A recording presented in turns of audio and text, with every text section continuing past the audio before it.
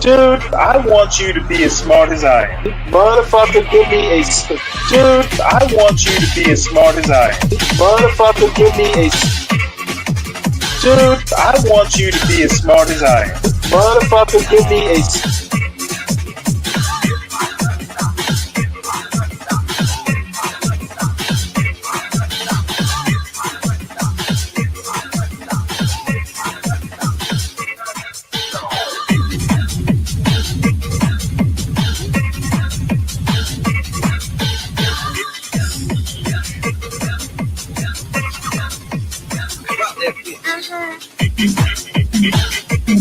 Dude, I want you to be as smart as I am. Motherfucker, give me a specific.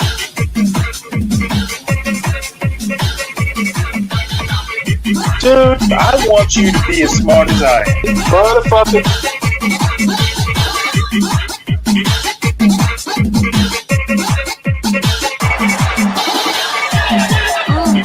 Come on out, you rapist!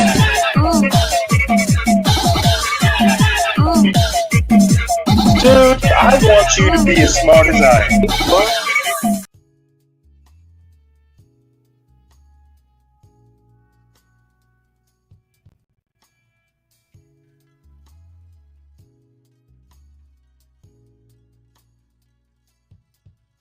Oops.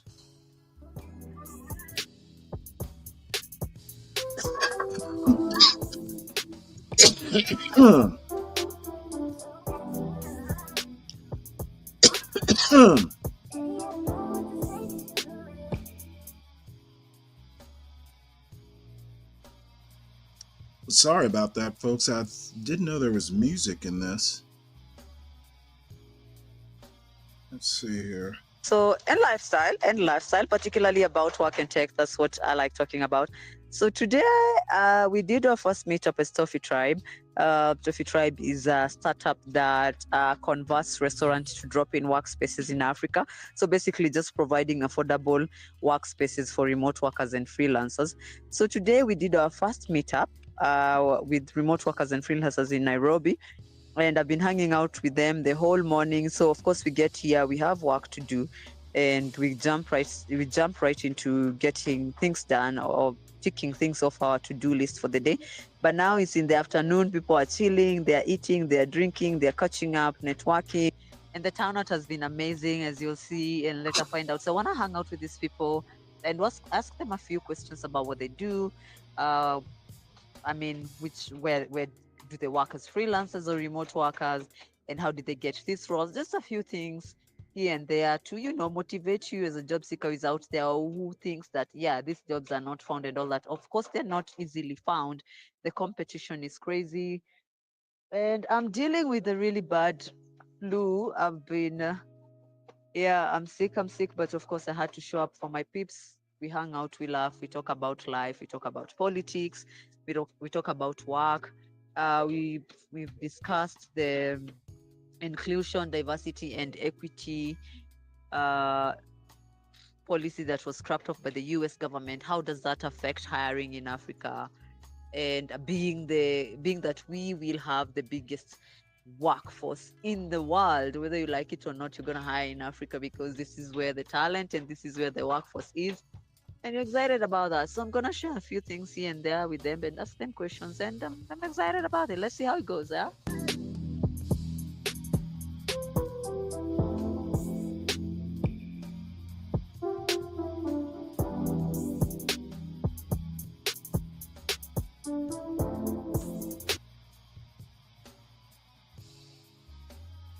Hi, how are you? Hey, I'm doing good. How are you What's doing? your name? I'm good, thank you. What's your name? FH, Francis Huria. Okay, and what do you do, Francis? I'm a software engineer, a Ruby software engineer. How did you get your current role? How did you get your current job? I think it kind of took a while and went through a few sites just to see which are the best jobs and the best details. Eventually, I went with the Otter. That's where I found the role. I applied for it, submitted my resume, and went through like 3 interview steps and finally got the job. How were the interview steps? Were they tough? Were they stressful? Honestly, I think it's always really tough. They were tough, but I expected that maybe with just a bit of help from Codility. Yeah. Ah, okay. Thank you so much for hanging out with us today and for being a member. Thank you. Teacher. Imagine.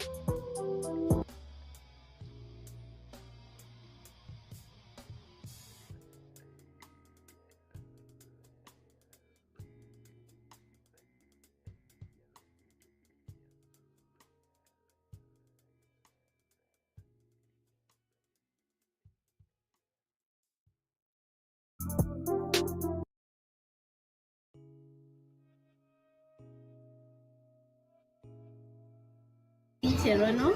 I'm a software engineer, and this is also my first time here, and I'm loving it. Yeah. Thank you for being here with us today. I guess you're next. Hi guys. My name is Kipmeti Chigeno. I'm a software engineer. I'm a ERP Next consultant, so ERP staff. I'm also a lead for Ruby Community Nairobi. So he's also one of the organizers. That's where we met, and this is my second time actually. It looks like I've been here forever, but this is my second time. I came like in 2023 and then I disappeared, so I'm back and I'm loving it. Thank you. Hi everyone. My name is Flora Josephine. I don't have a Josie. Flojo. I work in HR and payroll as a client in customer management. I'm just assisting with onboarding and the likes. This is my first time to join Coffee Tribe and I love it. I love it a lot. My friend sent me this yesterday and here I am. So I'm so happy to meet everybody. It's been really nice. Thank you. Thank you.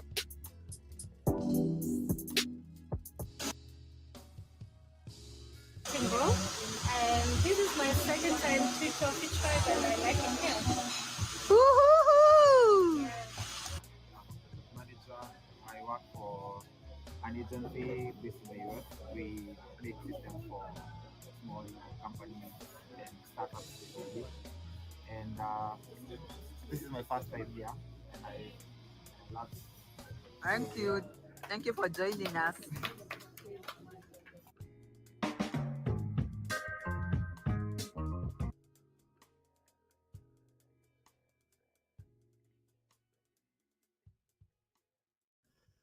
Well, I am sorry for getting a late start. I got up early and wound up falling back to sleep.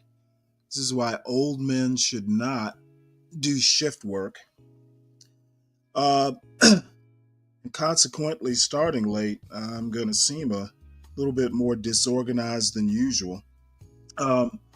That last video, I can't remember the name of these places. They're like rental office spaces where freelance, like people who work remote can get together. It's almost like a coffee shop. Some space where people who work remote can get together and network and all that stuff.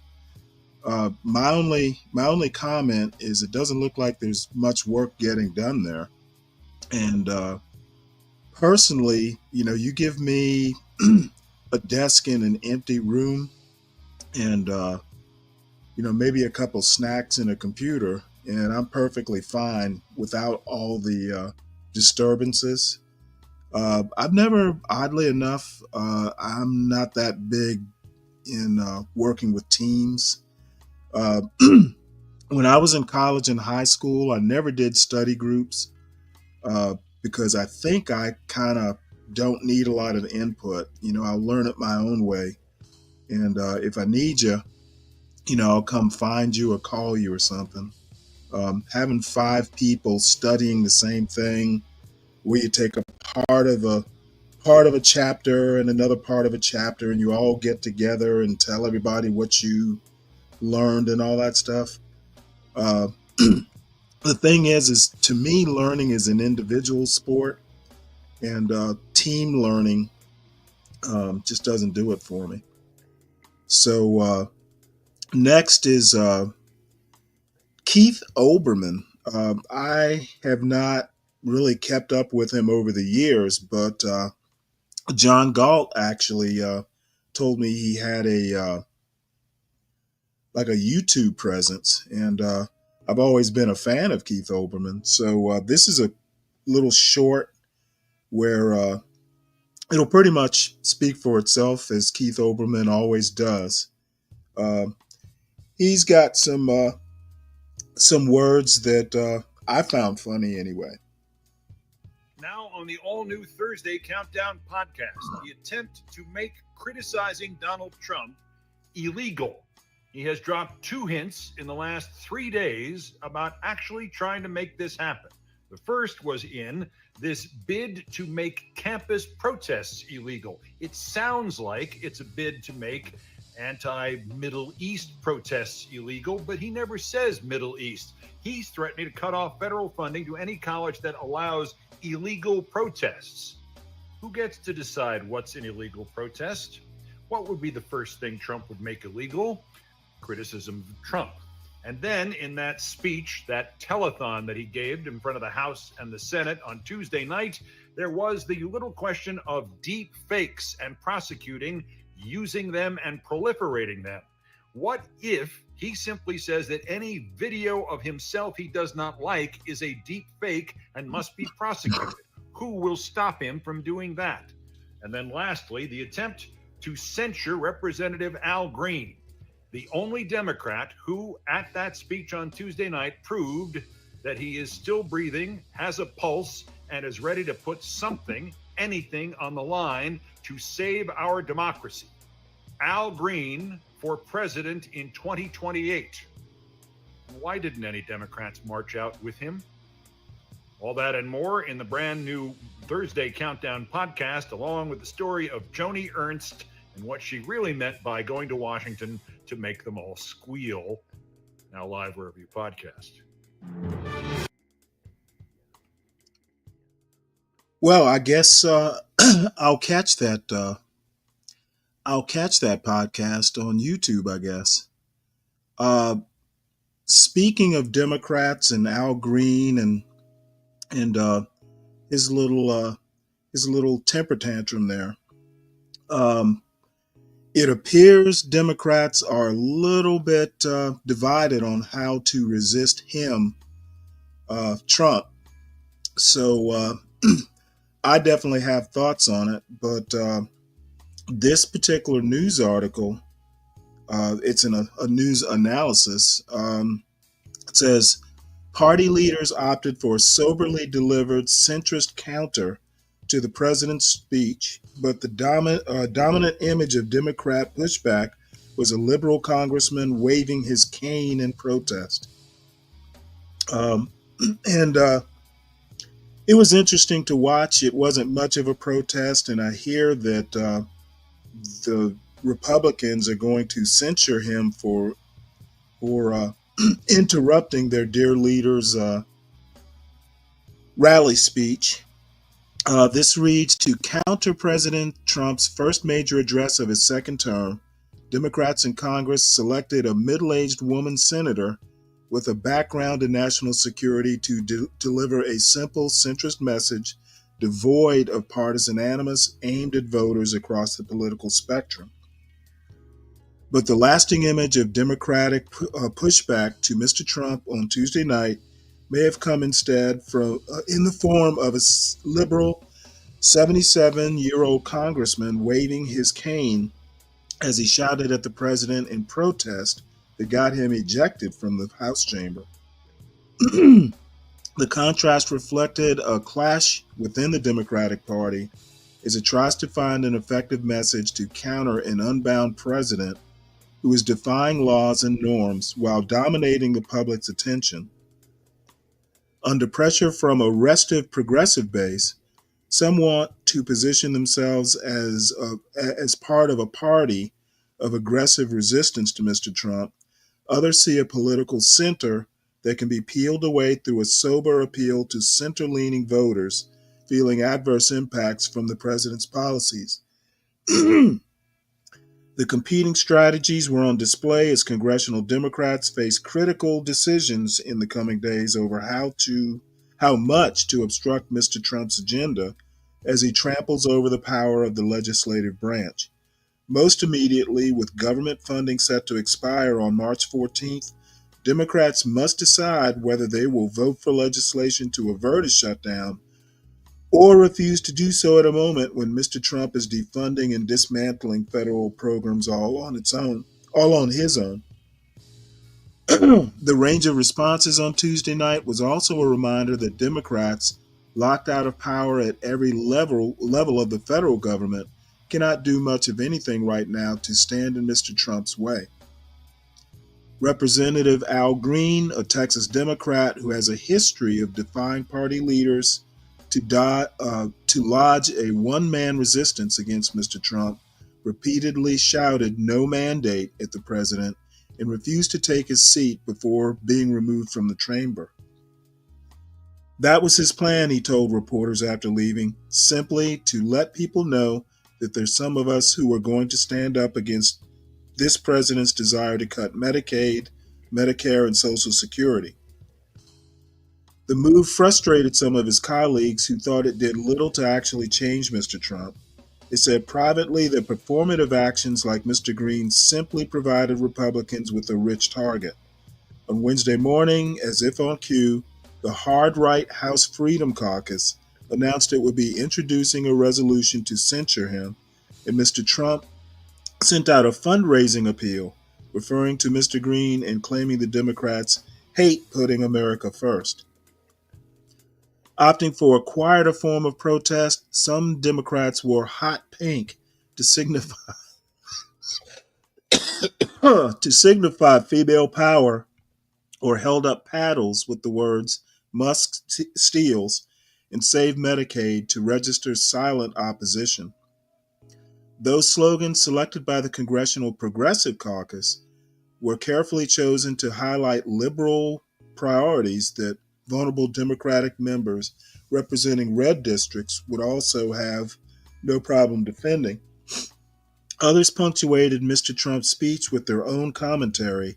"That's such a lie," some yelled when Mr. Trump cited debunked claims of people with impossible ages still collecting Social Security checks. "January 6th, they cried out as he praised the police and hailed virtues of law and order.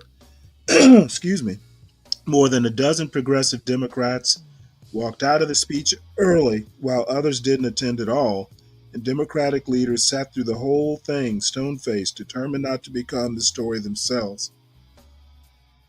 I think we pretty much get the gist of this. I think it's right to say that Democrats are in disarray in front of the Trump train. Personally, I kind of go with the, let Trump hang himself. I disagree that he has a popular mandate, but, the public, the voters basically gave him three branches of government. Let the Republicans govern. I really don't see, I laud the old man, Al Green, for waving his cane at the president, but in the end, it comes to nothing. It's pretty much just a little bump in the road. Let the Republicans govern if they can. If they can, great. Let the democratic process work, and trying to subvert it. I think the worst problem right now is Congress is cowed. The Republicans in Congress are cowed, and they will pay for this at the ballot box if they don't, assert their constitutional power and right to appropriate funds, have them spent by the executive as they see fit, not as Trump sees fit. And, the chips will fall where they may.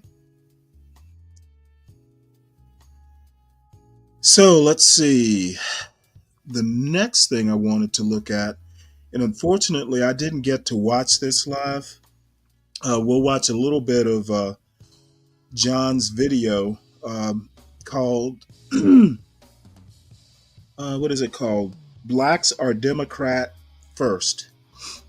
So those who assert, those who assert that John Galt is not political, let them stand corrected. He is political. He's just not, he's just not strongly political or assertively political, but he is political and has thoughts. State of the Union. See if I can get my screen up here. Let me maximize my screen. Oh, yeah. Hold on. Outlandish laughter. Oh, yeah. Poking at yeah. Utility bill that he is on. So he's 12 years old. They appear to be much older than. No, I'm not shut. No, I'm not shut. Outlandish laughter. And I'm going to skip through the anti-black stuff. I know I remember that long ago. So he's 12 years old. They appear to be much older than he is. Yeah. What are your thoughts when 24 last year? Houston's pint-sized police officer, a 12-year-old battling cancer, who's an honorary police officer at over 800 agencies, is used to having all the eyes on him. However, one video he's in is getting a lot of attention for all the wrong reasons.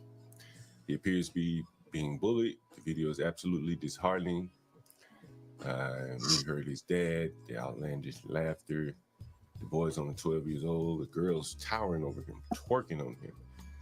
Just outright disrespecting the guy's disability. And you saw it yesterday again when the Democrats had the opportunity to stand for the young man to see all that he's overcome. They couldn't even be so bothered as to stand there. So that was my thoughts on this State of the Union. I thought Trump gave a high energy speech, pretty good speech, very high energy. But that is the one takeaway, more or less, that I have from the Democrat. From the State of the Union. I guess the other thing is that Al Green being thrown out. I actually didn't see what he did, but it'd be curious to know what exactly he did. And let's go to Al Green.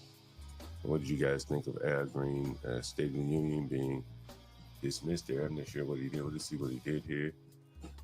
Let me put it on the screen here. So this is Al Green escorted out. It said, oh, he interrupts Trump. All right, let's see exactly what he did. The presidential election of November 5th was a mandate like has not been seen in many decades. We won all 7 swing states, giving us an electoral college victory of 312 votes.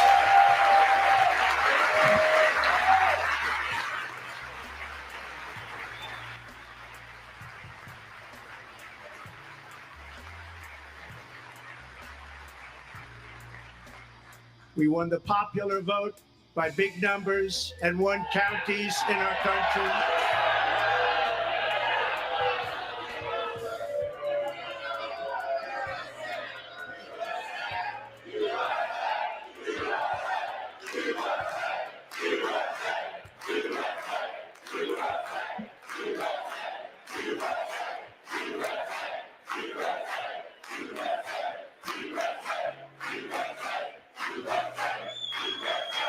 And won counties in our country, 2,700 to 525, on a map that reads almost completely red for Republican.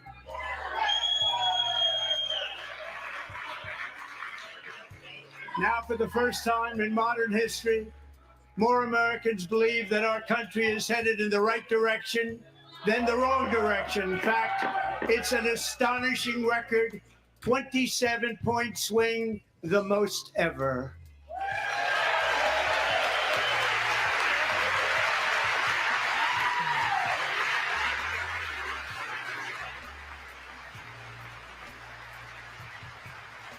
Likewise, small business I'm still waiting to see when he's going to be put out. optimism, so it's Members are directed to uphold and maintain decorum in the House and to cease any further disruptions. That's your warning.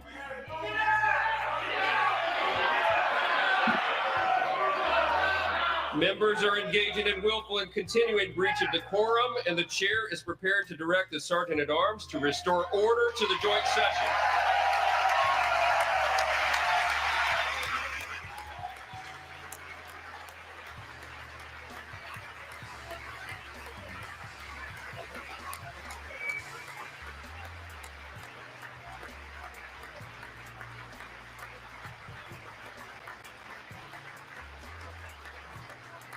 Mr. Green, take your seat. Take your seat, sir. Take your seat. Finding that members continue. Was that JD Vance? Get him out of here. Seat. Finding that members continue to engage in willful and concerted disruption or Am I missing? Am I missing again? Did he say get out of, get him out of here? Take your seat. Yeah, he did. And JD Vance is getting a spine. They like, get him out of here. Finding that members continue to engage in willful and concerted disruption of JD proper decorum, Vance the chair getting now a directs the spine. Sergeant at Arms to restore Oh, order. boy. Remove this gentleman from the chamber.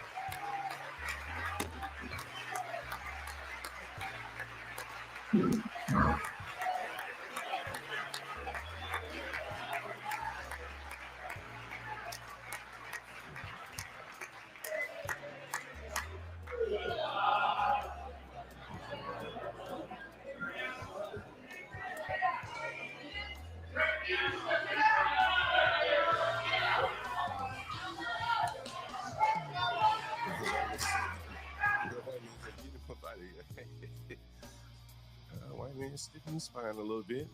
You watch the man flick his fingers. The white man flicks his fingers. It was this man. Get him out of here. Get him out of here. Indeed. And you know, it's kind of long on. It's going to be necessary because if you don't do it, this is what happens. They end up doing things like this, and this is what they really in the office to do. Party and bullshit. And this is Jasmine Crockett, or whatever her last name is, and she's doing her rendition of the Not Like Us in the Capitol. She shot her a video, guys. Yeah, I know. It's unbelievable. Get her to say, "Hey, minor." Oh man, and that's Black governance. Black run America. You look at her again. Look at it. 40 acres and a mule. Oh man, this is truly fucking amazing. Yeah, it's in the halls of the Capitol. Tongue out. And who are these two make work job sisters? What are they not doing anything? There's 3 Black women with make work jobs. Well, the only thing I can say is at least Jasmine Crockett's not smearing shit on the walls. So if dancing is all she's doing, at least they don't have to clean up after her. In the halls of the Congress, just raising hell. No ideas, no legislation, just raise hell like they do in their communities. Can't fake influence. Truly fucking amazing. Truly amazing. Look at this shit. The halls of the Congress. Just imagine. And you think about it, this is the same black. She was one of the blacks that refused to stand up for that young boy. While she's one of the blacks herself dancing to "They Not Like Us." They not like us. Really kind of amazing. You know, here's something interesting. I just saw this. I haven't heard it, so I'm curious to know what Charleston White is going to say about G Ronnie, G dollar sign Ronnie, or something. Here's G dollar sign Ronnie. This is the guy that was killed with his daughter the other day. Let's see what Charleston White is going to say here. Let's not. Well, thank you, Simone. Can we talk about it? The bingo signs were killing me. I don't know who thought up the bingo signs, but they should be fired. Michael, this is an indictment, in my opinion, on the Democratic leadership. I talked to a lot of members during they were texting. The staff were on my phones and they were calling. And I think the best way to describe it is the Democratic leadership said they didn't want disruptions and they wanted people to attend and bring a guest, and they wanted, little business as usual, and we're fighting back in other ways. There is a palpable disgust, as Claire said, from not just the members, but their constituents. And it's like a pot, that someone described it to me, that's boiling, and it's about to bubble over. If you do not allow the members a space to release valve, it's going to bubble over. And this was the visuals are not taking back the House in 2026. Not these visuals. Where's the signs? Put the signs up, The folks, dry please. erase board with different messages. My gosh, You don't that's think crazy. Put the paddles up, y'all. Do we have something of the paddles? But here's the thing. Here the thing about the moment for me, that for folks, if you really want to understand the difference between Republican control and Democratic acquiescence, it's in how two things happened in that chamber and how they were handled. When Marjorie Taylor Greene and Lauren Boebert stood up and showed their behinds on the House floor, all right? When they just act a fool, shouting and talking and being loud and disruptive, what happened? They stayed. They stayed. Democrats didn't threaten them. Democrats didn't tell them to sit your behind down and shut up, right? Order in the House. Well, what happened? What should the Democrats have done? But what happened tonight? Well, what should have happened tonight? What happened then is what happened tonight, because the Republicans weren't coming to play. They weren't going to give the Democrats the quarter. They knew what they were going to do. They knew they were going to try to be disruptive in some form. And their goal was to shut it down in one of two ways. And both of them worked. USA, as if they own that, that moniker, and throw them out. I guess But you mean what should have the Democrats done instead of what Throw they them did? out. No, I'm talking about tonight. What should the Democrats have done tonight instead of what some they of did? us believe they shouldn't have shown up. Or this is the thing, this guy used to be a Republican out of Maryland. And he says, well, what should they have done? He's asked, what should they have done? The only really option they have is to not show up. I mean, what policies are they going to put forth? They couldn't even stand for an American child fighting cancer. It would have been better had they not shown up. That's true. That's the only play they had there. if they showed up at a certain point, here's the deal. When the congressman was kicked out, half that room should have left with him, because that was the point. He was the only one to stand up and say, I'm not going to sit here and let you lie in this chamber. I'm not going to let you get away with this because you're lying right now. And instead of calling the man a lie, like they did to Barack Obama. I remember, I was there. Right? And nothing happened. And what happened then? Didn't he got a pat on the wrist after? I think They're not even going to mention their child and their behavior about their child. And they can't. They have to act like they don't know things or act like it didn't happen. Yet they run around here telling these blacks that they're also important and things like this. Black Lives Matter. Which leads me to Muriel Bowser and the Black Lives Matter. Let me see if I have that up. Black Lives Matter is suddenly melting away here in Washington, D.C. I'll see if I can pull that up for you. Let's see. Muriel Bowser, I think they're telling her she has to take it all down if she wants to continue to suck off the government teeth, and I'm pretty sure she will. Let's see what's coming up here. It was all bullshit all the time. They never believe this Black Lives Matter shit. It was about the money. And when you threaten their money, they get that shit up. It didn't matter to them. Muriel Bowser, Mayor Muriel Bowser, signals DC will paint that shit over. I remember when people were going to jail. Didn't they put a black woman in jail for that shit? Someone correct me if I'm wrong. Didn't they put a black woman in jail for painting over the Black Lives Matter mural. I'm pretty sure they did. Someone correct me if I'm wrong. But here they are now. They're going to paint over it. Mayor Bowser said she will paint over the Black Lives Matter right here in D.C. and see if there's any video for that. I know there was some protests out there. There it is. Tonight, the days are numbered for DC's Black Lives Matter Plaza. Supporters say it inspired and raised awareness about racial injustice and inequality. But after pressure from Republicans in Congress, DC Mayor Muriel Bowser says it will be changed. Fox 5's Shamari Stone is in Northwest tonight with the details.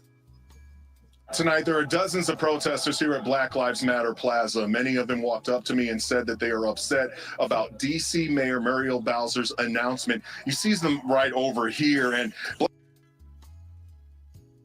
want to make a point that Muriel Bowser doesn't seem to be doing this voluntarily. I thought I heard them say under Republican pressure. Let's see if that gets noted. Muriel Bowser is not like, oh, hey, I need to go out and do this. She's being pressured to do it. Black Lives Matter Plaza has become a landmark here in the district. Notice there are no blacks out there. Very few. As you can see, we are just... I can't tell if there are blacks out there or not. But I'm assuming there's some I'm assuming there's some evidence for that statement. Right by the White House, and it has been here since the summer. And part of the reason why no blacks are there because they can't afford to live anywhere near them. Of 2020 after protest over racial injustice and police brutality. Tonight, Mayor Bowser saying it will be replaced as part of DC's America 250 mural project involving students and artists from across all 8 wards in the district. Black Lives Matter Plaza was created after protests and unrest broke out nationwide following the deaths of George Floyd and Breonna Taylor, becoming a place for people protesting against racism, police brutality, and the justice system. Now, there have recently been efforts in Congress to force the mayor to make the change or lose federal funding. No word. Yep. Force the mayor to change it or lose federal funding. So she's being bullied into removing it. Let's see if that gets noted. On when the change will take place. In a statement, Mayor Bowser saying in part, quote, "The mural inspired millions of people and helped our city through a very painful period. But now we can't afford to be distracted by meaningless congressional interference," end quote. This is tragic. You know, this really meant a lot to us as a community when we were. How many blacks been killed since they paint that shit on the street?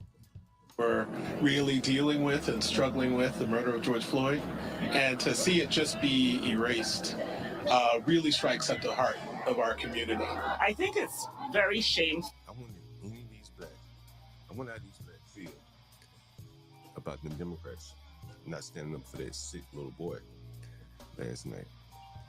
They march for George Floyd, and here they are sick and distraught.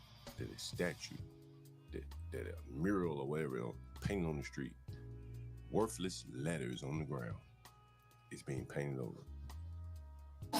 Because the attack on diversity, equity, and inclusion, and the attack on protests such as Black Lives Matter, I think it's an attempt to erase us and our struggle and our history. They never talk about their progress, their achievements. Struggles, my struggle. God damn, don't you get tired of talking about your struggle? Talk about some achievements. And it's wrong, and I'm just sorry that the mayor felt that she had to give in to that extortion. And Mayor Bowser says that federal job cuts must be... Here's the thing. Niggas, you can paint this in your neighborhood. You can go in any other ghetto neighborhood and paint all kind of murals. I've shown you murals of dead children. Nobody's going to stop them from going in their ghetto and painting Black Lives Matter. Nobody's going to stop them.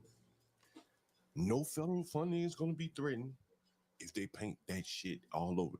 Replace all the dead arbitrary murals with Black Lives It Matter. is painful to hear this nonsense. But you can't put it on federal space here. It's not government federal land, space. Just gonna paint this here and then turn around and demand money from the government.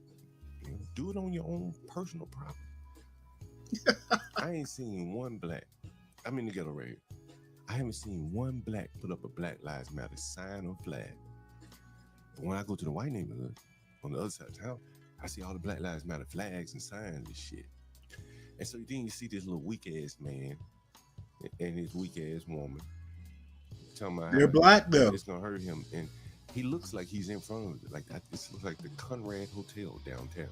He's not over in the ghetto. So here's the deal. It's painful to watch, and you know what?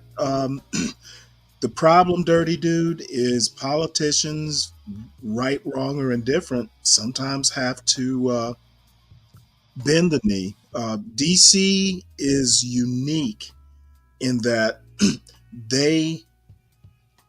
Congress basically runs DC.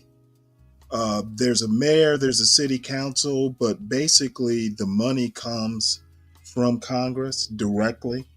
So DC's unique as a city in that way. And, she pretty much has to do it if Congress tells her to do it. To resist it would hurt all kinds of people. So expressing his sadness about Black lives that really should matter, and it ended up losing their lives. He probably never shed a tear. No one's gonna ask him about what about the Democrats that you vote for that didn't even stand for that child? Won't say a word. End quote. This is tragic. This really meant tragic. a lot to us as a community when we were really dealing with and struggling with the murder. A fucking mural that was not even in the black community. DC's a black city. Chocolate City, remember? To him in his community. He didn't even live in this community.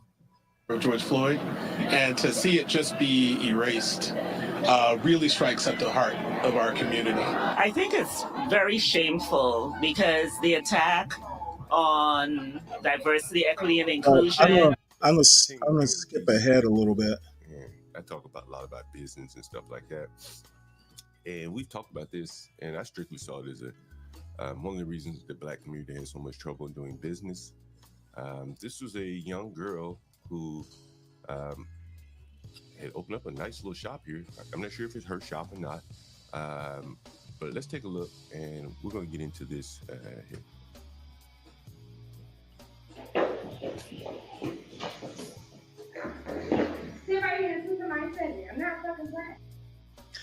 I'm going to skip over that part too. Oh, and just to note, I didn't watch it today. I had better things to do, like sleep. So someone told me a few days ago that John Galt isn't political. So I saw, blacks are Democrat first, and said, well, gee, that sounds political. So I figured I'd go back and review parts of this. Does the supremacy? No, DC's not a state, DiCapriono. So this is where this is Al Green, the guy who Al Green is the guy who walked out of the Trump speech. Was it yesterday? Last night? Because, night before last? He could very well uncover a lot of this fraud here. And I'm sending some more pics of myself. He could very well uncover fraud, but he hasn't so far.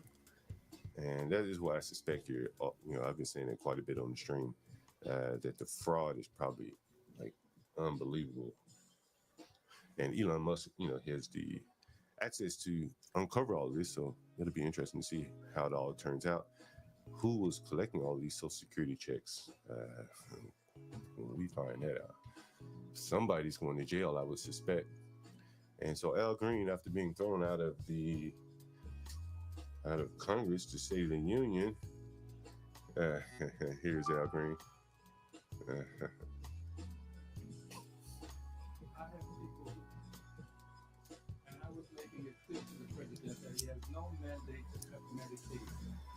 I have people who are very fearful.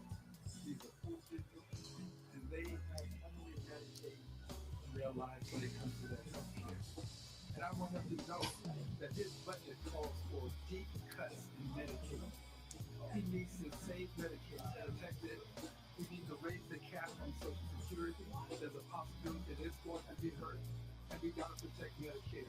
These are the safety net programs that people in my congressional district depend on. And this president seems to care less about them and more about the number of people that he can remove from the various programs that have been so helpful. It is the best way to get to the cost. Now, to me, that seems a cogent that seems a cogent message. You know, he has specific concerns, and the mandate to cut Social Security, as a matter of fact, Trump said he would not touch Social Security. He said that for years. So all of a sudden, this budget wants to talk about Medicaid and Social Security, etc., and that's concerning. But let's finish this out. Who uses his instability against our civility. He is a person who has civility against civility. You can't hear that. Okay, let me check. Damn, what the fuck happened here? It should be good. You can't hear it. You can't hear. And I also want to add. I think John's using OBS here. OBS is volume issues. I run into the same thing when I do video essays. My volume will be way low, but it sounds okay on my computer. But once it gets to uploaded to YouTube, the volumes just don't sound like what they sound like on your computer. And I haven't been able to figure out that magic yet. I hear the audio. No audio. Let's see. No audio. You can't hear the audio? Okay, well, fuck Al Green. Let's move on from Al Green. Here's something interesting coming out of DC here. I guess it'll be nationwide in that case. Let me know if you're able to hear me. How's my audio, by the way? You know, I've talked about this a bit. This was a hot topic during Trump's initial election here. HUD's affirmatively furthering fair housing rule. Many of you may not have ever heard of this, but it really affects the suburbs and more affluent neighborhoods. It is a real estate thing, but somewhat, but it affects everyone here. I want you to take a look at this. We can hear you, but we can't hear the video you're playing. Oh, okay. Yeah, maybe I'll go back to Al Green. Okay, so here's something interesting, and it really, this really caught my eye when Trump was running the first time, and there was this talk about this AFFH in Westchester, New York, and so now they're terminating it. This started out with Obama, and then Biden reinstated it. A press release issued by HUD noted this action would cut costly red tape imposed on localities and return decision-making power to local and state governments. By terminating the AFH rule, localities will no longer be required to complete ownership paperwork and drain their budgets to comply with the extreme and restrictive demands made up by the federal government. This action also returns decisions on zoning, home building, transportation, and more to local leaders. The HUD press release added that as the agency returns to the original understanding and enforcement of the law without onerous compliance requirements, it can better serve communities that need access to fair and affordable housing. And so what this action did was it induced poor people to go live in nicer neighborhoods. This is to put it kind. One of the ways they did that was by like supersizing the Section 8 vouchers. Another way it accomplished that was by zoning, and you'll see it here, where suburbs that didn't want to build apartments. You've heard people like Ryan come on the stream say he doesn't want apartments. And well, when we start getting into housing in apartments and HUD, not my strong suit and frankly not my interest. I just kind of scanned through the rest of the video. It looks like it's going to go into more anti-black stuff. Well, you know what? Let's at least look at this part. Club in Black America. And I'm gonna pause it. Let me know if you can hear the volume here. It's a fight club. Move, y'all. Let them rock it out. Go, Richie. Do your big one. All right, let's see what you do, Big Six. Let me what I'm doing.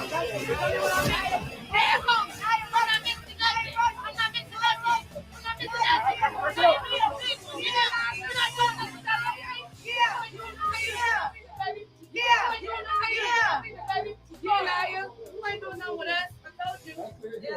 She thought she could handle this. What you saying here for? Well. Take her back. That's how we do it. That's why I'm really casual phase. Yeah, fall in. Fall in. And that is a TV show. It looks like it's called Mean Girls. And there's a video show that is highlighting Honey versus Zanaya fighting. I mean, this is really kind of amazing, you know, where things have kind of devolved to here. Someone said this is fucking pathetic. These type of bullshit shows showing black girls acting like animals doing nothing but fighting, and black people are supporting this bullshit. What the fuck? Yeah. What do you guys think about that? You think that's degrading of black women to have a video about them, a TV show about them fighting? Do you think that's degrading? Yeah, we have call-ins. Wale, this morning when I'm on OBS. Yeah, I'm not interested in the call-ins, but all I have to say is UFC. Anybody? What's the difference? I've seen clips of UFC matches. I've never really watched like a card, like a live on TV or pay-per-view. But I don't know that this is any worse than UFC. Women fight in UFC in a cage all the time and beat the shit out of each other. So I don't know why that would be any worse than anything else. So just my thoughts. So we'll move on from this stuff. And anyone is free to comment. I just think that I don't necessarily approve of. Hell, I didn't. A lot of the things that I don't approve of, I just chalk it up to, hey, I don't approve of it. I try not to make larger points or make exceptions into rules. And I find that a lot in MAGA spaces. They will take, well, this happened to me, therefore it happens to everybody. And, that to me is just weird. And basically, it shows me lack of critical thought. So that's my personal opinion. I'm not going to make it a universal and make it a rule that everybody thinks this way. So anyway, I want to go over some quick news stories, and then I do have a new Pop the Balloon, and then we'll go back into news stories. But I've been keeping up, because it's almost hard not to if you keep up with news, the scorecard that the New York Times and the Washington Post are keeping on Trump's executive orders.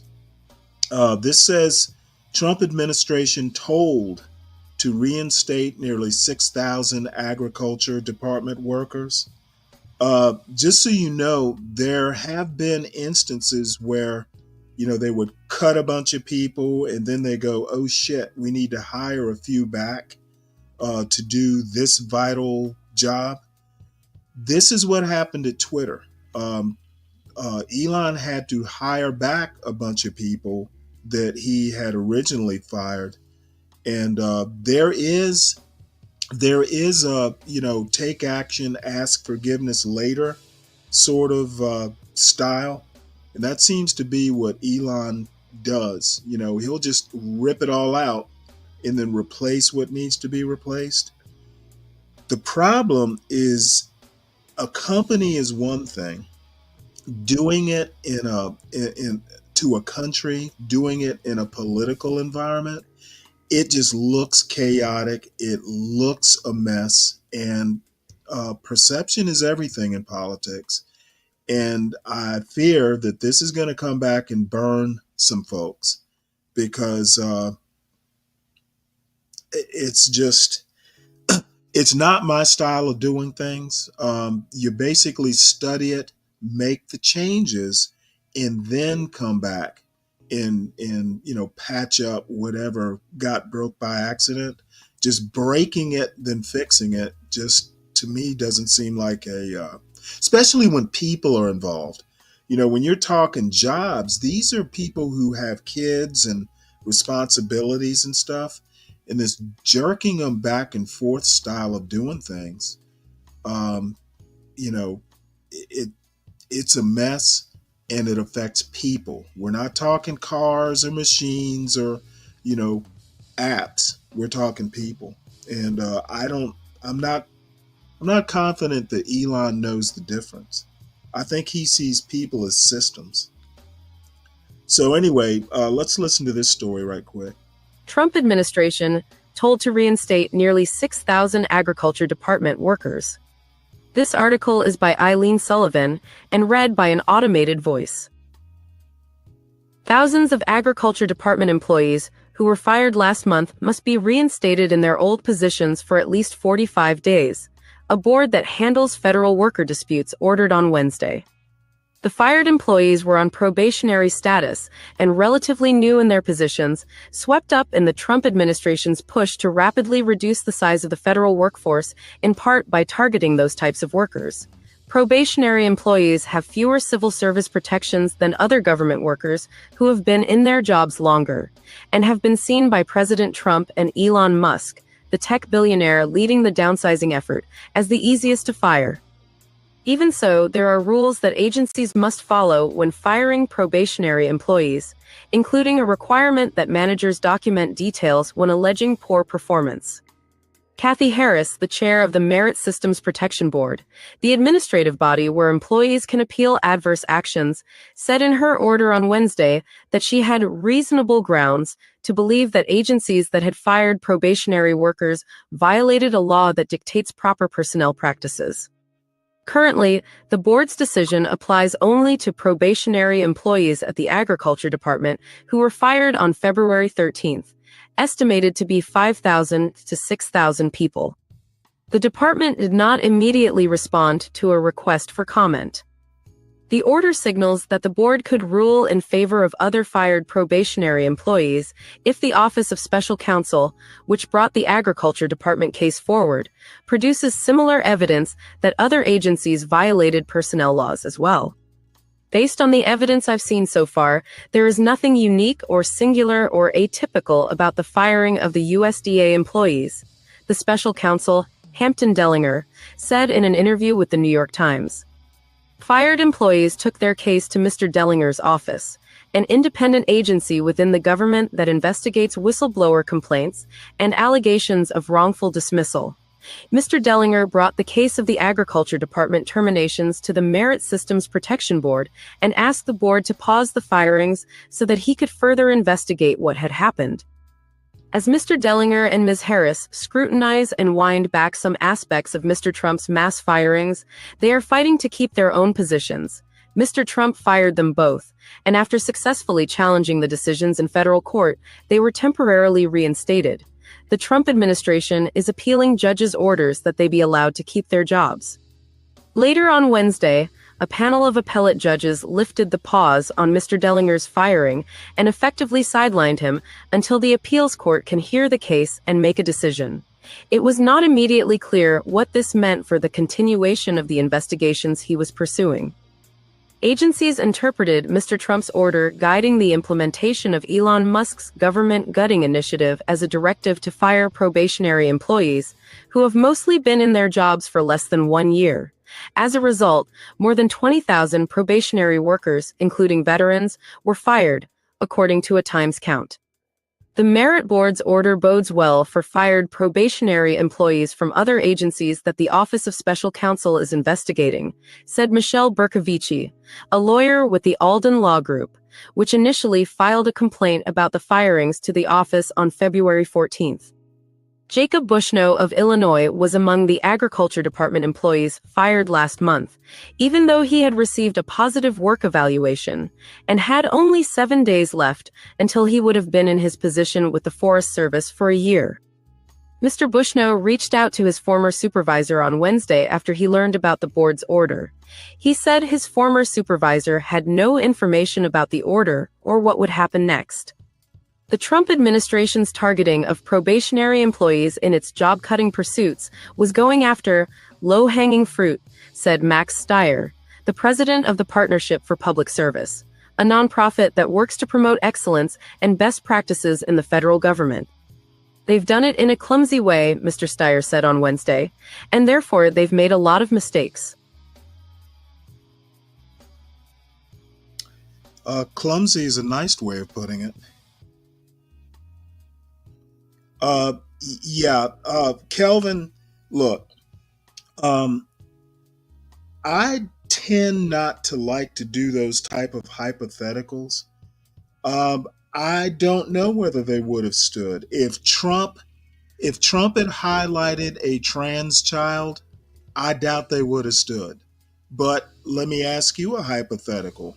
Would Trump have asked a trans child to stand and be applauded by Republicans?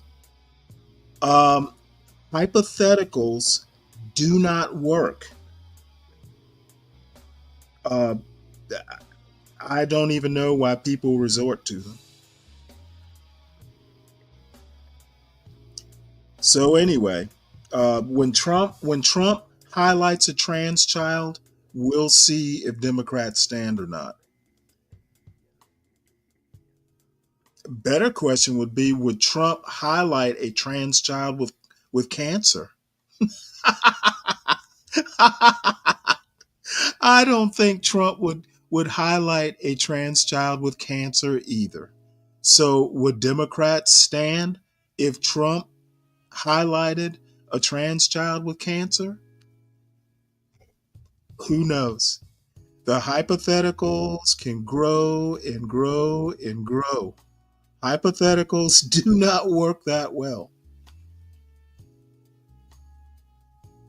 Now, answering a hypothetical with a hypothetical actually works, but something real that actually happened with a hypothetical, they call it alternate history or alternative history. They write whole novels about alternative history, alternative histories. So there you go. That's the best answer I can give. So anyway, the next story, federal grant program opens door to Elon Musk's Starlink. Surprise, surprise, surprise. Under new rules from President Trump's Commerce Department, a $42 billion high-speed internet effort will no longer favor fiber optic cable. Elon Musk is going to control the internet also eventually. We'll rename the internet TrumpNet. Well, let's see what John has to say here. Stanley said, part is the Dems showed as much compassion for that child as the most virulent racist. John, I don't even know what the fuck that means. The most virulent racist. Do racists stand for cancer? Do racists stand for children with cancer? Can you answer that hypothetical, John? Another hypothetical. I don't entertain them because they don't work as alternative history.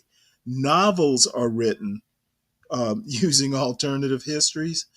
Hypotheticals don't work that great. Not if they're black. So anyway, let's read. I got to read. Let's see what the future of the internet is. The Trump administration said on Wednesday that it would overhaul a $42 billion federal grant program aimed at expanding high-speed internet to the nation, including easing some rules that could benefit Elon Musk's satellite internet service Starlink. The program will be revamped to take a tech-neutral approach in its distribution of funds to states. Commerce Secretary Howard Lutnick said in a statement, the program's rules, which were created during the Biden administration, previously favored broadband lines made of fiber optic cables attached to homes. The department is ripping out the Biden administration's pointless requirements, Mr. Lutnick said. The Commerce Department will also remove regulatory and other barriers that slow down construction and connection to households. Congress created the Broadband Equity Access and Deployment Program in 2021 to extend broadband to the most remote areas of the nation.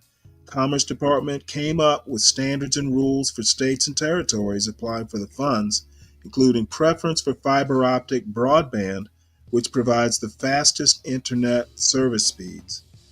Mr. Musk, who is a close advisor to President Trump and helping to lead a government, he is leading it, a government efficiency initiative, is chief executive of SpaceX, the rocket company that makes Starlink.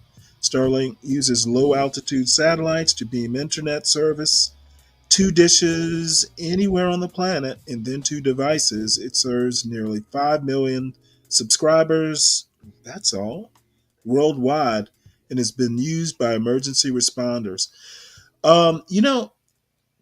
This is not all bad. The interesting thing is fiber optic versus satellite. There are pluses and minuses on either side. It's not a bad idea to have satellite internet to remote areas. It takes a whole lot less effort. But again, there are pluses and minuses. The fiber optic, is easily replaced. In my opinion, it's more reliable in bad weather, for instance.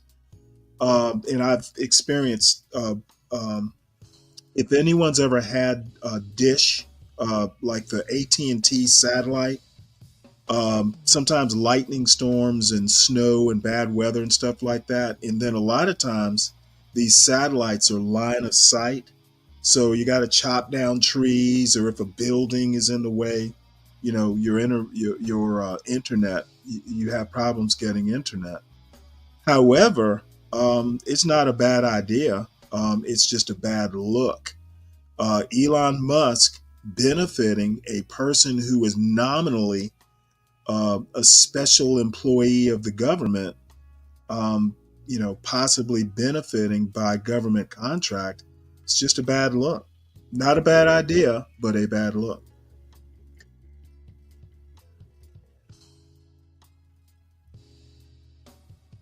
Let's see. John says, I might really come in dragging the blacks this morning. Well, John, if you do a good job of it, maybe tomorrow morning I'll have a look at it.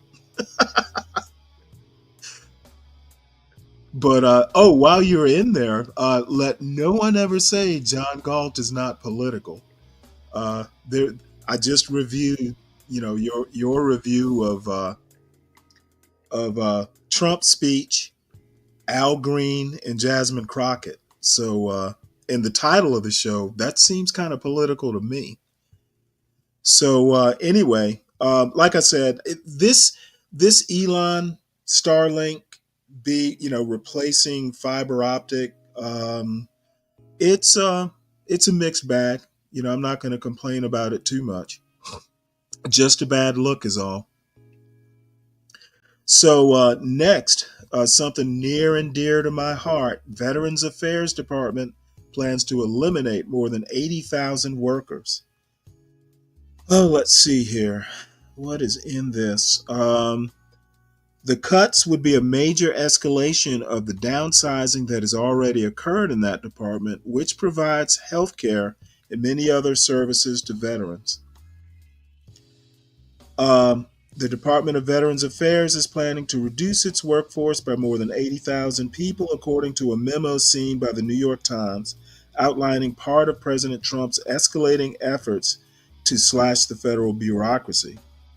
The memo, first reported by the trade publication Government Executive, calls for the department's workforce to go from more than 482,000 workers as of late last year to 399,957. Some of those cuts could be made by offering early retirement or severance payments, but earlier efforts to entice employees to quit their jobs voluntarily fell short of the Trump administration's stated goal to drastically reduce the size of the federal workforce. Administration officials then fired tens of thousands of workers across the federal government.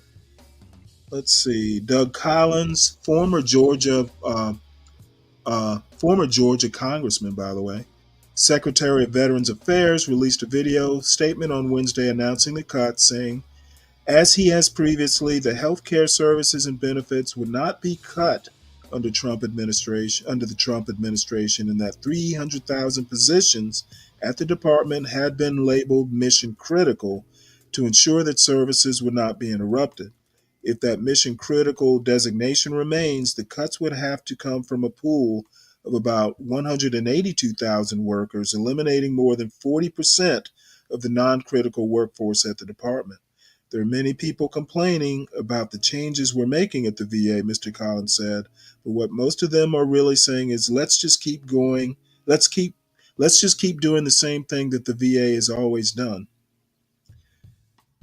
He added later, we'll be making major changes, so get used to it. Oh, wow. Well, I use those services. I'm a member of the VA, the healthcare part of it. And to be honest, sometimes for specialist appointments, you've got to wait a few months, but that's not much different than the civilian world. So I'm going to wait and see. But it's funny, I just like to see who gets cut, what type of jobs get cut. They're not very specific in this article. I'm sure there's fat there. But I do currently think that at least in the Atlanta VA system, doctors, MDs have to travel to the satellite clinics. They're clinics out in the metro area, so everybody doesn't have to come to the main medical center downtown. So, you already have doctors having to hop in cars and travel out to the clinics. That's pretty threadbare.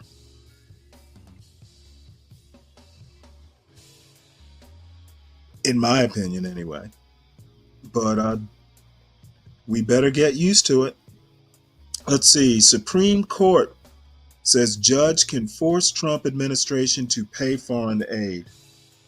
This is the Supreme Court, and I read Alito has a blistering dissent. But one other thing, I couldn't find the story. I glanced at it and forgot to save it. But apparently Trump is going to be making some major cuts to the judicial branch also. So the Supreme Court is going to feel some pressure too. No one's going to be safe when Elon comes after the courts. All is going to be lost. Let's see. Let's read a little bit of the story. A sharply divided Supreme Court on Wednesday denied the Trump administration's request to block a lower court order on foreign aid funding, clearing the way for the State Department and the U.S. agencies. Excuse me. Let me get some water here.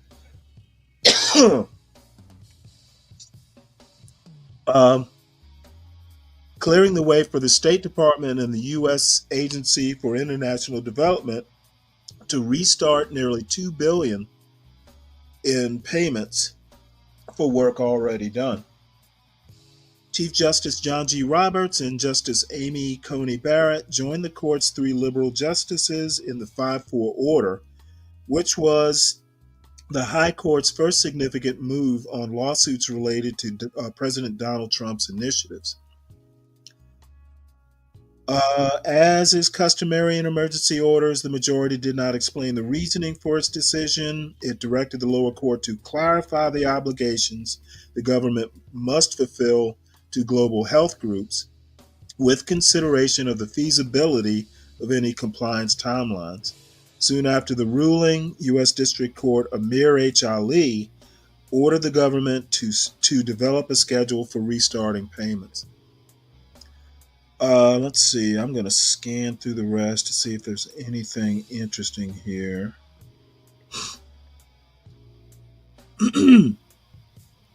Alito said the majority should not put the enforcement order on hold until the government could petition the Supreme Court to consider the case more fully, signaling that could be the opening chapter in a longer fight over whether the administration can freeze such payments. The High Court's conservative majority, including Alito, has taken steps in recent years to expand presidential power, most notably in its 2024 ruling to shield Trump from criminal prosecution for his official actions. Last month, when the court refused to immediately allow Trump to fire the head of an independent government watchdog agency, Alito and Gorsuch dissented, saying the court should have intervened to consider the issue. And I have a video, speaking of what they're alluding to here, the president having more power. Conservatives, or at least MAGA, is into a unitary executive theory. And that is actually the subject of this next video. Unitary executive theory, basically the president is kind of the tip of the spear when it comes to the U.S. government. And, the president basically sets the tone for the rest, for the other 2 branches. The president basically has more power than the other branches, which is directly, if you ever go back and read the Constitutional Convention and, Madison and all those guys, they did not want a king. The Article 1 of the Constitution concerns the legislature. The president, the executive branch, is Article 2. And a lot of people think that when they wrote the Constitution, they basically, that Article 1, 2, 3, 4, 5, they wrote it in order of what they felt was most important. And if you go by that theory, then the legislature should be the premier branch because it's closest to the people. Now, you can make an argument that the people, vote popularly for the president, and then they go through the electoral college. You can make that argument, but I don't know. Having one person focus the government in a country that's divided 50-50, I would much rather let the Congress do their job. And if Congress is inefficient, as they are, that's a problem that needs to be dealt with, not patched with the unitary executive theory. But again, that's just my opinion. Many people don't share it. Strange or the controversy on social media. But if there's one social media post that can help you understand what's happening right now, it's probably this one. He who saves the country does not violate any law. It's been attributed to Napoleon. No champion of the... Oh, by the way, Napoleon was an emperor. So now we got Trump quoting emperors. I'm just saying. Democracy or the rule of law. What guardrails are going to be standing when the president actually does something that is not okay? But the idea that the president is above the law isn't just some random assertion. And if you've been paying attention to the news in the last month, mass firings, the Department of Government Efficiency, even this tweet, you can probably see a pattern. The deliberate expansion of presidential power. And at its heart, these 4 words: the unitary executive theory, an obscure legal theory that's key to understanding President Trump's second term and could soon find its way to the Supreme Court. So let's lay this out Schoolhouse Rock style. The United States Constitution establishes 3 branches of government: the legislative, or Congress, judicial, or the courts, and the executive, which is led by the president. And all 3 of these branches have their own powers, but they're also supposed to check one another. And a core tenet of American government has been that idea of checks and balances. The founders, having just fought a revolution against a king, did not want to create a new one. So throughout American history, whenever a president got a little too king-like, Congress and the courts imposed some limits on their power, like curbing the ability to hire and fire civil servants, or creating agencies in the executive that were shielded from the president's control, like the SEC or the Federal Reserve.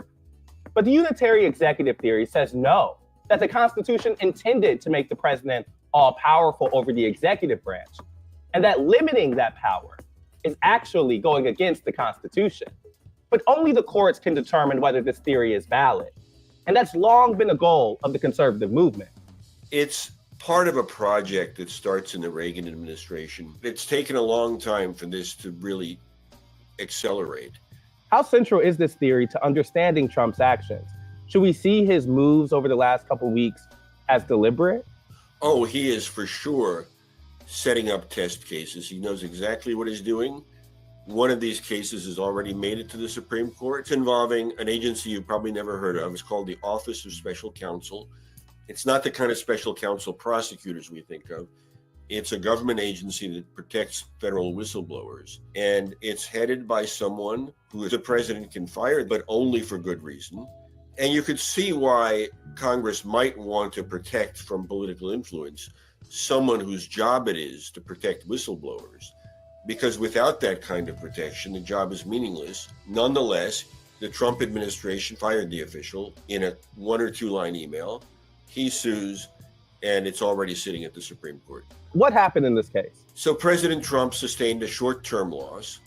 The court said that it wouldn't immediately intervene. It would let this official continue to have his job, but it's a provisional ruling. They're going to get back to the larger issue in the case in a more deliberate fashion. And even in the face of this setback for Trump, his chances that the court is going to go along with the larger project of a unitary executive are very good. Recently, President Trump signed another executive order, this one declaring control over those independent agencies Congress had created. And with dozens of lawsuits already in place, there will be plenty more opportunities for this issue to come up at the Supreme Court, which by all accounts is exactly what the White House wants. Conservatives are intentionally picking a legal fight they think they can win. Any thoughts on that, John?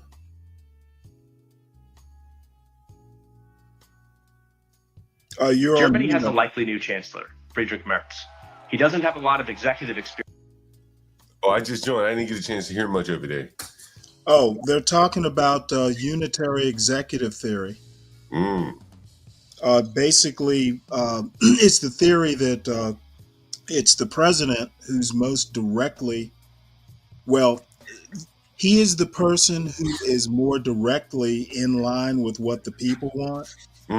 There are all kinds of problems with that theory because, you know, for instance, if you're not elected, you can be elected president and not have a majority. You can win by plurality. So that's not necessarily, you know, you're not necessarily representing a majority of the people. So there are problems. The problem is the conservatives on the court are pretty much pro-unitary executive. And, you know, there are a couple rulings over the past few years that, you know, you could probably use to confirm that. But I think basically the Constitution was set up. The first 5 articles of the Constitution, I think, and people think that the framers of the Constitution set up the articles in order of what they considered importance. Yeah. And Article 1 is the legislature. Article 2 is the president. Article 3 is the judiciary.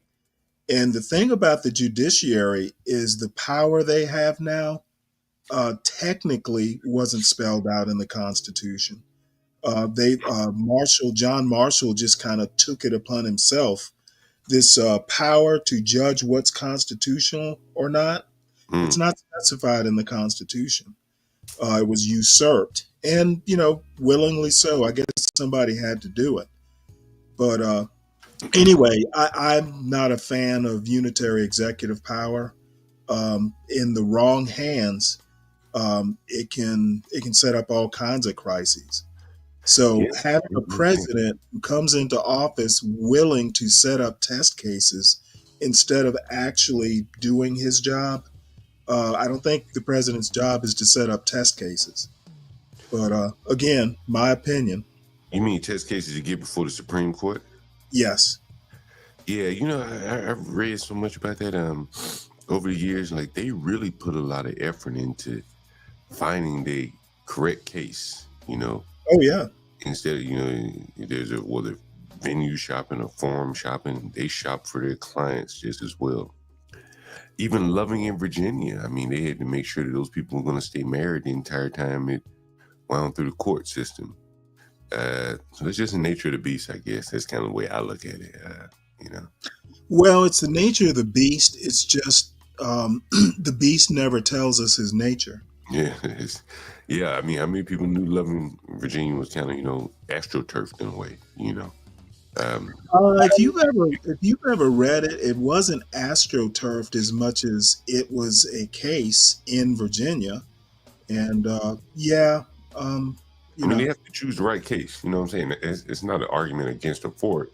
It's just in reality that if you want to pursue these cases, you better pursue a case where, Well, I watched a documentary on Loving v. Virginia. Yeah. It didn't come to me. It didn't seem that astroturfed. Well, maybe astroturfed is the wrong word. It's just like it's not organic. Well, I ain't gonna say they didn't go through and find a bunch of couples to pick. Loving v. Virginia, the Lovings were actually the case. I mean, it had to be, if my memory serves me correctly, it had to be the right couple, No. Well, I suppose so, but I watched the documentary.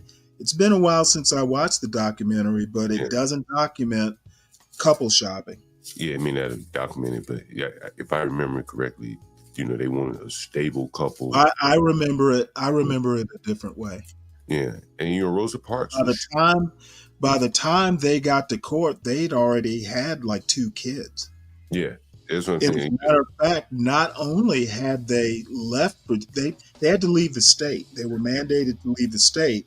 Because DC they came to live in. Yeah. So here you are. They were living with her relatives, if I recall, with 2 kids. So I don't know how much more stable you can get. Well, imagine if they had broken up, getting divorced. Imagine, again, like I told Kelvin, I don't do well with counterfactuals. No, what I'm saying is that the people. Well, I understand what you're saying. Yeah. Imagine if they had broken up. There's no need to imagine it. They didn't. Well, that's what I'm saying. It's only that you have to choose right. You got to choose cases where this couple seems very stable. Okay. I'm saying maybe your memory is a little fuzzy. They didn't go and couple shop. Okay. They didn't choose the couple. They chose to take their case to the court. Now, there might have been other cases, yeah. Right. But Rosa Parks. You will agree, Rosa Parks. Okay, it's not like Rosa Parks. It's not. I mean, she was a test case. She wasn't. It is not like Rosa Parks. Okay, fair enough. I ain't gonna argue down that hill.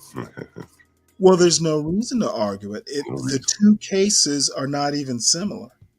it's all history at the end of the day. And I know some of it. Look forward, not backwards. Look forward, but there's a rear view mirror for a reason when you're driving your car forward. That's true. You don't want to turn around and look behind. You want to check the So mirror. I reviewed your video this morning. You probably saw some of that. Any comments? I saw you in the chat. I didn't see it. I didn't see it. I think. Well, someone commented a few days ago that John Galt is not political, and I chuckled. I'm not. I You think think I'm? you said actually it was you who said you weren't political. No, I don't care who wins. I don't care who loses. Okay, well, I saw Democrat and blacks. That sounded political to me. Yeah, it is.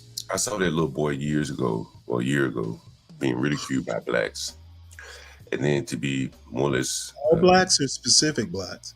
It was all black. Well, it was all black people ridiculing him, specifically a few blacks, and then to see in the Democrat Party walk up out of and not have much to say about the young man. Like they really are Democrats first.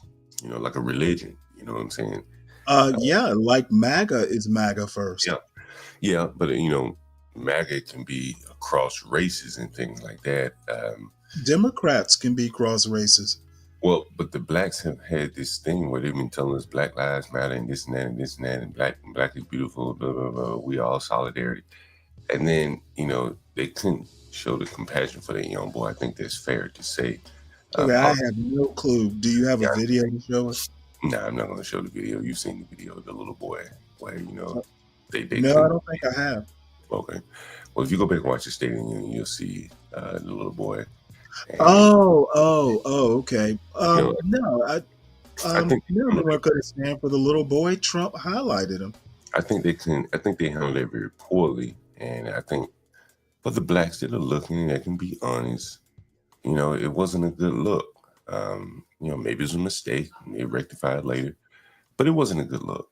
And then come out and just be so strident, all this cursing the next couple of days, making rap videos. It's just not a good look. Okay. Well, I will agree that, and I read a story about the party being divided on how you counter Trump. I don't think he can be at this stage, not until he starts fucking up, and he will. Yeah, bad look, but that's about it. Politics is full of bad looks. I think the thing it's a bad look to be up giving a speech to Congress and not have your facts straight. Yeah, I think that for many people though, where you see these politicians of all stripes, they get rich and they put out all these platitudes, and then you see where something should have been, across the aisle, and it couldn't be, and by the fact that race was brought into it, and this is one group that is sung the praises of this group, and they couldn't even stand up for a child. Then they, the Republican Democrat lady gets on MSNBC and kind of mocks him a bit. I don't know. It just, is a coming apart moment in that sense. Yeah. Well, and I don't like doing whataboutisms, but I've seen individual Republican, MAGA. I won't even give them the dignity of calling them Republicans. I've seen individuals get on Fox News and mock dead people. So, the one thing we won't call American politics currently is civil. But usually children, a child is like that, man. I mean, that's just, there's a all I have to say is everything gets politicized. Was it cruel to politicize this child? I think he highlighted. I have a different opinion than you do. Is basically where it stands. Yeah. I don't think it really matters at this point. People are going to come away thinking one way or the other. Right. And I think the irony of it is, the one Democrat woman that stood was a white woman. That struck me as interesting. Very interesting. The one white woman stood. I Yeah, see. you know, that is interesting when you figure in that you hear a lot of the criticism of the black men dating black men. When I'm talking about men that are out dating and stuff like that. And you say, well, damn, you know, Jasmine Crockett's pretty educated. Would an educated black man doing pretty well for himself on a Jasmine Crockett? Probably not. A Maxine Waters type. And these are the same women that, you know, should have their maternal instinct where that child's health should have trumped their politics in that one instance. And then if you add in race to the element, you should have trumped I understand. I understand your position. Yeah, It's it's just not like a woman it's without not. compassion. You know, a woman without a compassion. You know, I think it dovetails into some of these fight videos that we see these young black women in. Okay, I commented on that. I saw that part of your video. Yeah. UFC is my response. Mm. I don't I understand. see. I don't I don't really watch UFC. I see a clip every now and again. I don't But watch it. women getting into a cage and beating the shit out of each other, I mean, you do it for money. You know, I don't necessarily agree with it. It's not something. for all I know, they were doing it for money. But you see all these young blacks out here fighting in the street, many of them women. Was And your argument that they should join the UFC and do it there? no, my argument is that it's unseemly to see women fighting. HB suggested maybe it would be a good release of, you know, energy and shit like that, maybe. But I think, you know, if you got women, your women are fighting. Well, what do you think of women UFC fights? It's not appealing to me. I don't like to see women fighting. I don't like seeing women boxing. It just, you know, it's not appealing to me. Mhm. For the people that like it, you know, hey, you know, do what you do.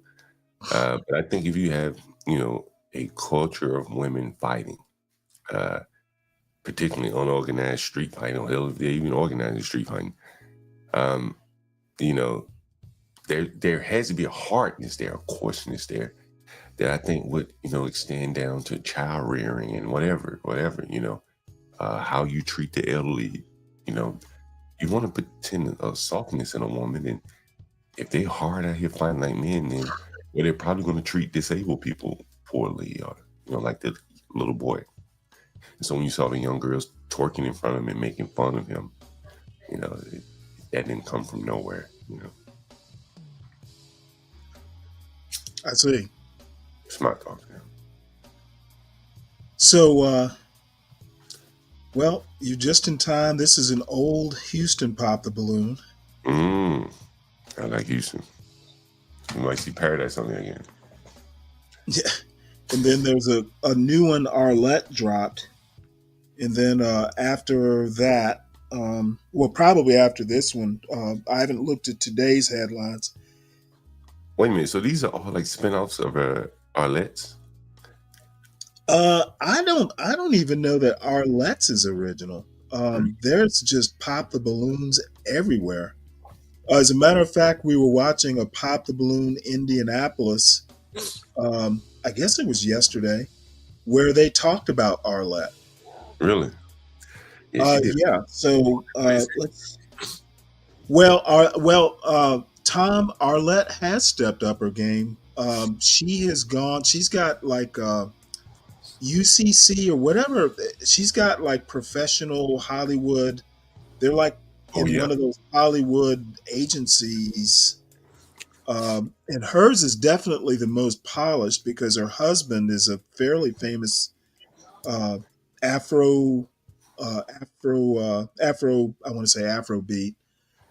He's a fairly famous musician. Yeah. So they've got their stuff together. If it goes to TV or something like that, it'll probably be hers. And it's definitely still the most polished. Yeah. Definitely. Yeah. Though I don't know. The thing Indianapolis does is they get the audience involved. They charge for their events and they serve liquor. they have gone beyond. They picking people out of the audience to come up. So theirs is a little bit more live. Man, I don't see that one. Theirs is more lively. I'll put it that way. I look fly. I look good. And they all look good. Pop the balloon or find love.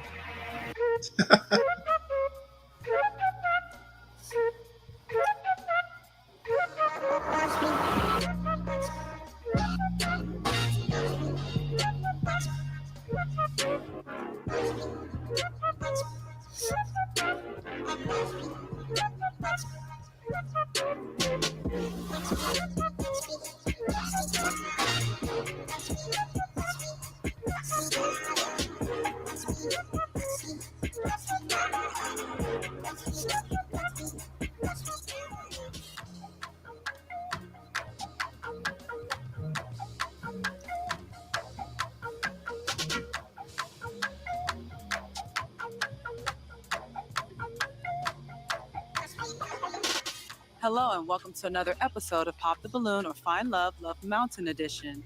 I'm your host, Deshae Shelton. And with me, I have a nice lineup of single ladies. Hi, ladies. How are y'all doing? All right, y'all ready? Okay. Let's bring out our single gentlemen. Hello. How you doing? Good, good. How y'all doing? Okay, let's start by you telling them your name, your age, and your occupation. My name is Marcus Taylor. I'm 34. I'm a mortgage loan originator. Repeat the last part. Mortgage loan originator. Mortgage loan originator? Estate, basically. Real estate finances, basically. Okay. What does the originator mean? He's not cold calling, is he? No, is he the one that takes the original loan application? Okay. Well, that's originator. He says he's a mortgage loan originator. Yeah, that sounds like he's going out and drumming up business. No, that would be sales. Oh, okay. I could be wrong though. Real estate. Okay. You have no pop balloons. You may ask the ladies a question. All right. What's your favorite turn up song? Yeah. Like your song that turn you up. Like what's the song you like? Your favorite song right now? Yeah. When you get in the car right now, what you gonna put on first? A podcast. Okay, let's start with your name, your age, and your occupation. My name is Courtney. I'm 32 years old, and I am a mental health counselor. And my favorite turn-up song is, what is it? What's that? My Mama's Soul. Now it's time to say congratulations. Work so hard, but got to vacation. See if they send some rap songs, Cameron. Your name, your age, your occupation. My name is Ashley. I'm 35 and I'm in tech support. My turn up song is always something Boosie. Anything Boosie. What's Boosie? Boosie badass. Your name, your age, and your occupation. My name is Ashley as well. I'm 31 and I'm an esthetician. I'm from Cali, so my turn up song is always Nipsey. Rap. Nipsey Hussle. Okay, your name, your age, and your occupation. My name is Tracy. I'm 25. I work in safety and compliance, and I'm in my Boss Man D-Lo era right now. So I'm gonna go with Mo Chicken by Boss Man D-Lo. Rap. Okay, your name, your age, and your occupation. Hi, I'm Jasmine. I am 26. I'm from Houston, Texas, Ooh, and she's my favorite fairly turn up song honest. has to be "Wanna Be" with Megan Thee Stallion and Glorilla. Rap. Okay, your name, your age, and your occupation. Hi, I'm Venetia, and I'm 35. And my, favorite turn-up song, anything R&B, anything 80s, 90s, Escape, Total, and my occupation, I'm in real estate as well.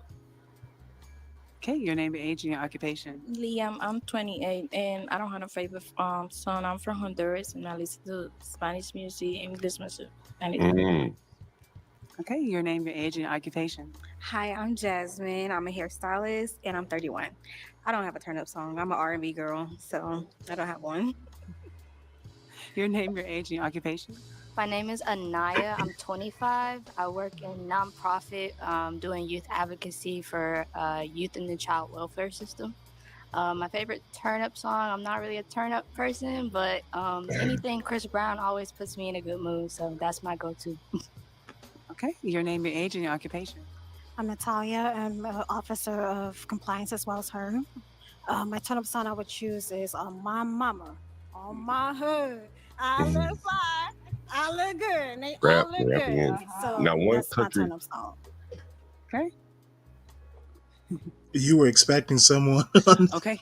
Now you have You were to, expecting country. No, well, I think it Wait, hold it. You have to explain Hold on, let this. me see. Yeah. I think it points out, like, if you ask black people, like, they want to say we control rap, country, rock, all this shit. But down on the level where they're trying to date, they don't listen to that shit. There's nothing wrong with that. Listen to what you like. They just express pretty much a monolithic view of the world in terms of what they listen to. Music, language, food, that's the culture. By and large, they all listen to the same music that he listened to. That's why they did. What would you like to turn up with? Turn up is a cultural term. But yet they just want a country Grammy. They think they created Grammy, but they don't listen to that shit. And it's fine. You just be cool with who you are, Well, I'm imagining they are cool with who they are. Right, but no reason to think they're not. But if you ask any one of them blacks before they ask that question, them blacks, all them blacks are there, except for the Honduran woman who created country music, but we did. Why don't any of y'all listen to it? I don't know. I just found it to be interesting. They really like rap music, but they think they create everything else, but no one listens to it. That's odd. I guess if I gotta do it, let me see. I go for the Honduran girl right now. Damn, it's hard. Number 2 from the left. You see. I do. That's the Let's start right here. And why'd you pop her balloon? I'm not sure. I just had to. I had to. All y'all beautiful. I don't think. I just had to. Okay. Now, is she your type? I mean, I don't know. I think you probably could be. I'm not sure. Okay. Is he your type? He's cool. Yeah. What makes him your type? I mean, he's not She's ugly. wearing biker shorts. I don't know. He not She's ugly. wearing a unitard. Okay. Thank you. All right. And why'd you pop this lady's balloon? Just cause the real estate thing, my You don't whole want no life, competition? my whole life I be having to do the real estate thing. So I got you. it's just gonna be too much, both of us. Okay. Now, is she your type, though? Yeah, for sure. What makes her your type? I like her swag, like her vibe. She cool. Okay. Like the locks, the earring. Don't touch the locks. Pepsi. Okay. Now, is he your type? Yeah. I mean, I like your feel, but yeah, it's all good. Okay.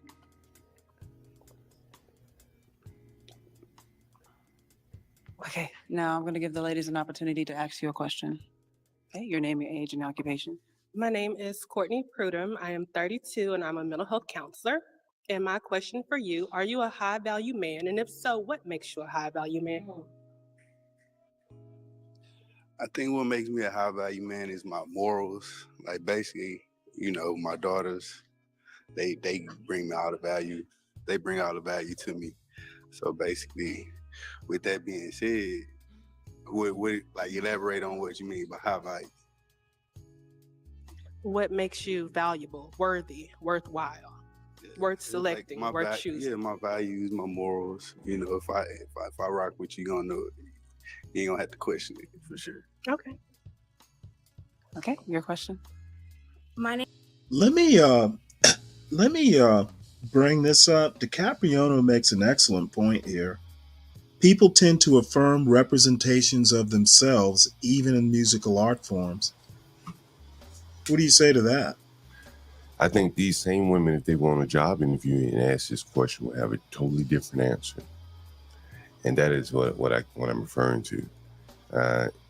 They're embarrassed of the music that they listen to in polite company, in dating, social aspects where they can feel comfortable saying what type of music they like. They tell you, I like Boosie. You know what I'm saying? Like, okay, but the point is, this isn't a job interview. Right. But it's called code switching. And that's what I'm saying. You're not going to tell the boss you're into gangster rap. Well, but that's what I'm saying. You know, if you are, you know, a white woman and you like Taylor Swift, you say, fuck, I like Taylor Swift. And that'll be true. But if these women were to go into work, they probably say, I like all kinds of music. But in reality, they don't. They like rap, right? So you're saying if they were white, they wouldn't be embarrassed to tell the boss or the interviewer what their musical choices are. Well, they could be honest and say, you know, I like, you know. Well, what if they like rap? I mean, plenty of white people like rap. Then they probably wouldn't be embarrassed to say it the way that black people, because I think, and it's just my experience. I don't know what white people would say, but I know that black people, right, if they still saw a job interview, they couldn't be honest, or they wouldn't feel comfortable being honest in expressing their music. Let me ask you. Let me propose this. I've never been asked that in a job interview. If anyone ever asked, I would probably say pick the day. Okay, that's what you would say. Now, I think that's an unprofessional. I think that's an unprofessional question to ask. It would be a weird question in a serious job interview. Yeah, take it away from a job. Unless you're interviewing for a radio job. Well, take it away from a job interview. And oftentimes, you know, you have outings and things like that, right? Where, you know, you may go to lunch and, you know, you just having casual conversation. And, you know, just the things that people watch on TV outside of sports often differ widely. If you go out to lunch with an Indian person, he's probably not going to be talking American TV or American pop culture, typically. And so some things, you know, you may have these conversations just in casual. And so it does, you know, you may bump into the music conversation. It could even turn to sports, what type of team you like. A lot of these things become, you know, almost like indicators of who you are, what type of person you are. Right. Per DiCaprio's point, representations of themselves. Right. And just imagine if you couldn't be honest about what type of music you like. John, I think, like you said, that's your opinion. This is the first time I've ever heard about people having to lie about, you know, what music they listen to. It's just out in public, you know, look at Tom's. He said universal safe answers, Motown, oldies, classic rock. But a 25-year-old person is not going to say, "Ooh, I like Motown." And so, what kind of music do you like? Then it's going to be music that is probably, you know. So, if they said rap, what would you as a boss think? Don't hire them? If it were me personally, and someone, you know, we just started talking and, you know, before the interview, because usually that third interview is the one where you kind of get to know what type of person he is. You assume he has the technical skills. And then if he's like, man, you know, because you get around, what do you like doing on your off time? That's a question that often comes up in interviews, first interview.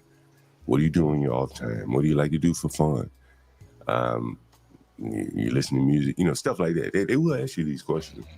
And so my question to you was, if you were that third interviewer, if someone said, I like rap, would you not hire them? It depends. It depends. How old is he? What type of job is it? You know, I would consider it. You know, I would definitely say, So you would consider not hiring someone based on the music they listen to? Gotcha. Well, I would definitely consider it depending on who he listened to, right? So if he said, I like rap, you're going to get specific. Man, who you like? Like, you see me do it on this stream. You know, this is housing. Man, who you like? You like that King Von, bro? You know. Okay, well, I'm not talking about this show. I'm talking about a third interview. Say you're working for Google, and you get that third interview, and you ask them a musical choice. They say, I like rap. Are you actually going to ask, okay, which rappers do you like? Yeah, but who you like? Yeah, I don't care rappers out here. Who you like? I might ask them that.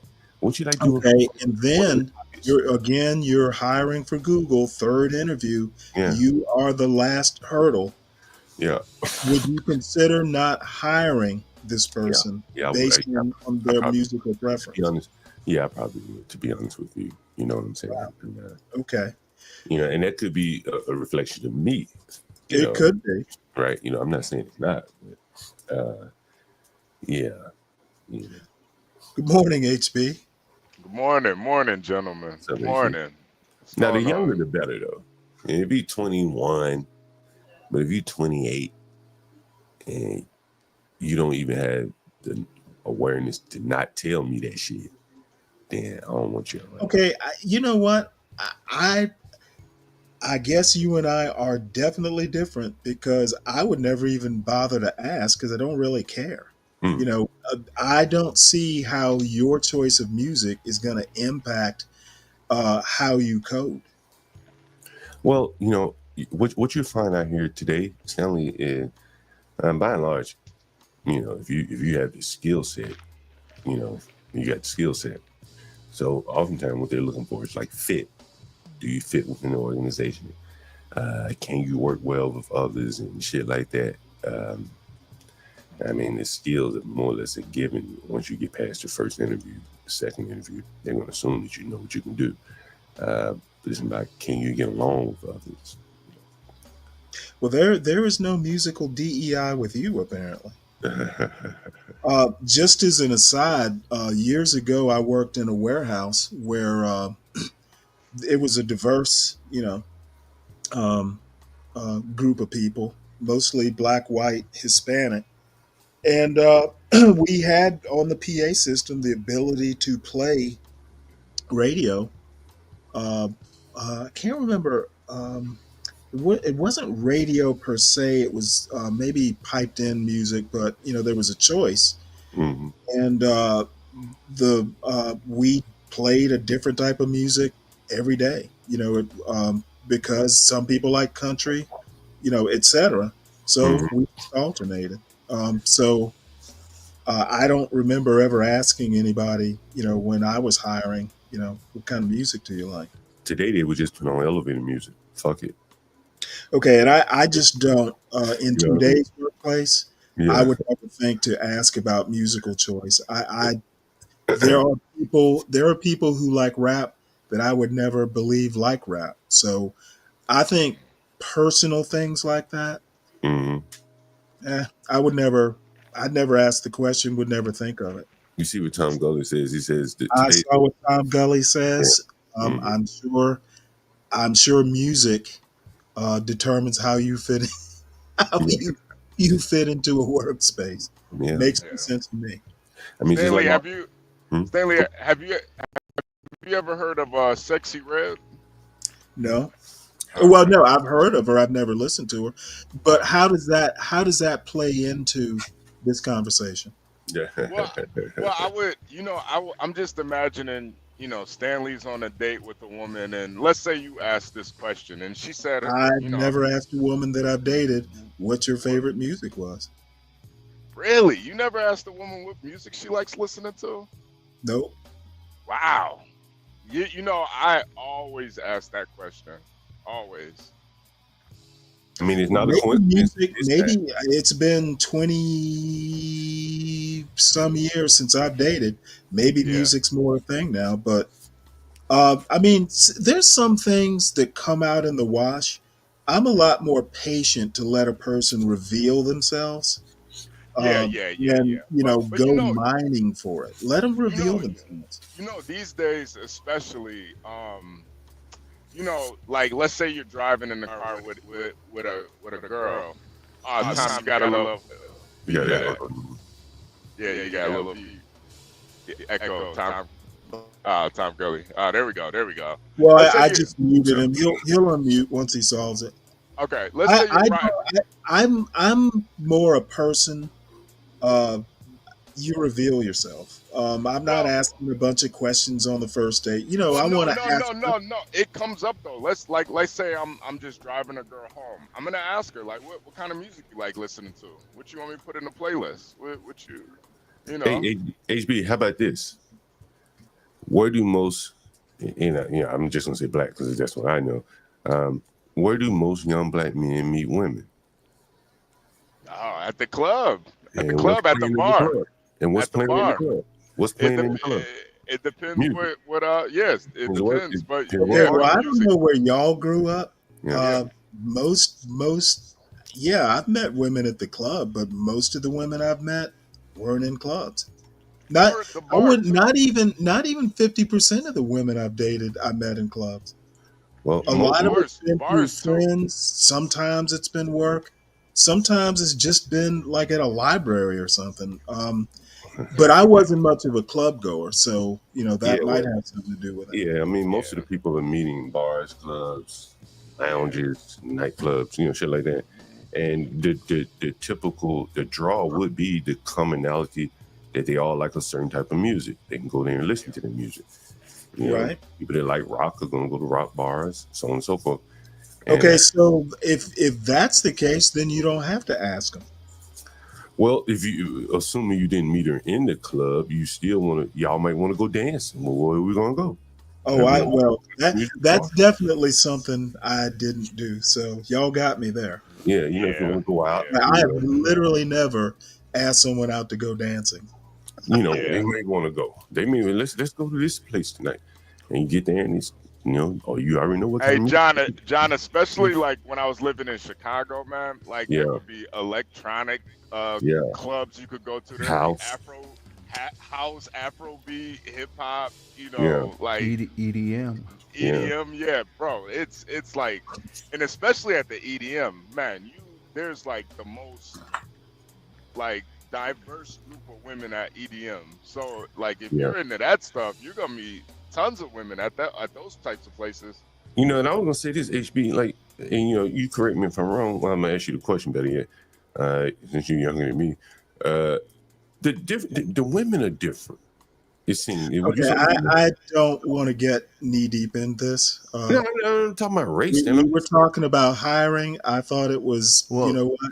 Gee, Well, this is that's strange. That's why I came on, because my new job, my job that I have now is, it's okay, but I'm over it. So I'm looking around a little bit while I'm still working for them and on, and so I'm talking to a lot of companies, and they don't say what are your interests anymore. They say, what are you passionate about? That's what they say. And I had a very highly placed HR person saying, because I asked her, I said, well, did you look at my portfolio at work? No, I didn't look at it. I said, well, for what I do, that's kind of important. She says, let me get this straight with you. People in HR aren't worried about hiring somebody incompetent. They're worried about hiring somebody who doesn't fit in. Yep. Yeah. And they ask you questions. I mean, hell, man, they ask you your sexual preference.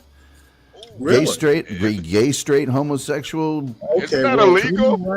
Isn't that illegal, Tom? Nope. I'm just going to go ahead and disqualify myself and say, never mind. But as far as the music, they might ask you the music. They might ask you the music question. Now, I never know whether that's just in an effort to try to get personal, to try to, establish a rapport. But they might say, so tell me a little about yourself. What kind of music do you like? What do you do in your spare time? Yeah. Do you have family? But they ask you a lot more personal questions than I've ever been asked before. And that, frankly, I'm with you, Stanley. It's just, what's that matter? No, it does matter. Okay, well, like I said, I'm just going to step out of the conversation because honestly, it's been a while since I've had a job, I guess, and that has totally changed. Then I have literally, Stanley, you know why it matters to me? Generally, when I interviewed for jobs, they would just ask, like, the experience, what was the hardest problem you ever had to solve? That's in the first Your biggest success that you ever had. What do you like? Do you like starting a project, leading a project? What's your favorite part of what you do? Everything now is about one word, and the word is culture. Oh my Lord. It's all about culture. Go to any website, and we have a culture, and I'm always like, man, the Greeks and the Romans had a culture. You have a business. Don't act like you have a culture, because you don't. You have a bunch of people. Now, some workplaces may be more lax, some may be more strict, some may be more forward thinking, some might not. But anyway, yeah, so it's all about culture. You know what I think it's about, honestly? Not getting sued. That's what I really think it, Well, now that DEI is gone, there's probably less to worry about that. Now, it could be anything, Stanley. You can sue for any myriad of reasons pre-DEI. And that's what I think a lot of it is. And, it's one of the reasons why I talk about when I place people in rooms, I'm thinking, like, who's going to be here? Who's there? Can this person get along with that person? Yeah. And that's very important. Hell yeah, it's very important. Yeah, John, I think that's why the music thing is so important, because it shows you, like, let's say you do like hip hop, but let's say you like EDM and rock music, and you like John, I listen to a lady named Shreya Ghosal. She's big in India. That, to me, that just shows a person that is kind of well-rounded culturally, where they can kind of meld into the culture of the company. Right. Like, well, any company I run is doomed to fail because I don't really care. And you can't do the job, and if you can't get along, you're gone. My professional experience has been in creative. You have lots of people who don't get along, lots of them, and lots of back and forth and this and that. Eventually, those people learn to get along with anybody. I don't want people that you have to be in this lane because we all get together in this lane. I want people that say, I don't care what lane you put me in, I'm going to get along with people. Exactly. Yeah. Exactly. Yeah. And the music is really that's why I do I always ask women that question. Let them pick what music they want to play. Because if they put on some Sexy Red, I already know what type of woman she is. I already know. Like, okay. But she put on some Neo Soul or something, or, some Angie Stone or Jill Scott. All right. I see where her head's at, I think even if she likes the music, say if you met a woman, she likes Sexy Red, she's probably not going to put that shit on for you. No, exactly. Know that's going to send a sign that, I'm a ratchet type girl. Even if she's not ratchet, it sends that sign, Yo, John, I used to like T. She would have on her channel. She used to, like, you could send in a Cash App and she'll play a song. So I would always play Sexy Red, and she would have to pretend like she didn't like it, but I knew she liked it. But she would pretend like she didn't, and I think that's the same thing. Like, same thing. Yeah. She might like it, but she's not about to, let y'all know she like it. She's too smart for that. Well, I've always been described by the women I've dated as you don't talk much, believe that or not. Now I know why, because I don't ask questions. I kind of let things develop, and the onion will peel itself. Unless it comes up, I would never think to ask, what's your favorite music? I still got 800 CDs. I listen to everything. You name it, I'm listening to it. I like all music. I love a troll here. I take it none of you have danced till dawn, then hit up the after party. Dude, have you not seen me in here at 11 o'clock and then got up in the morning at 8? Me and Stanley are still on, and we're old now. When we were young, I was all about the after parties 10 times better than the party. Yep. Nah, absolutely. Back when I used to party, there were no after parties. There was just that. It was just one big party. It never stopped. That's right. Now it might go on for a day. Yeah. Yeah, and that's a good point too. Like those after parties, a lot of times that's the house music, is the EDM is the after parties. So you better like that shit. I'm still trying to party. What you on? Two Live Crew. I like Mama Lopenga. Is my favorite Two Live Crew song. Yeah, it did seem kind of like a stupid question at first, but now it is a little tactical. You know what's interesting, HB? Probably the most attractive woman up there doesn't. She was like, I don't really listen. I'm Spanish. I listen to Spanish music. Yeah. That would be, an adjustment, right? If she likes Spanish music, merengue, and you want to hear some rap. She probably like that reggaeton. Reggaeton. She wasn't a turn-up person. Yeah, she said she likes Spanish music or something, though. Right? Oh, all the Spanish ladies, they listen to that reggaeton. Because turn up is a type of music. Would you say it's like a genre? It's like that upbeat rap, like Lil Jon, turn up. Yeah. It ain't like West Coast music. That's why the other ladies say I like West Coast music. Nipsey Hussle, it's different. It's a different music. Yeah, she probably a weed smoker. She probably smoke a lot of weed. She like that West Coast music. Mm-hmm. All right, well let's get back to it. My name is Ashley. I'm 31 and I'm an esthetician. My question for you is, what do you bring to the table for your woman? Undeniable support, dedication, like. Why are you looking down? Because I'm just thinking about the question. I'm just thinking about the question. Just undeniable support, dedication, love, whatever you really need me to be. Her pop her balloon now. I know y'all women, y'all need a lot. She's confrontational. You got like size triple G boobs. I'm trying not to look at them. That's why. Okay. Be that for a woman. Ain't no telling what y'all need at the time. All right. Okay, your question. What's the most important relationship in your life right now? My daughters. Yeah, my daughters. Okay. Just being there for them. Okay. Your question. I'm Jasmine, and my question is, do you believe in polygamy? Oh. You sure? Whoa. You positive? Yeah, I'm positive. You have to think about it. You hesitating.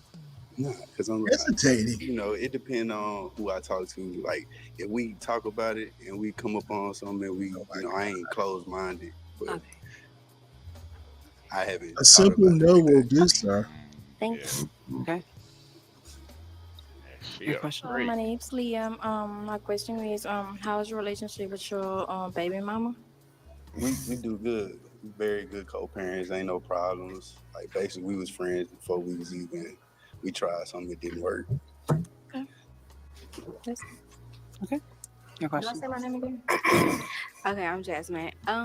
Do you have a relationship with God? Yes. You do? Yes. I'm more spiritual than religious. Okay. I do have a relationship. You go to church every Sunday? No, I don't go to church every Sunday. Okay. Okay. But I do go to church. Okay. She needs to walk to church. Your question. Excuse me. My question is, how do you handle conflict with a partner? Communication and trying to be understanding. Basically, like, if I try to look from your point of view and you try to look from mine, as long as we trying to do that, it ain't nothing you think. Okay. So you said you were spiritual, right? Do you have an experience that actually supports that, to where you got to a place where you had a spiritual experience with God? I think, to me, every Tell us day about that immaculate living conception is you're a working on. spiritual experience with God. No matter, even if you just laid in the bed and say, that was just a day that God gave you. So any day you living is really gonna be a learning factor. Whatever even if you ain't do nothing, you just learn something that day. Okay. Okay, here's the hard part. You're gonna have to pop 3 balloons. Uh-oh. Let me see. Number Do you have it 3. here? Yeah, I got Ugh. Sorry. Let me see. Sorry.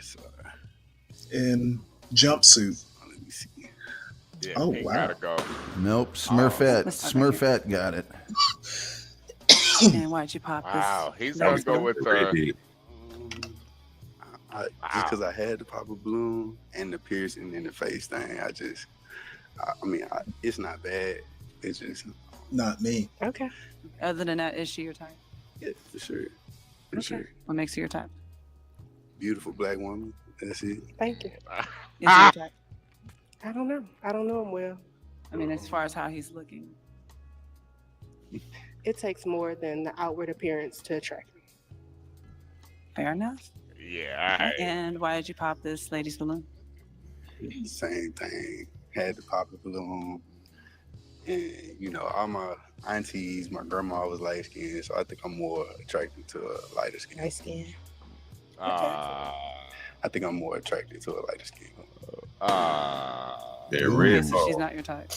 I mean, she Damn. would be, but it's, Yeah. Yeah. Okay, Levi. is he your type? Not really. Just Yeah. to be honest. Okay, fair enough. Levi Why'd you Strauss pop yours? popped her balloon. I pop mine because you said that you're mainly attracted to light-skinned women, and I have a big thing about the colorism thing with dating. Yeah, so me too. that's my Me thing. I mean, it too. wasn't really colorism. It was just Nah, that's exactly what it is. Colorism. Yeah, it's clearly But I colorism. appreciate you. I wish you the best. for sure, for sure. I don't understand though. If she Okay. if he likes her type, what the fuck she mad about it for? Well, That I think what it is though, John, it's like he's not smart enough. Cause listen, man, there's dark skinned girls that are gorgeous. So, like to even say it, it's kind of like I don't know. It does come off as kind of ignorant to a certain extent.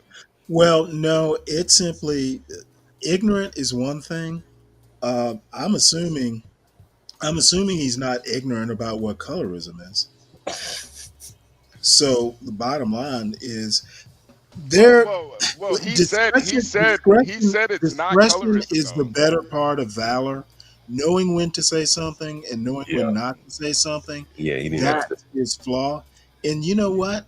She's right to pop the balloon. This motherfucker doesn't know when to say and when not to say. Yeah, he probably Yeah, you don't say that. I don't like dark skinned girls. Like you just don't like It's that a dark it's a skinned lack girl. of judgment. Mm-hmm. You just don't like that dark skinned girl. Like early 2000s Gabrielle Union. Yeah, she dark skinned. She was gorgeous back in the day. Telling me you're not gonna pick her because she dark skinned? Like, get out of here, man. There's nothing wrong with having a preference, but I don't know what to say. I don't know what to say to that. He lost some opportunities there, but to be honest, there's no way he can lose if they all pop their balloons. Yes, ma'am. Honey, actually, yeah, I think he was cool, but he's not my type. The trail off is not giving. Okay, is she your type? Not really. That's okay. Okay, and why did you pop? I think everyone has a type, so I don't think there's anything wrong with that. But as a Black woman from Kenya, I am a light-skinned woman, but I'm also Kenyan. And I think we should try to hold us in a place of light-skinned, dark-skinned, but you have a type, and there's nothing wrong with that. But I respect you in that. I'm just a Kenyan queen, and I love all shades of black. God, that's understandable. Yeah. Okay, now is he your type? Very handsome. King and queen. Yes. Yes. Is she your type? Yeah, she's my type. What makes her your type? Like I said, Because I'm light skinned. skinned. Because I'm light skinned. Oh. I give anybody a chance. I just had to pop a balloon. So what makes me your type then, outside of that? So she popped her balloon. She popped her own balloon. I said, Yeah. beautiful black woman. Yeah. Like, basically, I love all my black women. I just had to pop a balloon. Okay, King. May I shake your hand, King? Yes, ma'am. All right. Okay. Jesus Christ.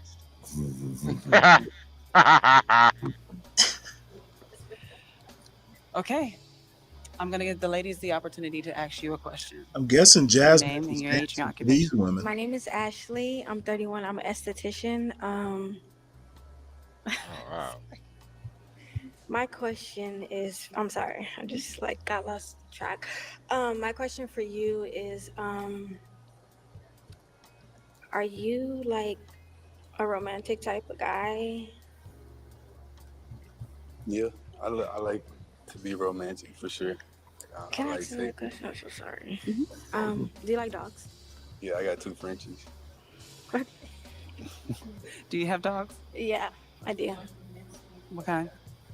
What's the most romantic thing you've done for somebody? Giving them a dog. Let me think. Most romantic thing I ever done. For Graded their skin tone. Okay, so when I was working in Atlanta, a girl I was dating, she came out to She's got a Atlanta. chocolate lab. We went out on a nature walk. When she got there, it was her birthday, so like when she got to the room, I made sure like candy was set out for her favorite candy, and her name and stuff like that. So, and she wanted to go out nature walk, so that's what we did. Whatever she wanted Just to do. nature walks? I mean, that's what she chose to do. We went out. We went to an Atlanta game. We went to basically out to eat to a nice Okay. restaurant. That's just what she liked the most. It was the nature walk. What would you do for me? Oh, I would have to get to know you first, because I can't. Like I said, women is complicated, so you can't think just because one woman Subject, likes verb, something, that the agreement, next one gonna like the same thing. So Are you a good communicator? Are you consistent? I try to be, because I know I could work better at communication, but communication two-way street. Can I communicate to you so I can be a good communicator? So Let's give them an opportunity to ask. Okay, your question. Can you tell me your biggest red flag? Thunder thighs. I guess trying to get to know my pockets and instead of trying to get to know me. Trying to get to know your pockets? Yeah, like I Like kind you of chase don't like. money? Girl with Nah, thighs I that don't- start a I don't fire like when she women walks. Put like stipulations on like dates. That's a or, red flag. Like, oh well, you got to take me to a steakhouse, or you got to do this That's a to fire date warning. me. Like, Okay. if I'm getting to know you, Were you asking him his red flags? Yeah. Okay. Yeah. I want to know your red flag. Oh, that About you. Yeah. Oh, my red flags. Yeah. Oh my lord. They just asked him My about red communication. I feel like I get irritated. At like non-communication. Like, if I said like, all right, let's go somewhere, and then you gotta do something, communicate that to me. Don't just ghost me. Don't just Okay. not answering the phone. I don't think that's a red flag. I think you just get annoyed because the communication is not there. Like, what's something you feel like you're working on for yourself about you that you want to improve on? He gets to ask A you little bit back. more self-discipline. Self-discipline. Yeah, a little On bit more what? self-discipline. Anything On specific? like working out, eating better, Okay. slowing down on stuff That's that I right, know I'm working supposed to slow out. down on. Okay. You have kids? Yeah, I got 2, How old are they? 6 and 4. Okay. Okay, I'm at the bottom. Kids are a deal breaker. Yeah. Okay. Do you have kids? No, I don't have any. Man, you look like it. Your question? Well, one I wanted to ask because I didn't hear in the beginning your name or your age. Marcus, 34. Okay. Dang, I forgot my question. Man, she an airhead. What's your You know sign? I'm what? curious to know. I have to ask John this question. What's worse? Black girls fighting or this lineup?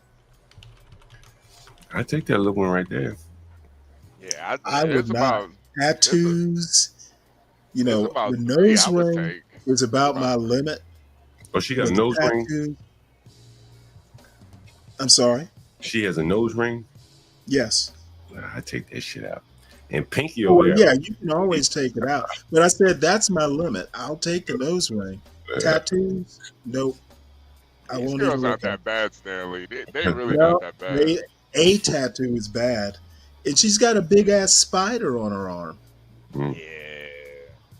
I'm not dating I'm a that. Virgo too. You see What's the your spider? birthday? September 2nd. Okay. August 31st. Okay. That's all I Look have. at that shit. Okay. Where is it? Who popped? Let me put this shit on my other monitor. I ain't seen no fucking And why'd spider you on pop? there. Oh, she got a Big big spider. spider on her He's arm, so a tattoo. handsome. I was like, This one for has him, a but neck and I chest don't have tattoo. kids. I She'd be love gone kids, too. but Nah, I ain't fucking with that though. yeah, I think it was just that. I mean, Bet I he's really don't have a gonna problem go. with kids. I have 2 dogs, but She got one on her leg. it's kind of hard to deal with, I think coming all in of them someone's have life and they have tattoos. kids. I don't know. How many baby mothers do you have? Just one. Okay, yeah. Just one. That was it. It's understandable. Yeah. Okay.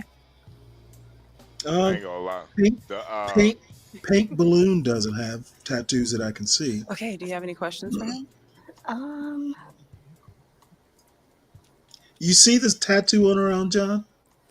What Oh is yeah, your yeah, yeah, yeah, The yeah. one on her No, forearm. the no. one women She got one on her use? chest too. Yeah. Yeah, I see that one. That one It's a okay.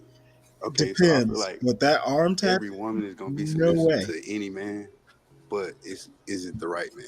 You know, like does he guide you in the right ways? You know what I'm saying? Like don't be because I'm gonna tell my She's daughters got the cute same thing. face. Like you know, I you fuck you're with that for a supposed little to. bit. You know, you can A like a little man, tad but what are with it. you doing to help him out? Are She's the you being she's the informed? furthest from Like maximum what is density up being there. Is it him being controlling, or is it you know, doing what he needs you to do at the time? Like you know, just not creating problems. I guess. Got little hips on. A bit. Yep, that When was your longest relationship? How long was your spider longest tattoo relationship? negates it all. If I'm completely honest, I don't think I've ever had a real relationship as Well, far yeah, I'm as on talking the about that. receiving end. I feel like Yeah, I've put myself in a lot of situationships where I was giving more than what I was Oh. receiving. So Yeah. I've been Oh. in some Give long it to me, baby. situationships, but I don't think I've ever gotten Give to it really to me. experience a real relationship to have that answer. So So you come to pop the Okay, balloon. one more question. Mhm. So, any of those situations, That's a was red they toxic, flag. and That's a when red was the flag. last recent? Yeah, they were always toxic because I wasn't, receiving what I deserved out of it. But obviously, being young, having trauma, not knowing myself yet, Oh having yeah, to she's learn toxic. lessons Yeah, the she's hard Oh toxic. way, boy. Yeah. But I deal with that. You deal with it, John. as far The as trauma. how recent, it's a hard question to answer because it's like obviously I'm young, I'm single, I date, I try to get to know Yeah. people. Yeah. But the last like serious situationship it's probably been a year. Didn't It's work not out. bad. It's not bad. You don't want her around daughters, though. Okay. Any more questions? Nah, I just have her around. I forgot it. It's okay. Oh She no, I forgot. remembered.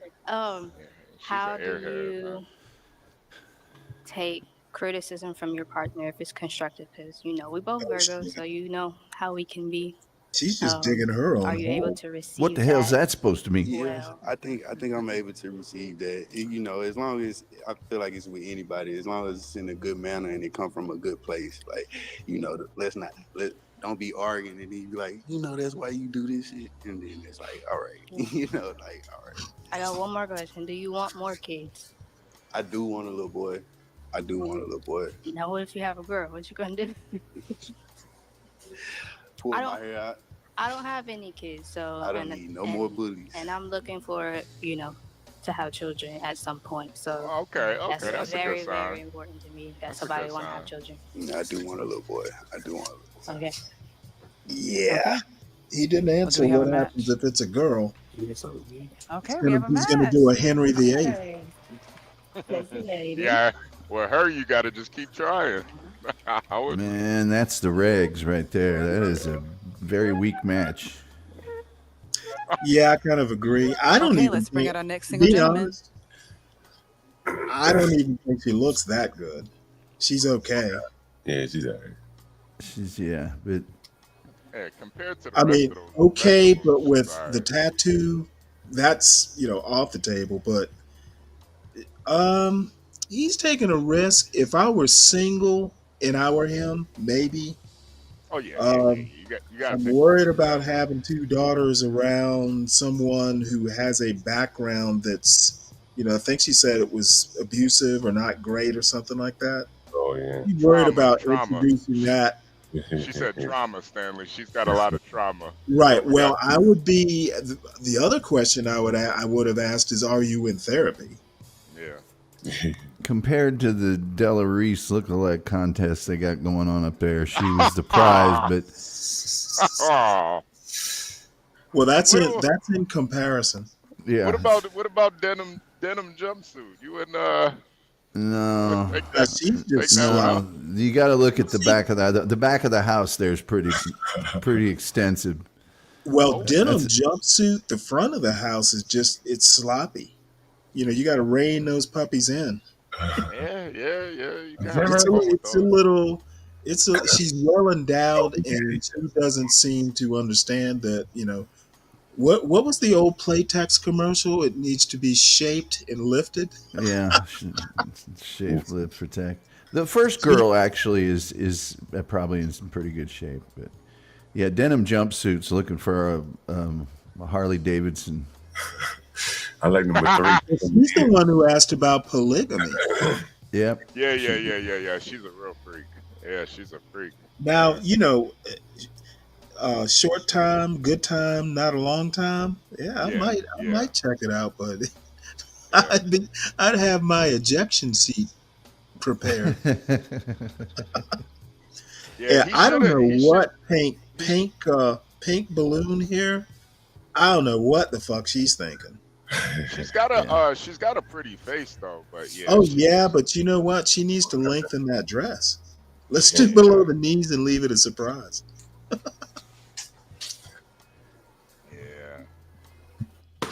And I'm going to say probably the only anti-woman thing that I might have.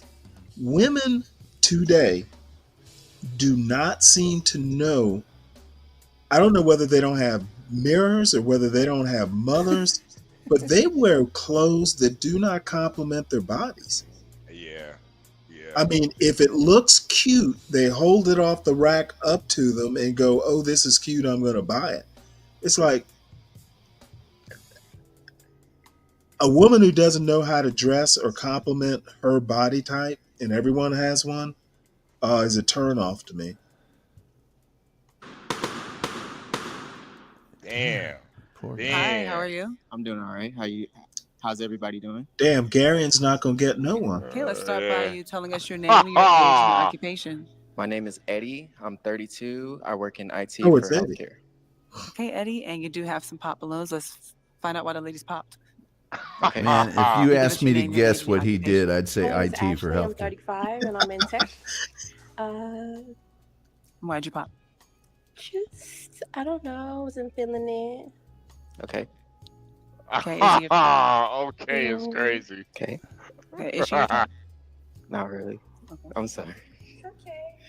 Can you give us your name, your age, and your occupation? My name is Tracy. I'm 25. I work in safety and compliance. And I just popped just because you're not my type. You have a beautiful smile, though. Just Thank you. Not my type, though. Thank you. Okay, now I would have guessed Walmart overnight stock. Oh, Can you give us your name, your age, and your occupation? I'm Jasmine. I'm 26 years old and I'm a government worker. Oh my Lord. And why'd you pop, Jazz? You're just not my Man. type, but I don't want you to get misconstrued. I want you to find the best person She out there is for a you. mess. Thank you. You're welcome. This the government workers, ladies Can I and get your name, gentlemen. your age, and your occupation? Yeah, I'm triple CNA, and I don't think you're my type. Thank you. Yeah, you look good though. But, Thank you. Okay, now is she your type? No. Okay, your name, your age, and your occupation. I'm Jasmine. I'm 31 and I'm a hairstylist. And the attraction just wasn't there. That's all. Thank you. Okay, is she your type? Yeah.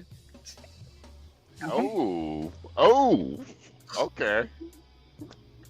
You like them a little thick. All right. Okay, A now I'm going to little give you the bit? opportunity to A ask the little ladies a thick. question. That's Well, double I'd say- stuff. She What do got you her like to own do? Double zip stuff code. Oreo right there. Okay, your name, your age, and your occupation. My name is Courtney. I'm 32. I'm a mental health counselor and a doctoral student. The minute she says doctoral, And I'm Yeah. out. fun, I just like Yep. to spend time in the house and relax when I'm not working. And I like to go get my nails and toes done and get my hair done. That's what I do. Self-care. That sounds great. Self-care I like curtsy. that. Okay, your name, your age, and your occupation. Hi, my name is Ashley. I'm 31. I'm an esthetician. For fun, I have 2 dogs. I like to be with my dogs. I like to cook. I like to bake. I No like to kidding. make dog treats actually. Wow. She I like knew to enough to go rein them get type in. of food. I like to drink. It's nice lounges and stuff. Yeah, I'm really like an introvert, so I'll be inside for real. But yeah. Can I ask a question? hmm Do you like cats? I like all type of animals. I just have 2 dogs. Okay. But I don't mind a cat. I Jesus, just buddy. don't have one. When I was Wow. younger, I grew up with cats. So, Now, see, but I don't have one now. it would have been better had he asked, do you like felines? I grew up with birds. Okay. Like cockatiels, birds. Okay. Do you Having like an owl in the hot house, chocolate? I didn't know they could be in the house. Yeah. Oh, okay. Yeah, I don't know. You have an owl? As a pet. I was thinking of eventually having one. Getting an owl? Yes. Oh, that's An different. owl? I've never owl? heard of someone having an owl as a pet. Yeah, I know. There's Okay.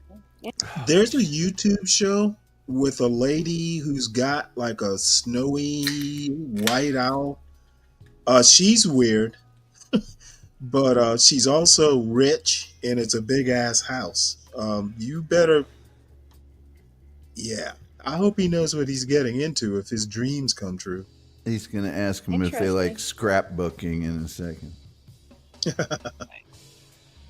Owl is Oh crazy. my God, he does need someone who cooks. What I like to do for fun, I like to cook. I'm very good at it. And hang out with friends and explore different things, like as far as traveling or things like that. But I love to cook. What is your favorite dish to cook? Chicken tikka masala. Okay. Oh, I know. More than Yeah. you. Okay. Oh, That yeah, sounds that's good. Indian food. Okay. Tikka masala waiting is on that. not a complicated dish. And why did you pop? I was really just trying not to like go off his appearance. You know, I was trying to just like let him speak and see what he had to say. I popped my balloon because I just never heard someone saying they wanted an owl as a pet. I love animals. You know, I have my dog face tattooed on me. Like I love animals. I just never heard of a owl as a pet. But he seems so sweet, and I don't want to judge him off because how he looks or his appearance. Like I'm a lover girl for real. So he seems so sweet, but like it's just like the owl was throwing me off. You know. Now, come on. What if it said raven? why did you What's a raven? So initially, I wanted to give it a try, but it just wasn't giving confidence to me. When you ask the question and you walk back, you just don't have confidence to me. So that was all. Oh, my but Lord. no, you're still Wow. very handsome. Just didn't give confidence. Thank you. He's really flat. Okay, we're gonna give the ladies an opportunity to ask you a question. Okay. What are your 3 strengths and your 3 weaknesses? Strengths? 3 strengths would be communication, funny, and Funny. So the owl was a joke. And the ability to pronounce the and word my strength. weaknesses. Yeah. Strength. What's your strengths? What's your 3 strengths? in between Strength. introvert, extrovert, and Ambivert. a little bit too quiet. A third one would be kind of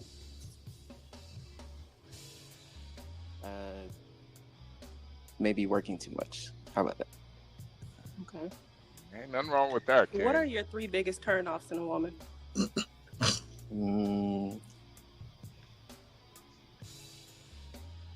I don't know. I've never dated one. Yeah. The 3 biggest turnoffs that I wouldn't like in a woman is, I guess, in the beginning, maybe a change, because in the beginning things might be great.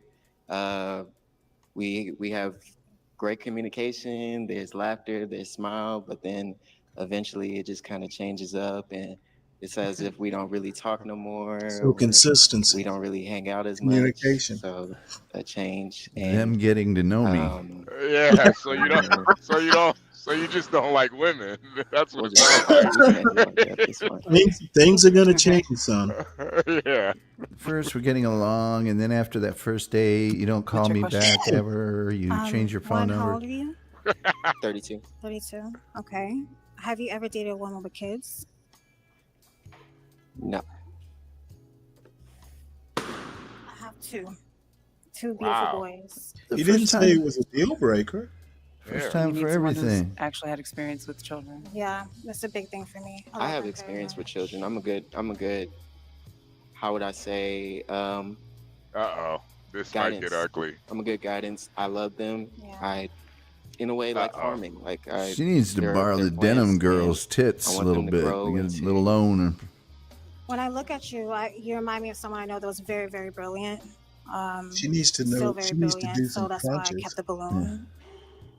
But my kids are important to me, and I just had to. That's why. Okay. I think you're wonderful. Thank you. So Okay. wonderful. I don't want you around my kids. Okay, Eddie. Unfortunately, all the balloons have been popped, and this is your second time Poor back. Eddie. Yes. Oh my God, Well, this thank you is for the coming second back. time. Thank you. God is telling you something, son. Once again, we'll send you to the land of HIPAA security. Oh wow. I Poor Eddie. hope he's Catholic. Try the priesthood, son. Yeah. I see a Novitiate. Novice is your next step. No, he's got to go to that owl lovers convention or something. Yeah. I'm not sure if an owl as a pet is a good or a bad thing. I'm kind of on the fence Well, about it. there's some people who are into raptors. Their Yeah. YouTube shows, falconing was a thing. Yeah. There are people on YouTube. I've seen at least one who has a snowy owl as a pet. It seems to do just fine. But I think she had it since it was a chick. She calls it Owlie. Wow. Well, he started off with "Do you like cats?" which was not great for his The personality. thing is owls and cats may not get along. Yeah. For obvious reasons. Yeah. There are Probably trying to owls, hunt each depending other. on the size of the cat. They get plucked right off the ground. Yeah, because owls are kind of cool, Stanley. They are kind of Okay, let's bring out our next single gentleman. You know they're the only bird Hello? when they flap their wings, they don't make Your any mic. noise. Yeah. First, they're night hunters, Yeah. and that's a big thing. And they can turn their heads around almost. Okay, can you start by telling them your name, like your age, and your 360. occupation? My name is Dante. I'm a psychiatric technician at the VA. I'm 33. I'm a barber. Your job is Make in beats. danger, son. You have one pop balloon. Let's find out why she popped. This is like Gar Animals. Can you tell us your name, your age, and your occupation? Natalia Jackson, and I do compliance. I'm 36. I think you're very handsome. The reason why I popped is because I already been with a barber and musician, and that's why. That's the only reason why. I'm a psychiatric technician first. That's like my Well, career. that's dope as hell. Yeah. That's dope as hell. Yeah. Yeah. But that's the only reason. And I'm not gonna lie, my feet hurt so bad. The fuck? Hey, I got on boots. I understand. I get it. I understand. It's hot. My feet hurt. Her feet hurt. Her feet hurt. Girl, your Oh feet my hurt. God. It's about that time. We're hurting. She popped because her Okay, feet now hurt? is he your type? Yeah, he's very, very, very. Yeah. Is she your type? Yeah, she's. Thank you. Oh, she's beautiful. Yeah, you look good. I know that's right. Mm-hmm. Thank you, Doc. Okay. All right. Half those girls, my feet hurt too if I weighed as much as you and being wearing I'm that. gonna give you the opportunity. I don't know what is her problem. I mean, everybody has a side gig. Yeah, that's kind of weird, man. That is kind of weird. Musician you can do at home. Barber. Fuck everybody. Everybody's a barber these days. Have you ever been to college? So Yeah, Kelvin, that's kind of what you noticed. Yeah, you kind of. That's a weird word for. No. I've noticed that about the African girls. They're usually either very eclectic, just like you said, or they're like really down. Well, he's misusing the word, is my point. Yeah, she seems a little quirky. Maybe quirky is the better word to use. She said she was in compliance, so it was too much for him to do three things. What? Her job, she said she was in compliance. What is compliance? That's like financial, right? It can be. It can also be just regulation. It can be facility regulation, healthcare compliance. You have to follow certain procedures, state regs, and all that. So she's probably very, very structured, and it just overloaded her circuitry when she said 3 things. Oh wow. Okay. Well, quirky is the word then. Yeah. Opportunity to ask ladies a question. Probably what she meant is he'd be too busy. He'd be too busy to deal with her kids. I've been asking this He same really needs thing. a Like, what's babysitter. y'all's love languages? If y'all can pick 3, what would it be? Oh God. There's not only the love 5 or language. 4. My name is Courtney. I'm 32. I am a licensed professional counselor and currently a doctoral student. And my love language includes Stop saying that. primarily quality time No, they got and to, gifts, Stanley. receiving gifts. And then my third Doctorial? would be words of affirmation. Doctorial is the problem. Yeah. Okay. Your name, your age, and your occupation. My name I is have a Ashley. I'm PhD. 35 and I'm No, tech. doctoral is the I- It's word. doctoral, yeah. Or Read a lot. doctoral. I've heard people Um, pronounce it that way. Yeah. For me, quality time, that's a big one. Time spent, time is money. So if you're willing to spend time with me, that shows you care. And words of affirmation, because every time I won't be feeling my Words best. of and affirmation? Not saying I need somebody Really? to pick me up, but it's nice to have my man, get me back right. For sure. Yeah, for sure. Okay. Your name, your age, and occupation. My name is Ashley. I'm 31. I'm an esthetician. I'm very affectionate, so I kind of just like to I cater bet. to my man, cooking, massages. I don't know, just spend time. For sure. Okay. Your name, your age, and occupation. My name's Tracy. I'm 25. I'm in safety and compliance. I would say She looks quality 35. time, words of affirmation, and physical touch. I can be touchy feely sometimes. So It's Okay. the Your name, your word. age, and occupation. My name is Jasmine. I'm 26. I'm a government worker. My love languages are going to be quality time, words of affirmation, and physical touch. One thing I do have to say about Jumpsuit, she's got a really pretty face. Yeah. If you could put the rest of herself together. Your name, your Yeah. age, and your occupation. My name is Venetia. I'm 35. Occupation is real estate. My love language is acts of service. How you show up for Stop me, how chewing you like a support cow. me. Yeah. Quality time and touch. For sure. Your name, your age, and occupation. My name's Leah, and I'll do tribal CNA. And my love language will be quality time. I like to spend time. Okay. So Your name, your age, and occupation. Jasmine. I'm a hairstylist, and I'm 31. I would have to say acts of service, quality time, and physical touch. for sure.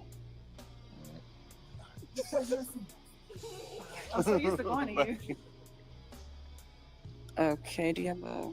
Yeah, I got one. Okay. So the hard part, Man, you have to pop 2 balloons.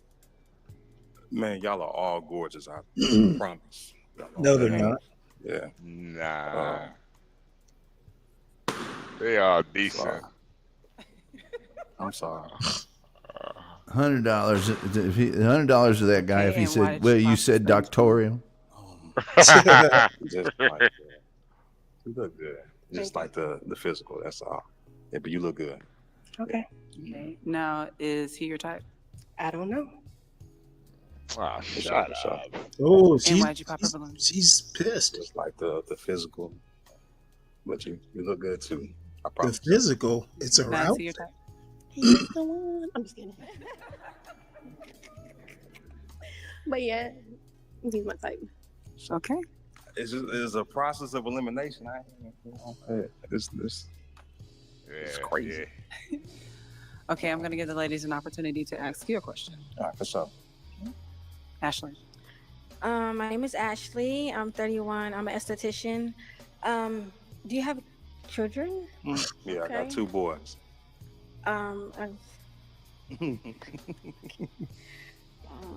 What is her? Sorry. Lord.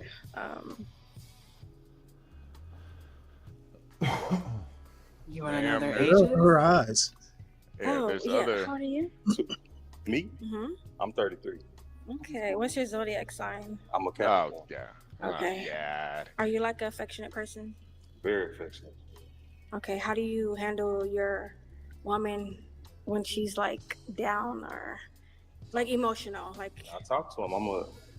Not trying to put my job in the psych tech. I got to talk to patients all day. I got to calm them down. Then, stress situation, PTSD. Yeah. Hold the I microphone. don't need to whatever come the home to situation one. is, I gotta Treat her calm like him a down. So patient. I'm used to it. My girl actually know how to talk to him. Okay. My question is, how do you take care of yourself? Like, what is your self-care looking like? How do you make sure you're good? I wear a lot of I cut pockets. hair. I cut my own hair. I cut my hair every week. It makes me feel better. I can be having a bad day, but if I got a haircut, I'm like, I can accomplish anything. I make beats. Music make me feel good. I play basketball. Okay. Do you go to the gym? I try to, but the most I do is hoop. Like if I go to the gym, I'm hooping, and I'll do a little bit there, but that's about it. Okay. Okay. My question is, what is one of your biggest accomplishments? I would say probably my job. Probably my job, yeah. I hope you're not one of the 80,000. Where'd you go to school? I went to Barber College. I didn't go to school for what I do. I did it off experience. Yeah. Okay. Your question. What is the relationship and the women with your family like? Yeah, the two women I got is my BM say something. Yeah, it's Like your mom, you have sisters? no, I don't have no sisters. Are you an only child? I'm only child. Yeah. Okay. That's special. Yeah. What's your relationship like with your mom? Man, we cool. We cool. We could talk more, but she's just as busy as I am. She got her own clinic. She a nurse practitioner. I kind of followed her a little bit. So Yeah. yeah. I like that. Yeah. Okay. Your question. Can you tell me a red flag and a green flag of yours, not anyone else's? Mine? Yeah. Red flag. Probably I care too much. Probably. Okay. Yeah. What's the green one? Humble brag.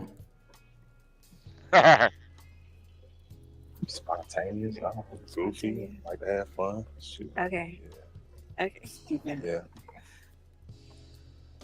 I was Okay. expecting what's your favorite food? All right. You had 2 pop balloons while the ladies were asking you a question. Let's find out why they popped. Just because I go to the gym a lot, I'm a fitness influencer, so I'm there like 5 days out the week. So I just need somebody that understands, that part of life for me. And I don't have kids either, so just the kids thing too. But you're very handsome. Not for sure. Yeah. I respect Is it. she your type? Yeah, for sure. She look good. Thank you. Okay. And why did you pop? The reason why I popped your balloon is because I don't like your piercing on your nose. Oh. But you're handsome. I appreciate What? it. Thank you. Okay, now she your type? Yeah. Hey, orange hair. You got no right. Orange hair in a I'm chest saying they all tattoo. look good. I ain't like to. Yeah. Okay, now you have to pop 2 balloons.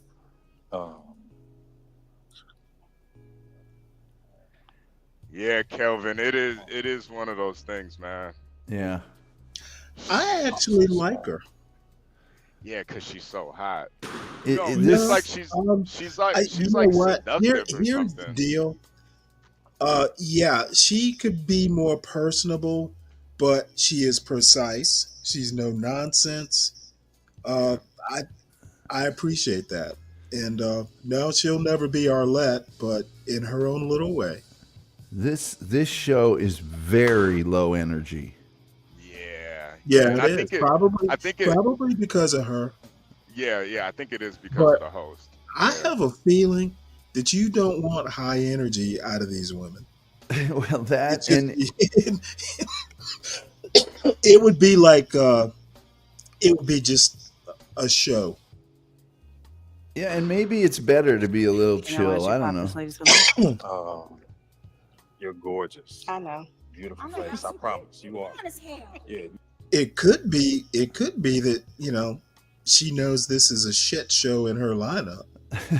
Look good. Thank you. Just a little stuff. That's all. But you look good. Okay. I promise. I heard you don't like thick girls anyway, so. No, I do. Oh my God. Thick? Is that It's what all you love. want? It's all Yeah. Yeah, nah, you big lady. Okay. You a big girl. You a big girl. And why did you pop her balloon? You know, it's gonna sound weird. My BM name is Ashley. Look what I like it. She put me through a lot. A lot. so sorry. Yeah, a lot. I hate- Not even trying to be funny. For real. It's Yeah, like, so- your so name sorry is to hear that. Ashley, Good, so I good, think good. of my old Because girlfriend, I'm or old baby I mother. know it. Yeah. I know it. Weird. Yeah, that As is a matter of weird. fact, I would pick her because her name is Ashley. Right. Man, I've Okay, dated you like have 10 two girls unpop named balloons, Jennifer. I don't and give a you can ask them a damn. question. Walk up to him. Ashley must have Come put on. him Okay. through hell. All right.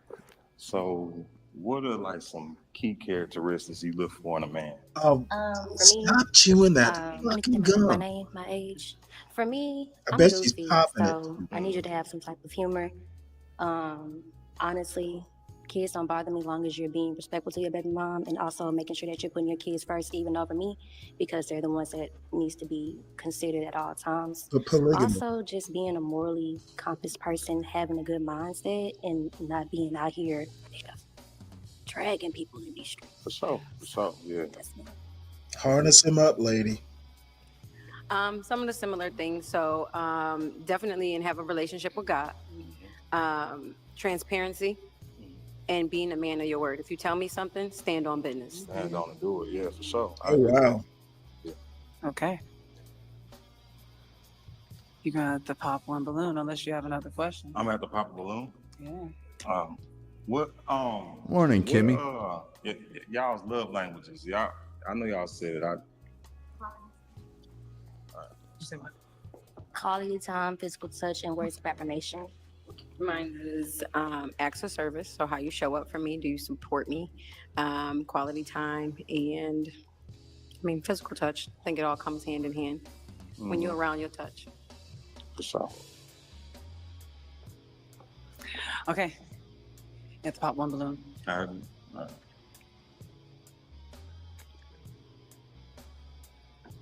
Sorry.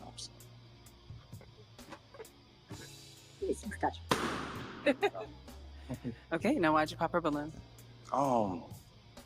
Me and her had the same love languages. Yeah. And just What? stuff that, I'm sorry. Everything about you cool. I swear, you look good. I like your hair, your dreads. You're beautiful. But yeah, we kind of just matched up a little bit. You're better. vibing more with her? Yeah. Okay, come here. He's got some balloons to pop.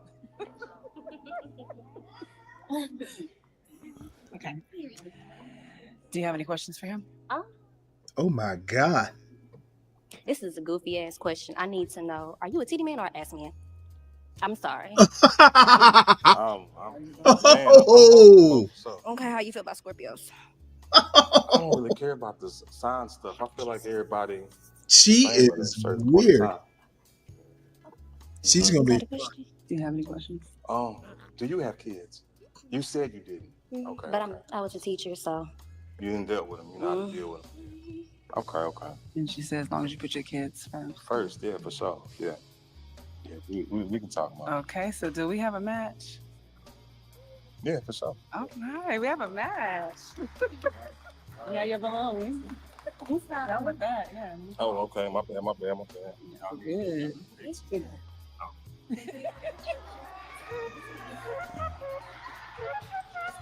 Wow. Okay, let's bring out our next single gentleman. This will be the last one, I do believe. Hello. How you doing? Man. He's been on before. How you doing? He was in a lineup. Good. Okay, let's God damn, look at those let's Charles start by you Manson telling eyes, them man. your name, your age, and your occupation. Name Joran, 34, country creator. Okay. What? And you do have some pop balloons. Let's go find out why they Let's go pop. on here, get down. I don't know what the hell he said. Okay, can you give us your name, your age, and your occupation? I'm Venetia. I'm 35. I bet he and likes I'm in real country estate. How are music. you? I just popped just for the hype. Man. Here we go. That was the only reason. But you are very cute. You're very handsome. For the height. So what you need to be? You be like, how tall I gotta be? No, you don't gotta be. You just It's good. you eye level. It's good. Sorry. Can your name, your age, and your My occupation? name is Liam. I do travel CNA, and the reason why I feel He real does happy tell me. because you're too short, and I'm short too. But you handsome by the way. Oh Lord. There you go, Bobby. What'd you say? His eyes are beautiful. Oh wow. Yeah, You Bobby, got those too Terry Come on, Crews same eyes. thing. Your name, your age, and your No, occupation. that's it. He Talia cleared the Jackson, board. and I'm 36, and I do compliance. It's not the height, because I could do the height. It's just I feel like this. The That's not my. energy is Yeah, not- I don't feel It's it not with you. you. Okay. Gotcha. Okay. These three ladies your type? Yeah, all of them. I ain't gonna lie with pictures. Oh my God. I'm beautiful. You're so handsome. I'm beautiful. Oh, okay. But no, you are handsome. So what you want me to do? Get on my toes or something? Come on, man. Ugh. It's the only way we going on today. Come on. Take your lumps And and you got go. on heels. Come on. All y'all got on heels, man. Come on now. You're right. Come on, man. Come on. We go home, you ain't gonna have the heels on. Oh, come on, Stanley. Come on now. You know good and damn well. Your eyes are beautiful. Thank you. I make the kids with these eyes. I'm telling you. Oh, God. You got kids? You fertile? My hell, no, I don't got no kids right now. But, Okay, must say if you fertile, myrtle now. Come on. No, not like that, not like that. So tall men is the thing, y'all. Y'all gotta be about this tall, babe. You feel it? This tall. To ride these rides. Oh, stop whining. Okay. They did. Okay. Your name, your age, and your occupation. Hi, my name is Courtney. I'm 32. I'm a mental health professional, licensed professional counselor, and Don't a say it. doctoral student. Oh. And the reason I pop my balloon is because you're rolling your eyes, you're twirling your neck, you're smacking your teeth each time somebody says something or pops their balloon. And I just feel like you're not humble enough to accept that type of criticism if somebody's not feeling you. And it's okay that No, it's somebody good. doesn't want you. No, it's good. I mean, I'm a rebuttal though, because I feel like everybody has the same height requirement. But it's That's all the other good. thing I hate. Understood. I'm gonna rebuttal. Is she your type? No, not really, but she's pretty though. Thank you. And why'd you pop your balloon? Your name, your age, and your occupation. I'm Ashley, 35, and I'm in tech. Tech? Because I'm 5'8" without heels and Without, oh yeah, okay. Yeah. Damn, I don't want to be down here. I'm already Yeah. too sure. Okay. Now, is she your type? I mean, she's pretty, but not really. I want my balloon back. It's the dressed Okay. up biker Hold short. on. Hold on. Give us your name, your age, and occupation. I'm Ashley. I'm 31. I'm an esthetician. It was just like, cause I feel like I'm tall too, but he's so handsome. He smells good. I smell good again. Yeah, yeah. smells Okay. so Yeah, He's been on another episode of ours. That's why I It said smells again. really good. It's just that I feel like I'm just taller than him. No, you're not gonna be tall at home though. You feel like it? I'm sorry, you're not even. Come on, now. I get it. I think might be the When you same go I might height. want my outside, balloon sport back the man to be too. like LeBron James or some shit. Okay. Okay, your name, your age, and occupation. I'm Tracy. I'm 25, and I'm in safety and compliance. I popped it because it's just Who not is my that? type. I do like you a little swole. I like that, but I'm swole too, so I can, you know. Oh man, we're But trying to you wrestle. just not. Yeah, it's tall. The height Gotcha, thing too. gotcha. So He's a I'm saying, little I just, swole you know, too. I don't want to be able to just throw him around like that. Oh, not throw me around. That's the other way around. The other way around. You not throwing me, but it's good though. But yeah, you're very handsome. I like the build, but No just I would say Galveston or Galveston. Okay, but now not she got her Galveston. balloon back. Man, why you get your balloon back now? Because you got a good sense of humor. You funny. Yeah, Like I'm you actually funny. pretty cool. You actually pretty cool. So you real, so you know what's going on. Look, everybody else, look, we gonna I see see them. you. I You see you, you my see friend. it. I do like her personality quite Oh, a bit. man. Oh, yeah, I see. Yeah? Yeah, do it She's again. very direct, very articulate.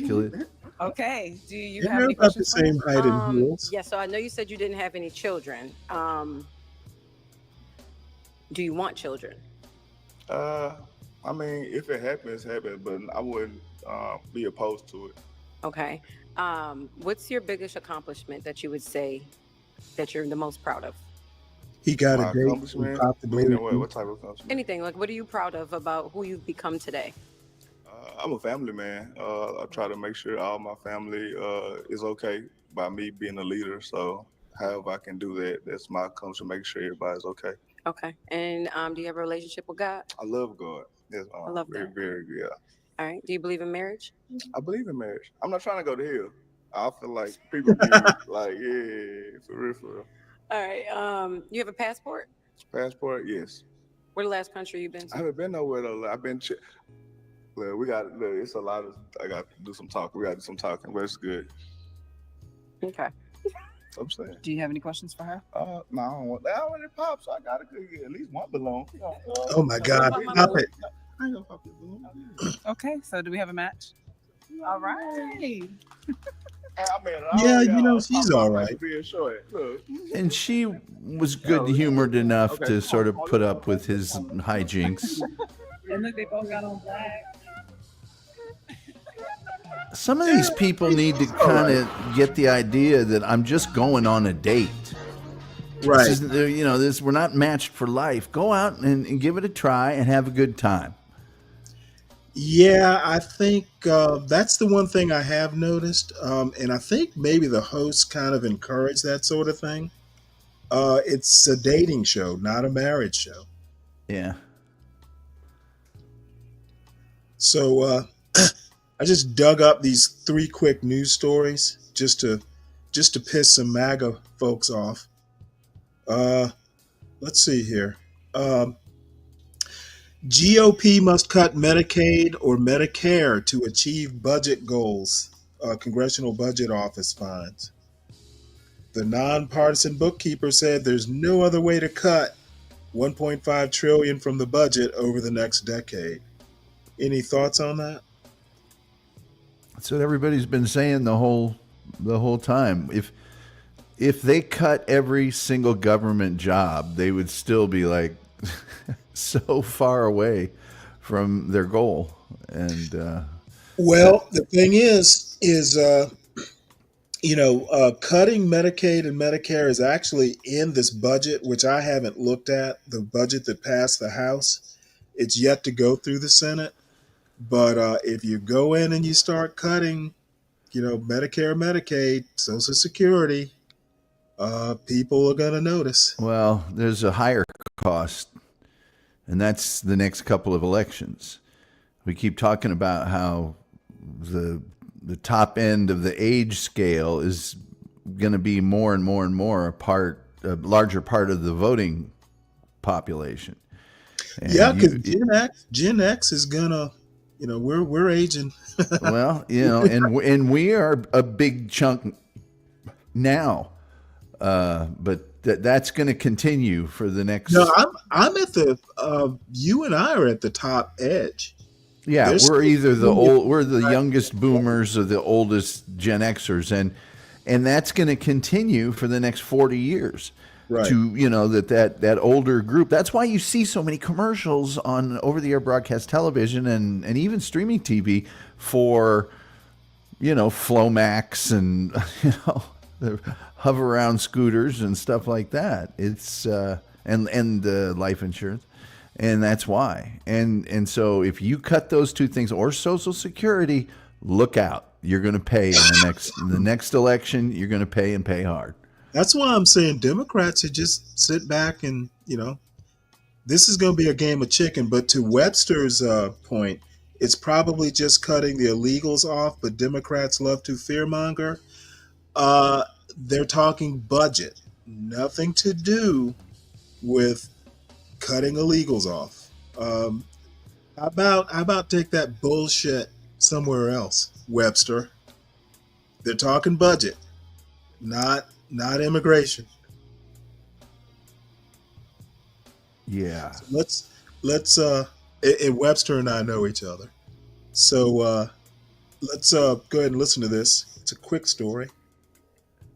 This news story was written by Jacob Bogage. GOP must cut Medicaid or Medicare to achieve budget goals, CBO finds. The nonpartisan bookkeeper said there's no other way to cut $1.5 trillion from the budget over the next decade. Republicans in Congress cannot reach their goal of cutting at least $1.5 trillion in spending over the next 10 years for President Donald Trump's big, beautiful bill on taxes and immigration unless they cut Medicaid or Medicare benefits, lawmakers' nonpartisan bookkeeper reported Wednesday.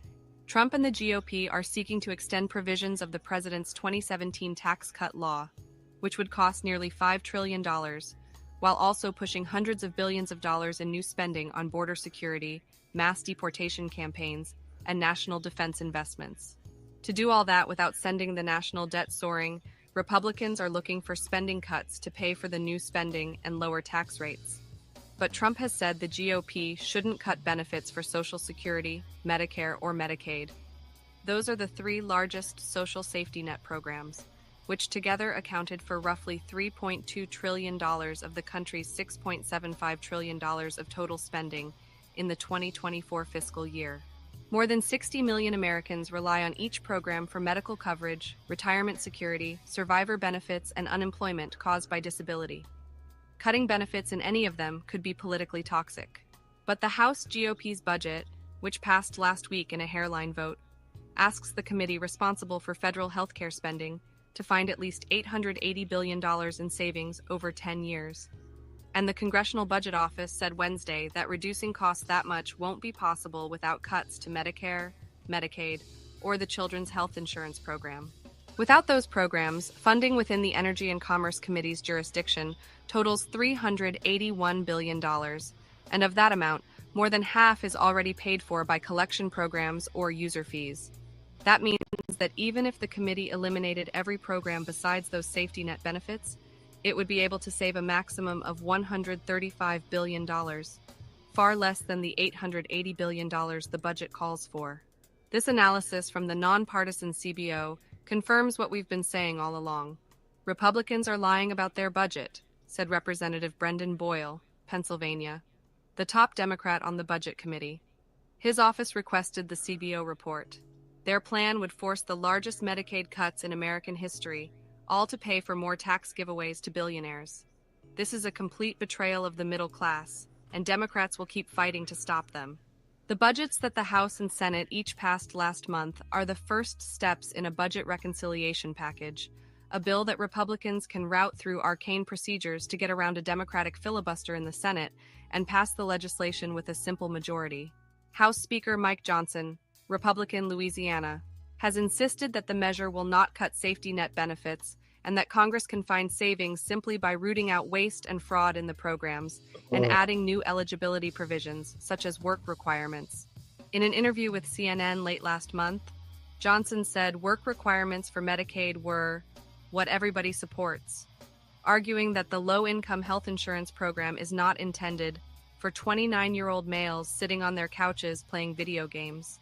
We're going to find those guys, and we're going to send them back to work, he added. Johnson also told NBC's Meet the Press on Sunday that Republicans have broad support for addressing fraud and inefficiencies in the social safety net programs. That's what we're talking about, ensuring efficiencies, ensuring that the programs are strengthened so that they can remain solvent and help the people they're intended to help, he said. But eliminating fraud and adding new work requirements will probably fall well short of the GOP's budget goals, according to the program's financial reports and nonpartisan projections. That has provoked anxiety among some lawmakers who represent large numbers of people who rely on Medicaid that cuts to the program that are on the horizon. Members of the House GOP's Congressional Hispanic Conference wrote to Johnson last month with concerns about potential cuts to Medicaid. As we consider reconciliation cuts, we must be strategic, the group wrote. We need to uphold fiscal responsibility while ensuring that essential programs that have empowered Americans to succeed, are not caught in the crossfire. Megan Vasquez contributed to this report. I have a comment. Webster is always good for being provocative. Who is better able to work?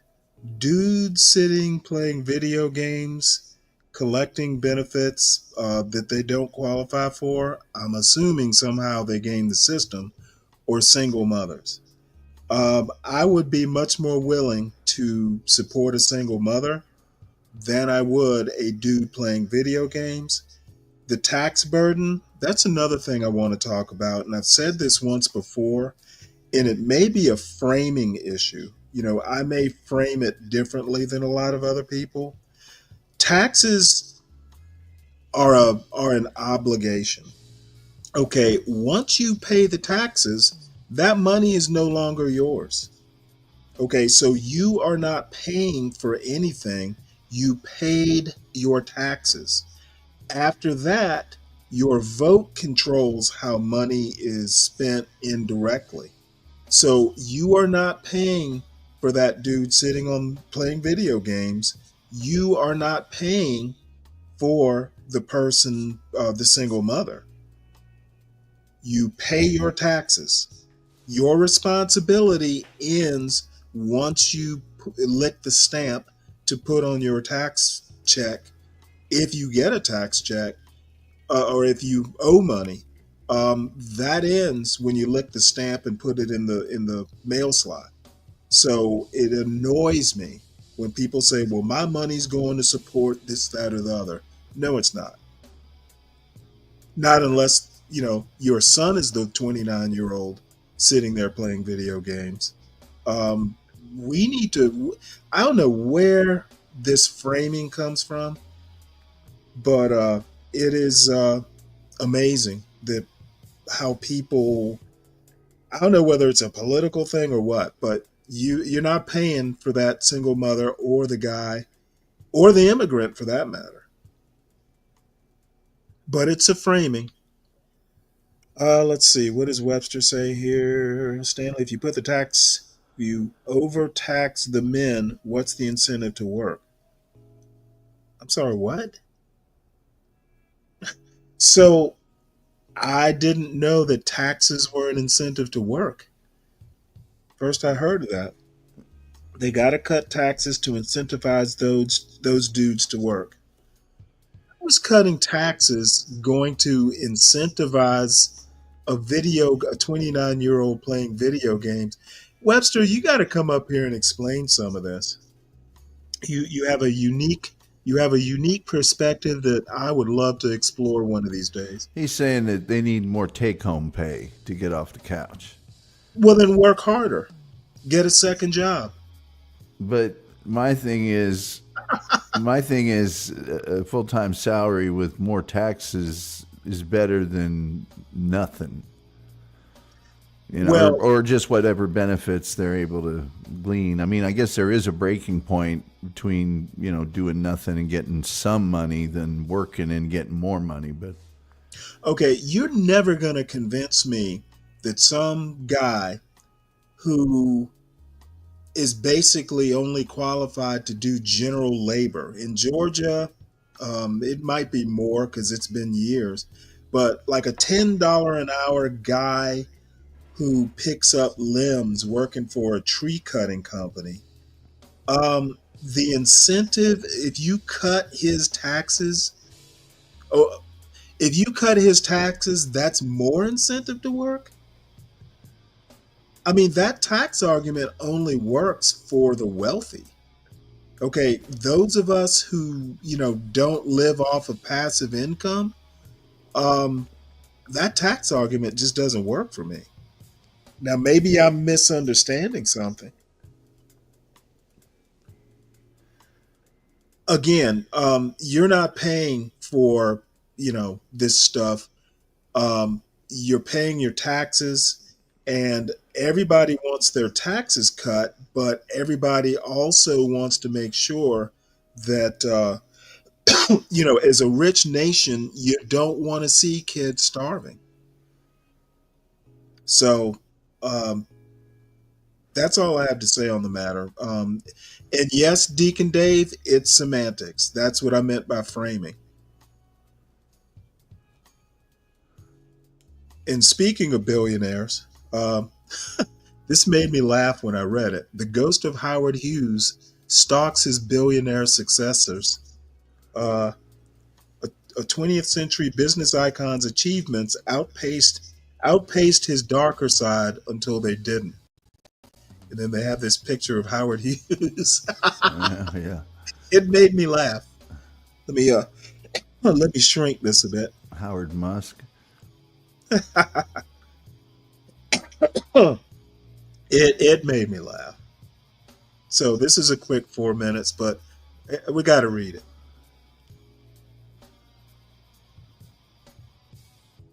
Let's see if I can get it to work.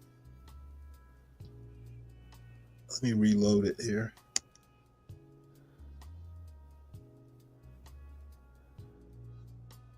Oh, I'm going to be disappointed if it doesn't play.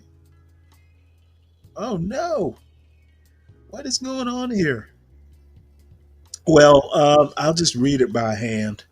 Read it by hand. Well, my throat gets dry. I'll read it. If you don't want to read it, I'll read it. Yeah, okay. You've got a newsreader's voice. A routine headline in the Wall Street Journal on Monday felt like the universe was sending a message. Howard Hughes committee dismisses latest Pershing Square offer. It wasn't the story itself that mattered. Hedge fund mogul Bill Ackman hit a little snag in his effort to get a bigger share of a Texas-based company that deals mostly in real estate. Ho-hum. The grabber was the first two words. Howard Hughes, like pet rocks and platform shoes, the name is a relic from the deeply weird decade of the 70s when being the richest man in the world appeared to be about the worst thing that could happen to someone. What a time to see that name back in the news, right when a similarly successful space mogul is flying a bit too close to the sun. You don't have to squint too hard to see a little of Hughes in Elon Musk. Hughes was an awkward, obsessive, engineer-minded man who found himself super rich at a very young age and used his money to indulge one wild passion after another. Born in 1905, the son of a Texas investor, Howard Robard Hughes Jr. gained control of his family's tool-making company after his parents passed away. His father had patented a bit for oil drillers that let them bore through granite like soft pine. But Hughes was no mere hardware manufacturer. He was a daredevil, a thrill seeker, a playboy, and a serial entrepreneur. He went to Hollywood to produce movies, and when he couldn't find the right director for his biggest effort, a budget-busting epic about World War I fighter pilots, he directed Hell's Angels himself. He took up flying and became the fastest aviator on Earth. He had flings with the most glamorous women on Earth. He designed and built the biggest airplane on Earth. He also invented the bra for Jane Russell, by the way. As the age of flight became the space age, Hughes became a rocket man. His engineers built the first two geosynchronous communications satellite, the first geosynchronous weather satellite, and the first American exploratory lunar probe. His contracts and his money brought him into intimate contact with government at the highest levels. He allegedly offered a top aide to offer $1 million gifts, bribes to presidents Lyndon B. Johnson and Richard M. Nixon in exchange for putting an end to underground nuclear testing in Nevada. But while his wealth, celebrity, and power were ascending, Hughes was descending into mental illness and addiction. Injuries suffered in a catastrophic plane crash left him dependent on painkillers and sedatives. He had an obsessive-compulsive disorder. For a long period of his life, Hughes ate peas at every dinner, but only after sorting them by size on his plate. His lifelong fear of germs made him a recluse, hiding in dark hotel suites, watching the same movies over and over, stark, naked, and alone.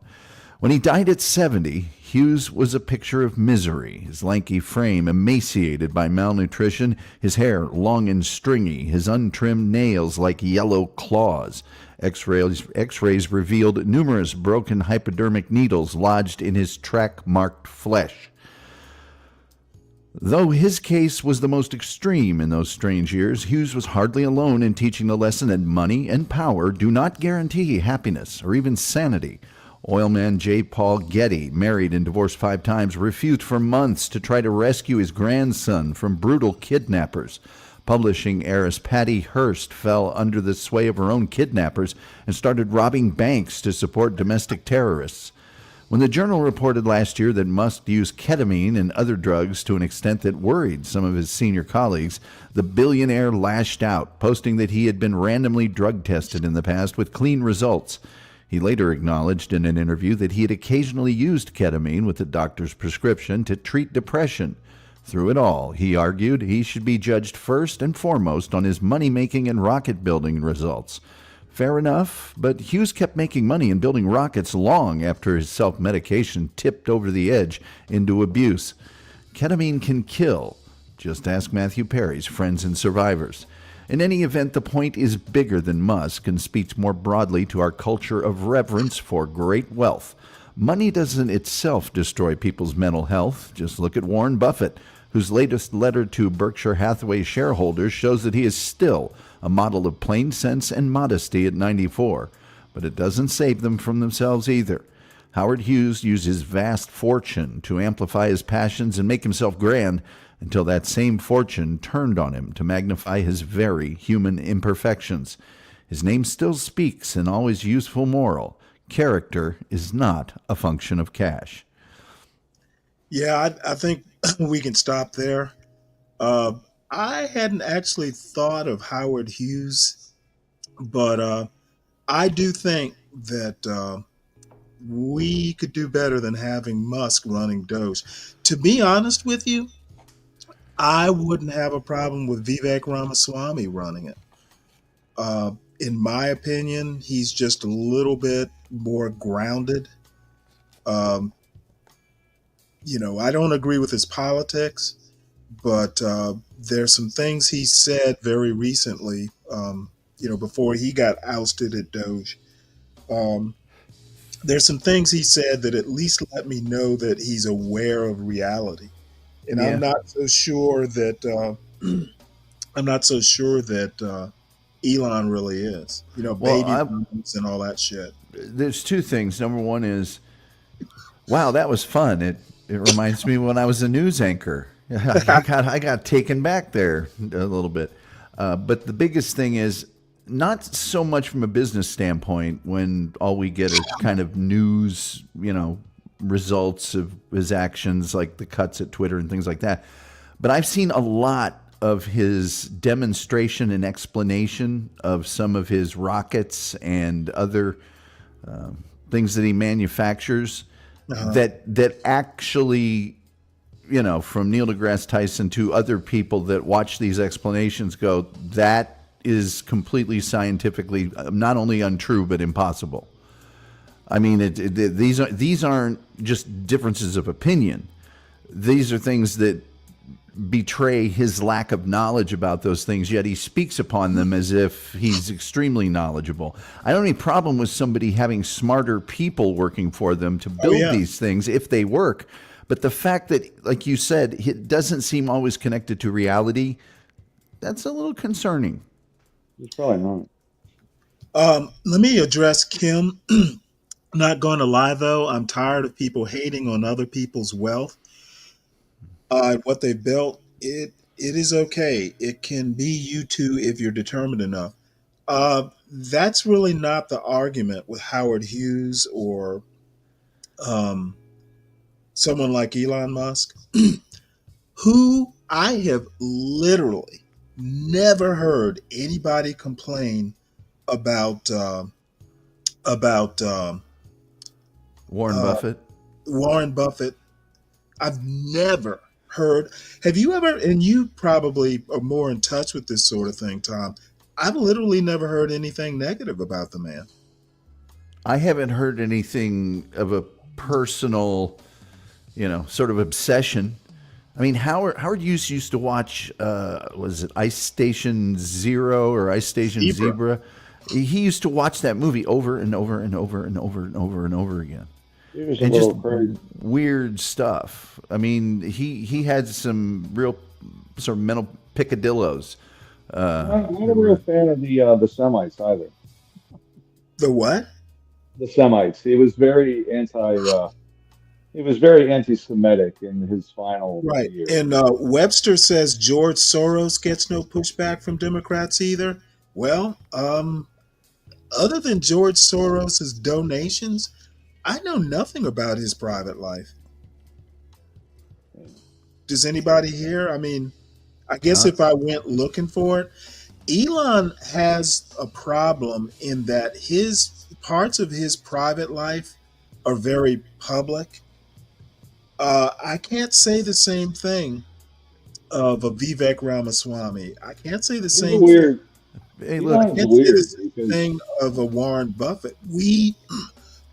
I'm sure if you dig, you can find out stuff, but it's not splashed on the news. He's not bringing his 4-year-old to the Oval Office to be babysat by Donald Trump, Grandpa Trump.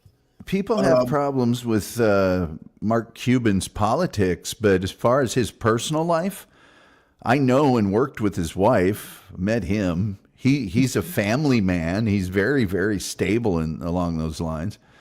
And his businesses run well, and he doesn't seem to have those kind of excesses. So Kim, the bottom line is there are people who tend to be progressives. I've rarely heard this in the center, and definitely rarely on the right. that there should be no such thing as billionaires, et cetera, et cetera. Again, I don't criticize wealth. I criticize what wealth, when wealth goes to your head. I'm not going to criticize Warren Buffett because I don't know what Warren Buffett does in his private life.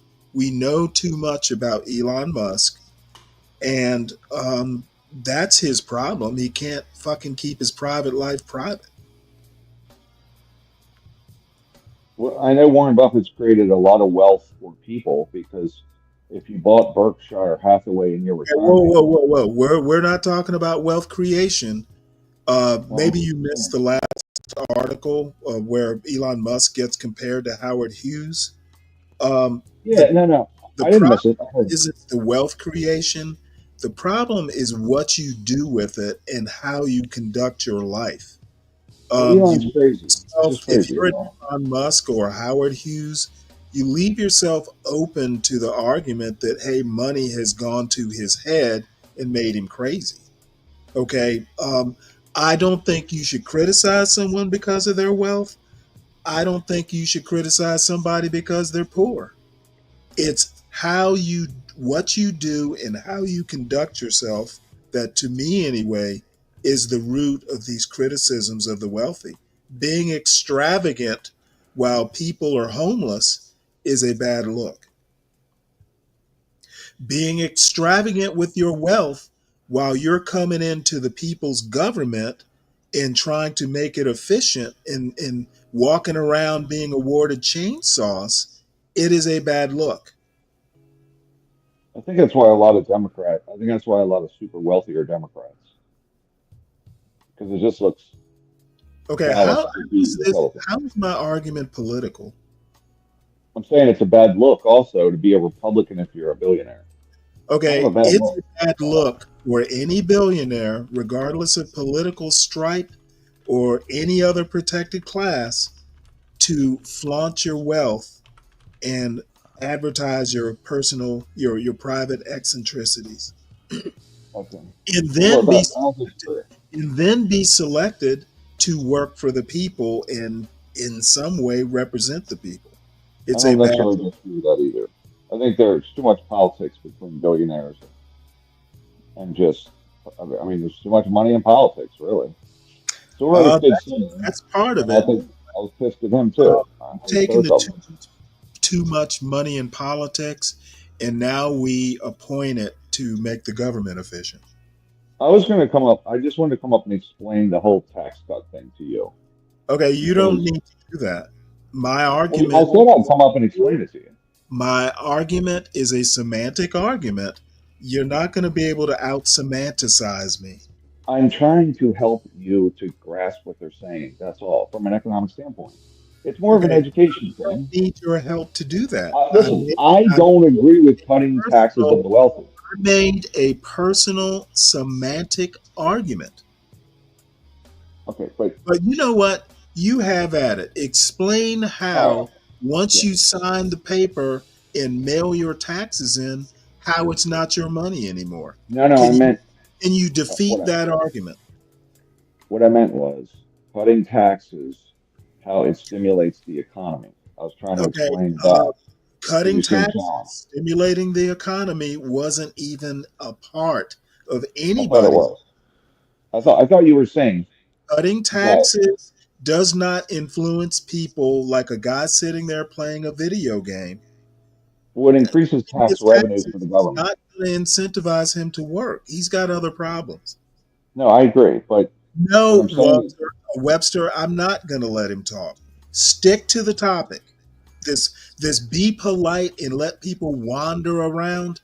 I'll leave that to other hosts. I mean, honestly, I figured you'd actually be interested from an intellectual standpoint because it is illogical. It doesn't make a lot of sense until you get Okay, into the dollars and cents. explain to me how a 19-year-old collecting Medicaid or whatever safety net benefits he's collecting, sitting there, he's perfectly healthy, but somehow or another he's gained the system.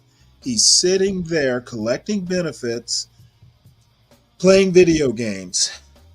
Well, How part is of the issue, taxes going to motivate him to go back to work?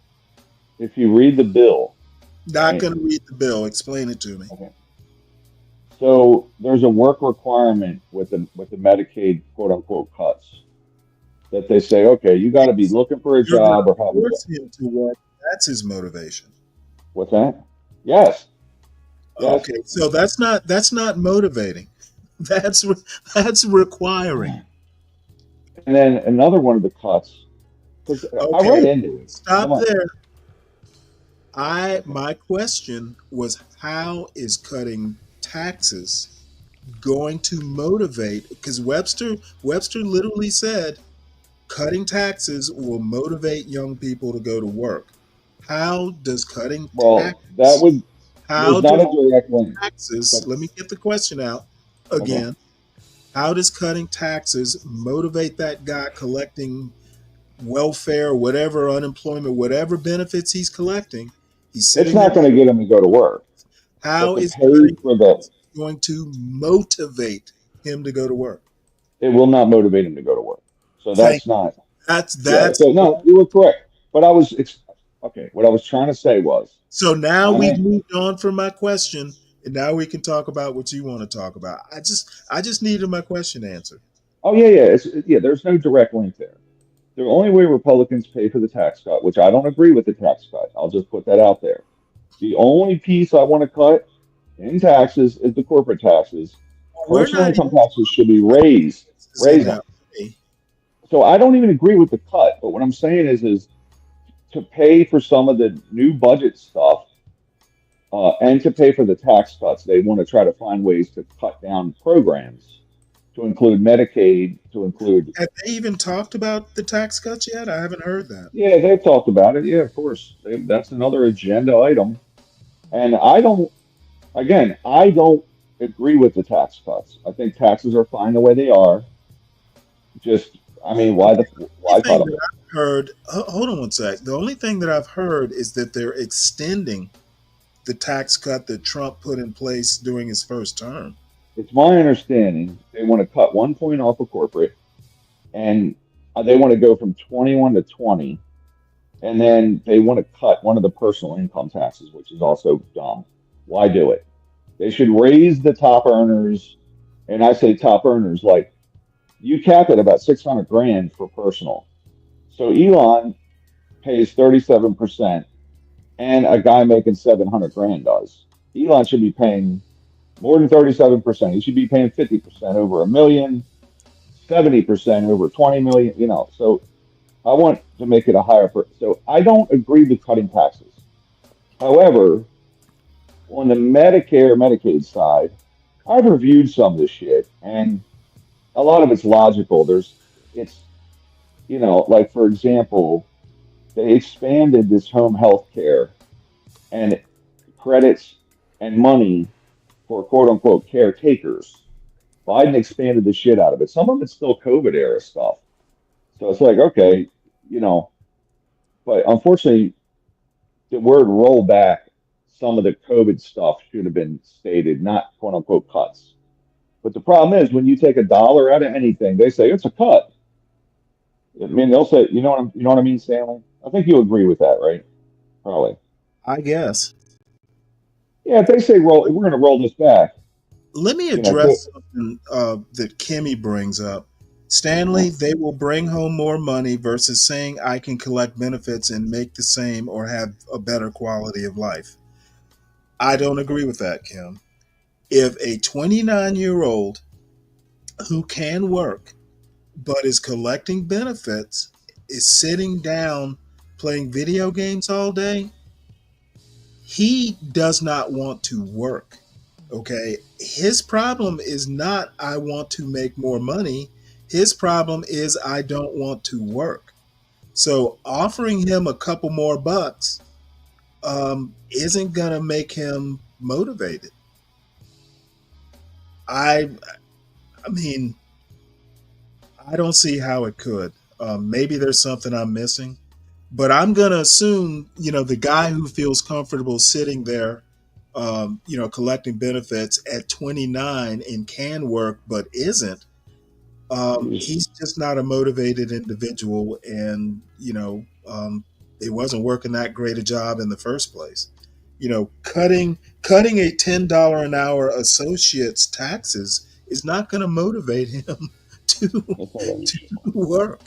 A couple bucks more working than you would make sitting home playing video games. I don't see that as motivation. Now, maybe that's just cutting taxes isn't going to do it. I mean, it's you got to pay people more money than they're making, and there's only two ways to do it.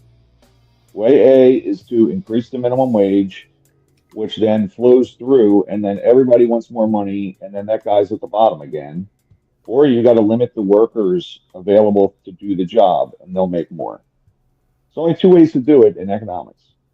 So I don't know how else you do it. Okay, and let me reiterate, because Kimmy's not going to quit. At that level, and I'm making a whole lot of assumptions here, Kim, so forgive me, and you can come up and correct my assumptions. That dude wasn't making six figures in the first place. In my scenario, in my hypothetical, that unmotivated 29-year-old who can work but would rather stay home playing video games, collecting benefits, wasn't making a hell of a lot of money in the first place. I argue it's not so much the salary, but the job is what he doesn't want to do. Or any job. He's not motivated by the money. He's unmotivated by his prospects. Now, maybe that's deeper than I should be going, but I'm putting myself in that situation. Maybe find him a job that he's interested in doing would be a better way of doing it or thinking about it. And that kind of dovetails onto another question that I thought but really didn't express is if you're going to require people to work, are you going to find them a job? Are you going to give them a what color is my balloon sort of test and see, hey, what job would motivate you to work it? Or are you just going to yank the check and say find a job? No, so I was going to tell you what it is. So they want to go back to prior to COVID, it was you want benefits, you have to show that you went and applied for jobs. You have to, you know what I mean? You have to show that you went out and applied for 2 jobs a week or something. There was work requirements under Clinton, and that worked pretty well. And then with COVID, they got rid of all those provisions. So it was just no requirements for that at all. So they're trying to reinstitute that, which I don't have a problem with that. I think that makes sense. People should be looking for jobs if they don't have one. And I know there's another number. There's the jobless rate, and then there's also another number. It's like people who have just kind of dropped out of they don't even look for jobs. Right. I don't know whether that number is down. I don't ever keep up with it. Do either of you know? Yeah, there's people that have applied for unemployment, which show up in the unemployment numbers. Right. And then there's another number for actively working adults, right? Which, I think that's about 61 million. And so they look at both of those numbers because some people. The number I'm talking about, there's a number that just basically measures people who gave up. Like, what? I'm not going to even bother. Like, I'm going to sit on my couch and play video games and collect. It's called the true rate of unemployment. Okay. You know what? I need Not to just look. application for employment, right? It's a measure of the percentage of the labor force that is functionally unemployed. It includes people looking for work that don't have a full-time job, people who work part-time but want full-time, and people who earn below the poverty line. And then those people, as Stanley mentions, who've just said, hey, forget it. I'm not even going to look. But I've got to go out and find that number and then just kind of in 2024, it was 24.2% nationwide. Do you don't happen to know if the number has stayed the same? Is it up, down? No. Because I would imagine those are the people that would be the 29-year-old we're talking about. Yeah, so one of them is compiled. There are two different agencies. You got the people that do the unemployment insurance. They publish those numbers, and then you got the labor force participation rate. That's the Bureau of Labor Statistics. So that is they weigh in on that number, the population size. So how many active adults are 18 to 62 or whatever. And then, but that number's been going down because the population's been going down. Like we're shrinking that because baby boomers are moving into retirement age. So they weigh that in, and that way they can see how many, they basically compare the two and see how many people have given up on looking for a job. Right. You follow me? So one's labor force participation, which that's been falling. That's at like 60% now. But back in like 2000, it was like almost 70%. So, but here's my argument. Okay, the baby boomers are harder workers. That's why. That's all well and good, but I'm saying that 29-year-old, and I'm more talking to Kim. That person has a I want to work problem, not a I want more money problem. He's not even looking at money. As long as he has enough to pay his electricity bill, buy potato chips, and maybe some air conditioning to play video games comfortably, he doesn't care about work, period. He's happy doing it. Cutting taxes is not going to motivate that man to get up off that couch and stop doing something that he's enjoying. But there might be a job out there at a salary that might get him up off that couch. Maybe testing video games. Who knows? Well, you said something, Stanley. Hold on. That's my point. Cutting taxes so he earns $12 versus $10 an hour. I don't see that as getting him off the couch. They don't make enough money. They don't. Well, and they're also not the people that are going to be taxed very much to begin with. Nah, they don't pay shit. Right. That is true as well. So, but no, Brooklyn, that does not cover all and is not meant to cover all. It is meant to be an argument. And how do you meet that argument? I don't think you can motivate that person via taxes.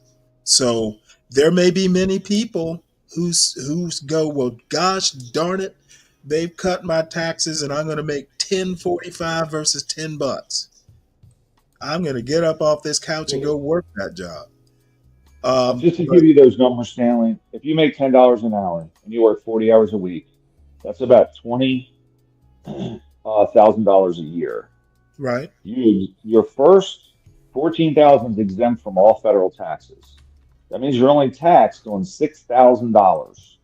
The tax rate on that is 10%, which is $600. So it's not the taxes. Right, but let me. Isn't there? What's the low income? What is it? There's an exemption for people who make. It's EIT. Yeah. So if you make less than a certain amount, you get money back from the government. They will pay you. Okay, I thought it was just they didn't tax you at all. Oh no, they send you free money. They actually will mail a person, like a single person making 20 grand a year, that does 40 hours a week. He exempts 14,000, and then they send you a check. And if you have more kids, it's called the unearned income tax credit. Kid dependent, or what would a single guy? A single guy will get the money, but if you have kids, you get even more money. Right, but my point is that I don't see if you're making even if you're only making half that, living with your parents, you're not paying rent. There's some scenarios where that would not motivate me to get up off the couch. Hey, Ryan, Ryan, do you know if in that instance where someone's making $20,000, you're exempt for the first 14, so now you're at 6? Do they then get to take their standard deduction out of that 6? Well, that's what it would be. They would just take the standard, and that one. And then so now they're at $4,720 or something they're going to be taxed on? Well, no, the standard deduction is 14 grand. Oh, okay. So that, All right. Got it. and now they're, so what that does is it says the first 14 you pay no Fed taxes on. Gotcha. So then if you make 20 grand, you're taxed on 6,000 Yeah. at 10%. So you pay $600 in taxes. But because you make so little, they send you back money. So you wouldn't pay the 600. They'd actually probably give you $2,000. So essentially, that's a welfare check. Yes, it is. Yes, it is. But anyway, I don't want to belabor this because Webster seems satisfied with my answer. He was the one who talked about taxes and motivation, the 29-year-old. So we can move on unless anybody else or Kim has more to add. It was just one example. My example does not cover every situation. It was just a hypothetical, and I don't want to move away from that one specific hypothetical. I want to make a statement to people about it because the tax code is actually it's boring, but if you read a little bit, it's actually very fair. We have one of the most progressive tax systems in the world. So, like, if you're making a lot of money, they hit you really hard at the federal level and even the state level, like in certain states. So, if you look around the world, the rich pay a shit ton. And they should. They're benefiting from our system. The issue, in my opinion, is I think the rich the super wealthy should pay even more.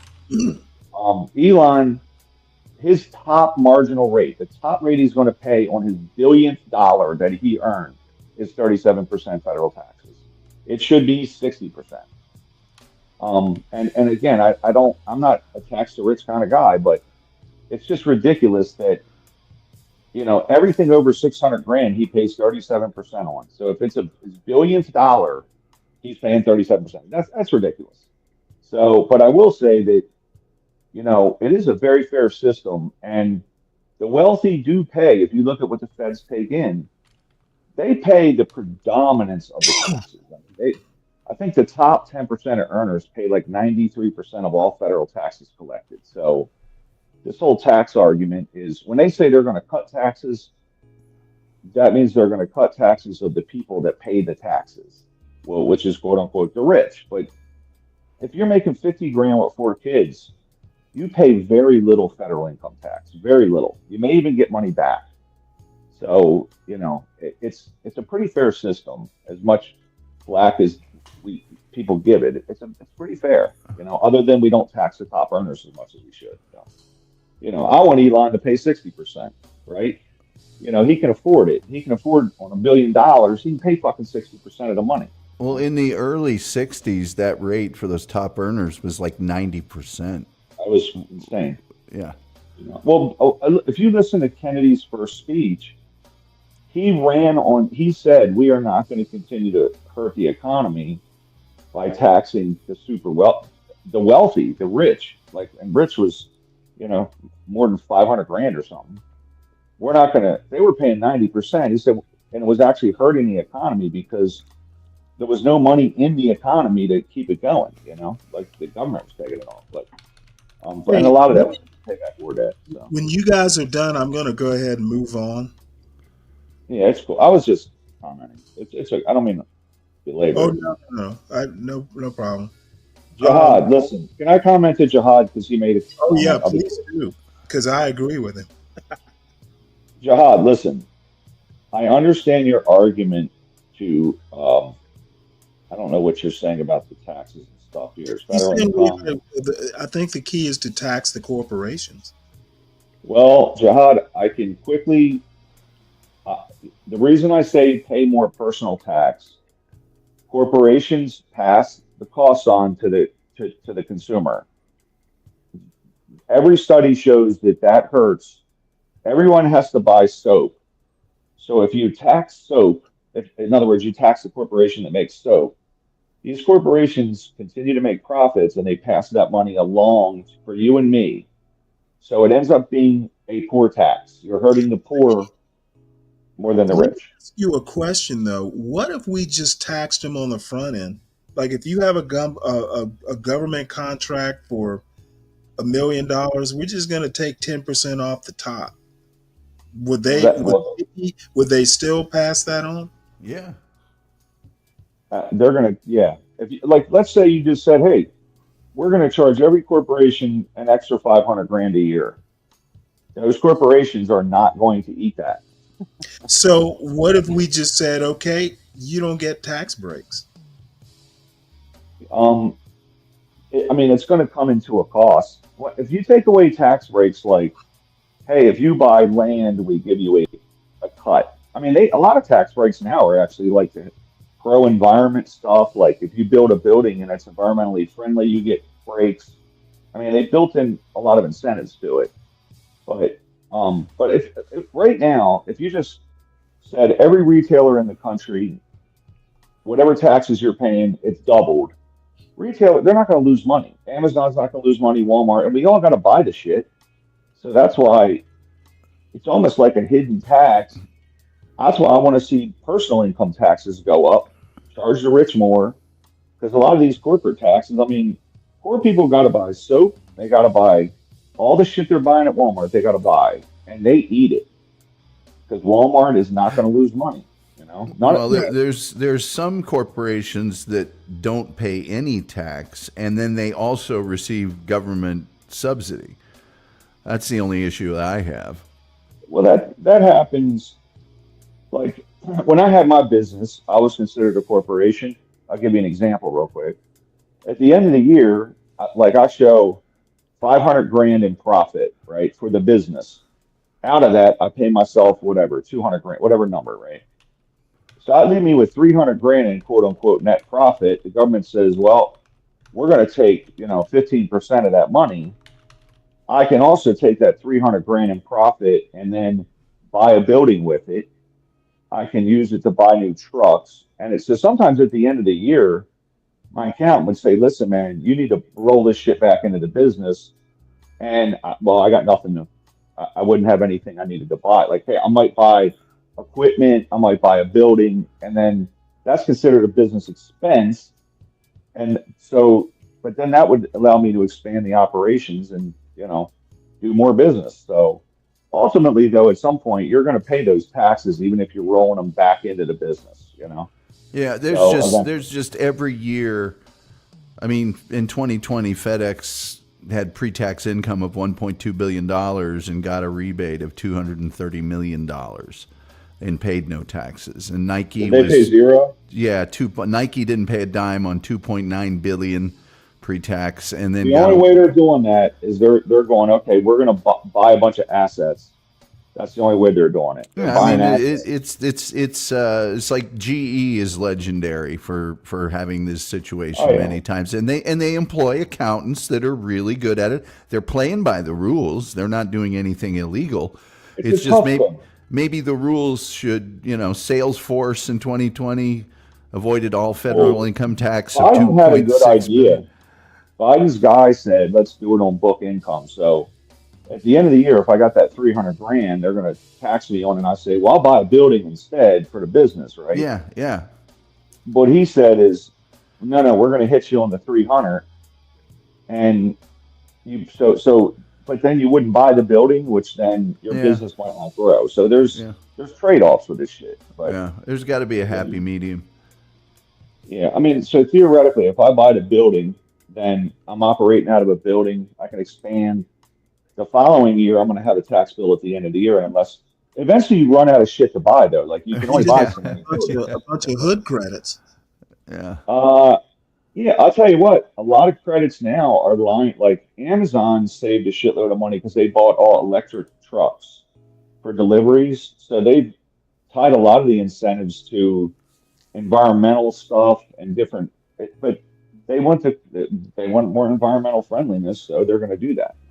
So, but the only things I don't like, I do not like poor taxes. I mean, because my upbringing is, like I feel the poor, even if you got to go to the damn store and buy soap, the rich pay nothing for soap as a percentage of their income. The poor pay 2% of their money a year in soap, right? So I don't like taxes that are spread across everybody. That's why I have a problem with the damn corporate taxes. But and then another thing, Stanley, these fucking toll lanes on the highway infuriate me because I can just send my company a bill, whereas if you're working in a warehouse making $10 an hour, you're going to sit in that traffic and lose 2 hours a day, whereas a guy like me just gets my company to pay it, and I cruise right by. I save 2 hours a day. The poor people working in warehouses got to sit through that fucking traffic. That's the biggest poor tax I see out here right now. Webster, the working class don't pay a lot of taxes. They don't. And your other question, yup, man, I think the dude isn't motivated by money directly. Tax cut. Good look for the economy. Okay, the economy. There's looks and there's perceptions, and maybe what you mean is perception. You can correct me if you actually mean perception. The economy might look good to Ryan, but it might not look good to, a dude who's 25 making $10 an hour, putting wood in a chipper working for a Splund. So different people view the economy different ways. I mean, if you're really like a wealthy investor, you're going to make money whether the market's up or down.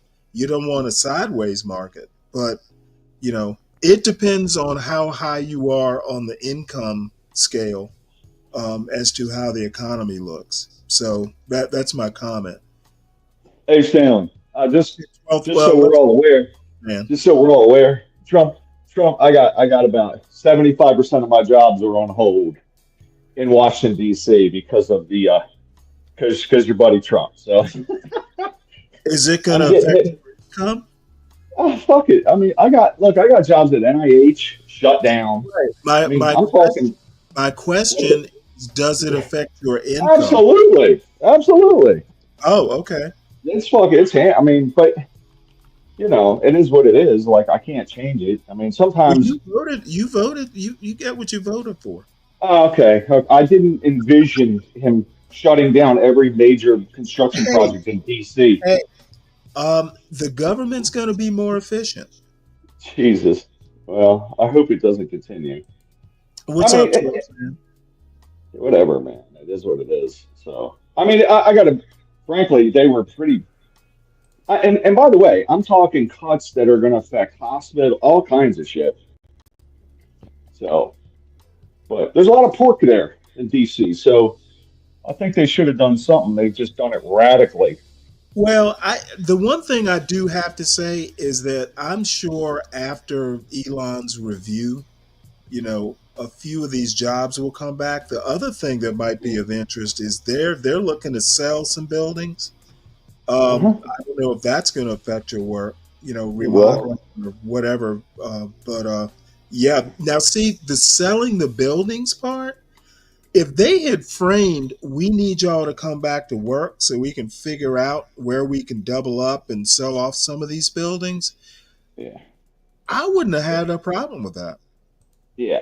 Well, at least there's a reason, a cogent, argument for coming back to work so we can be more efficient, we can cut some costs, and this is how we're going to do it. And then we can decide whether you go home afterwards, and the answer will be no, but we won't tell you that just yet. These guys don't know how to do politics. Yeah.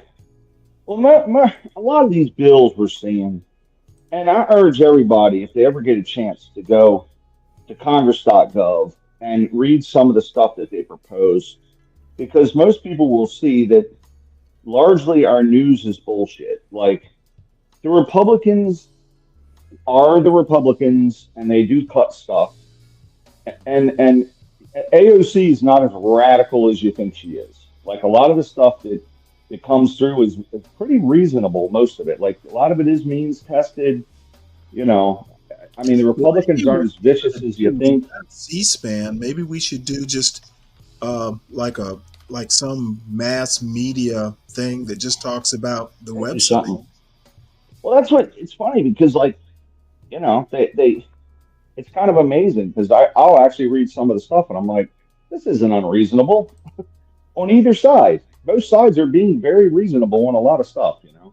But then you hear it on the news and it's like it's insane. Well, these press conferences and these speeches and joint sessions of Congress drive the news. So, Yeah. the bullshit that Donald Trump pumps out on any given day, hey, you got to report it. Well, the grandstanding is really And what half of what he says is provably, at least half truths, if not just outright wacky. So, Yeah, it's been- politicians drive the news. You can't just blame the news. Well, I guess what I'm saying is if you Of that politicians driving, we're going to segue. This actually made me laugh when I read it. Democrats sent a scary message with those pink outfits, and you see Representative Green with his cane, and it's a stylish cane. I have to give him that. He's a stylish man. But I'm going to skip through most of the article. Hey, Stanley, I wonder if that's one of those canes, with the hidden sword inside. I don't know. If he's got a hidden I hope so. sword in that cane. all decorum is gone from Congress, and spot that I wanted to fucking start at. it's going to look like what you see. Oh, in here the- it is. I skipped through half the article, and we're going to start with one presumes that the paddles which members held up, Democratic members, held up discreetly at sporadic intervals through the address, were intended to be pointed,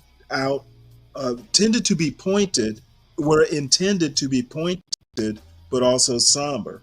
But the overall effect of the whole scene was, on our way to Barbenheimer, we were kidnapped by Sotheby's and forced to bid on our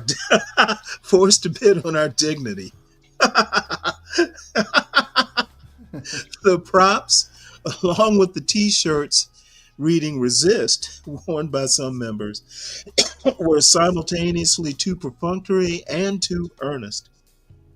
Earnest doesn't register with this White House, where Elon Musk showed up to a cabinet meeting in a tech support T-shirt and a dark MAGA ball cap, as if he'd pawned It's U.S. pawned, aid. yeah. I don't even know what that means. It just means owned with a P in front of Oh. it for like prank. Oh, okay, so it's that's some tech speak. Yeah, well, no, it's that's what For the the kids lulz? used. It's a word that just means sort of dominated. Okay. Yeah. So all of this illustrates a bigger conundrum that exists in the House chamber. What is the best way to be an effective voice of protest in this era? In recent years, liberals have tried Minnesota Nice, coconut trees, going high, going low, going weird, being heartfelt, being snarky, marching, pleading, mocking, understanding, using facts, using pathos, and here we are again, like it's 2016, and some hardworking activists are wondering if we can turn this thing around via pussy hats.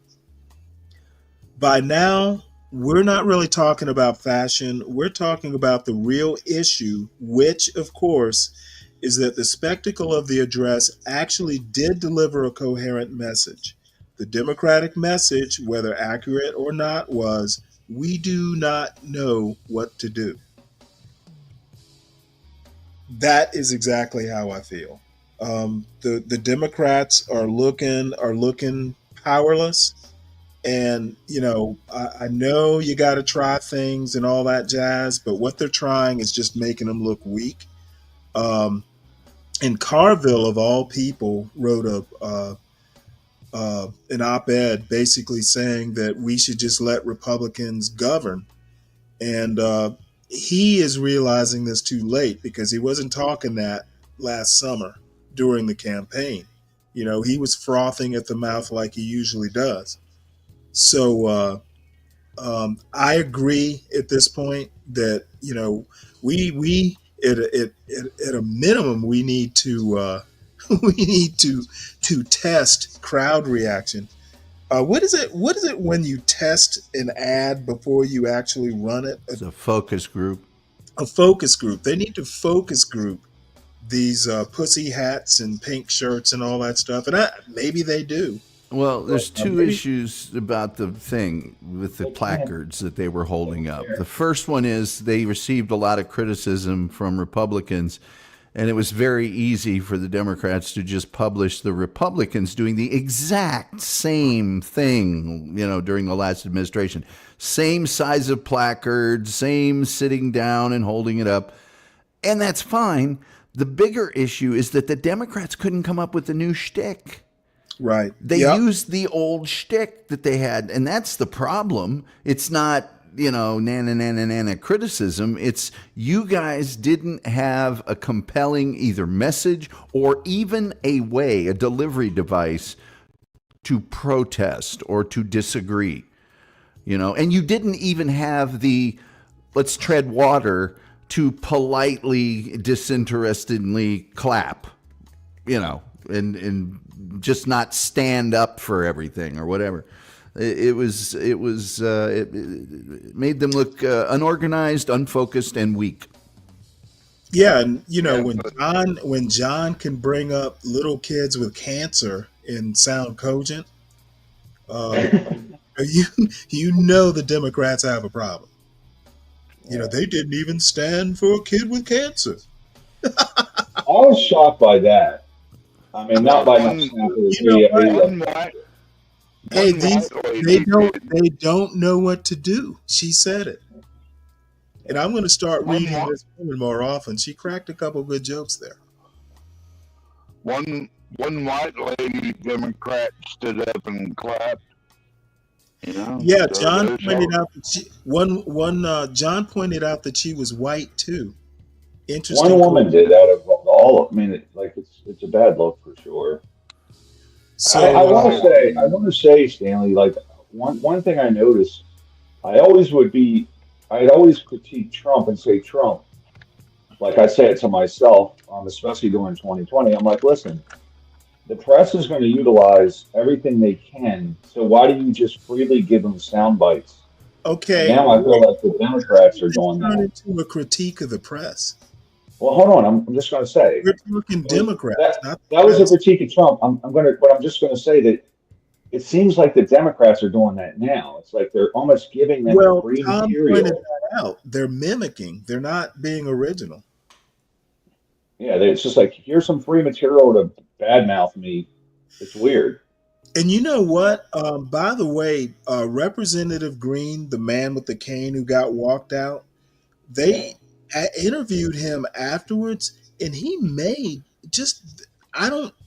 his argument after he got thrown out was just the dude was articulate. He was basically talking about his constituents, Medicaid and Medicare. He made more of a point in that interview than he did with his standing up and waving his cane. And Democrats need to figure out what's effective and what's not. That's really my argument. Well, the press has a little bit of a problem. If you consider the Sanctuary City hearing that we watched yesterday, you've got two choices if you're the press. Report what went on, which was just all political theater and ridiculousness, or start veering into the world of opinion, which only a guy like Cronkite could have done and sound, reasonable, and say nothing was done here to actually solve the problem, which is, it's factual, but it's also an opinion. So, and then you've got the problem of how are we going to get people to watch us? Well, I don't think you're gonna be able to. I don't think so either. Just having all these executive orders back, which is I was gonna reemphasize, but maybe I'll get around to it. Having all these executive orders going through the courts is headlines for days. So they're not going to get headlines.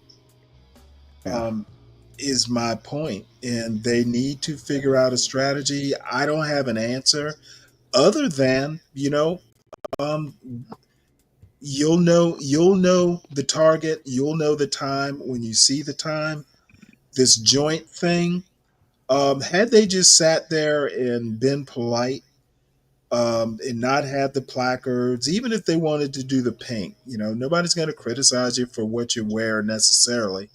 Um, I think they just should have gone or not gone. But while they were there, the how they protested was just it. Those placards should have had weak.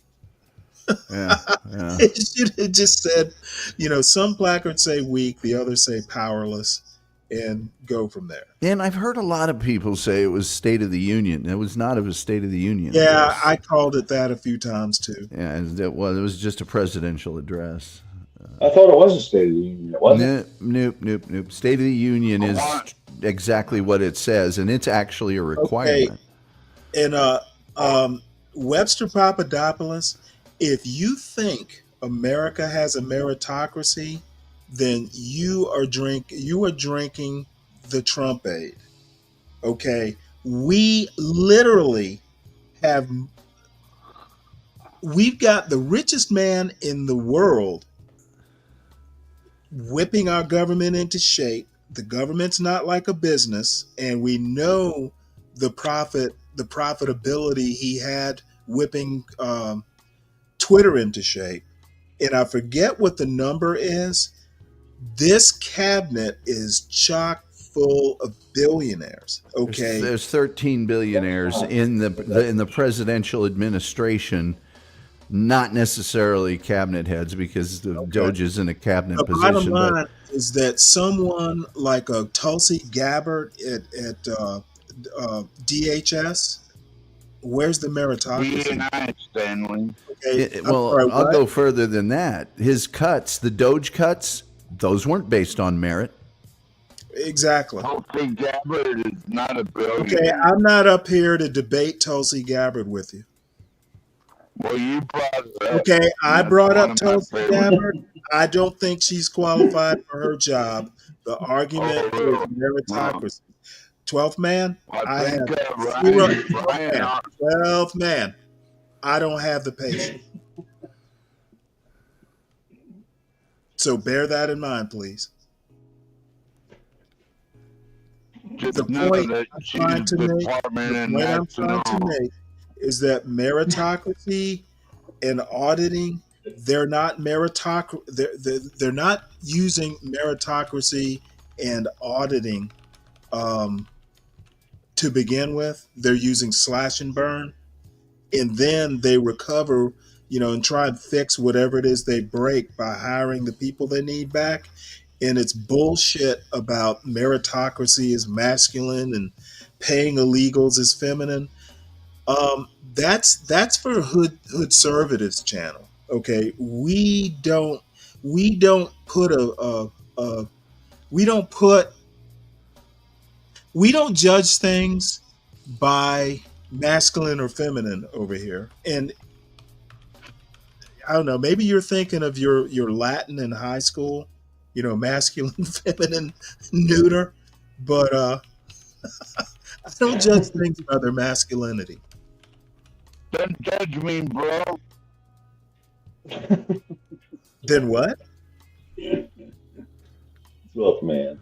Well, a State of the Union is an actual requirement. Right. It's a requirement. That address was just that.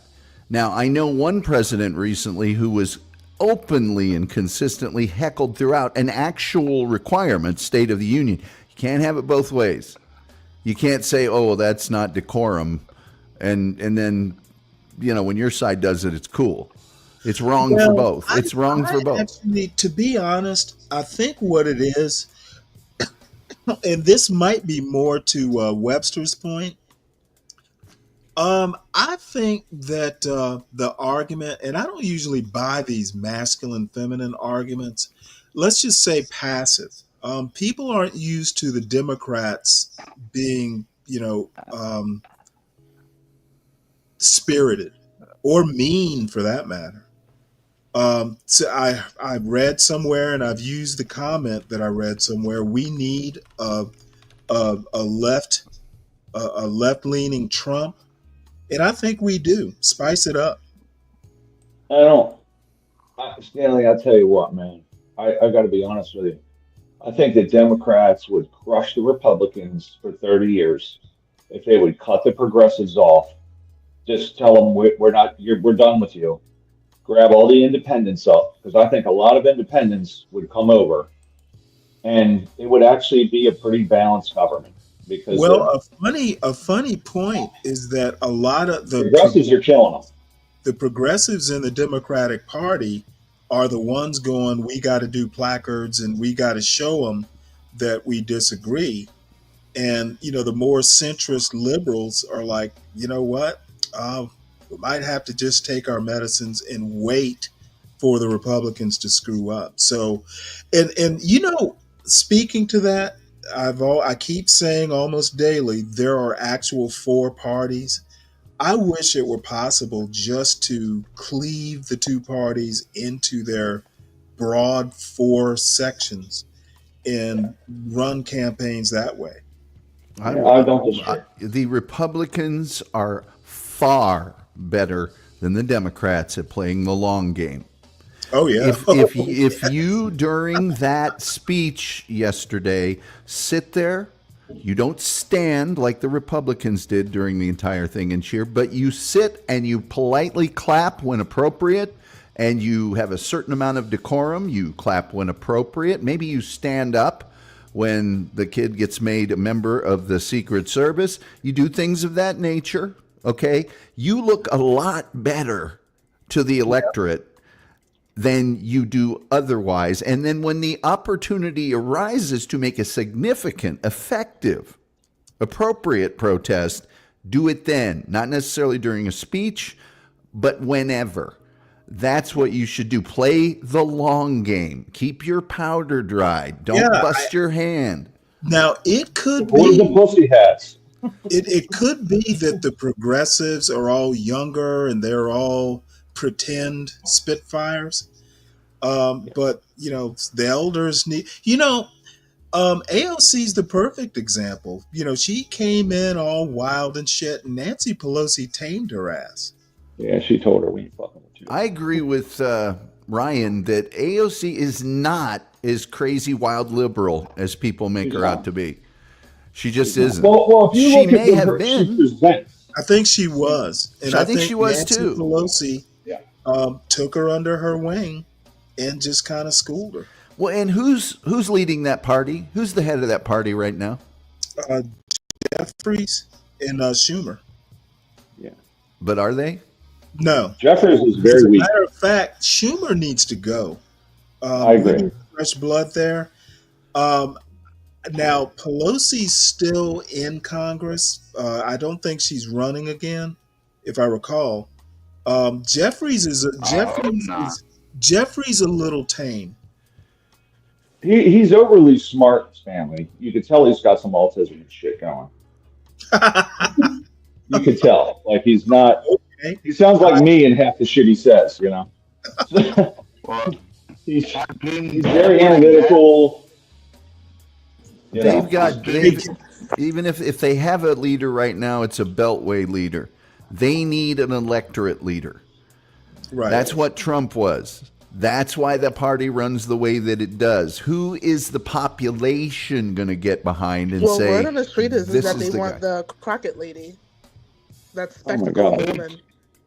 I do get her just to see John's dome pop. I don't think she's the person that the population's going to get behind. I agree with you, Tom. We'll see who screams the loudest, John or It's going to take a centrist Democrat with a lot of personal charisma. That's what it's going to take, and some political smarts. That's Clinton Obama. Somebody like that. Obama. They're done. No one believes in them anymore. He was off. Another Obama. No, I I'm mean a telling person you. like Obama, like a Bill Clinton, that has the. The Democrats What's right now up? are rallying behind that Crockett lady. Oh Jesus! That's a dead Good loser. luck well, with that. quite frankly, I get her. I don't see that much wrong with her because I think when she's in committee, she is pretty verbally agile. So I don't know that she, I don't know that she has the gravitas. That's the issue. She does She not. is She she's does a not. whip. She is a house whip. She'd be great at that. Right. So, where did Obama go to school? Where did Obama go to school? He went to Oxford at one point, right? President Crockett is not going to Oxford. He went from was it Occidental to Columbia and then Harvard.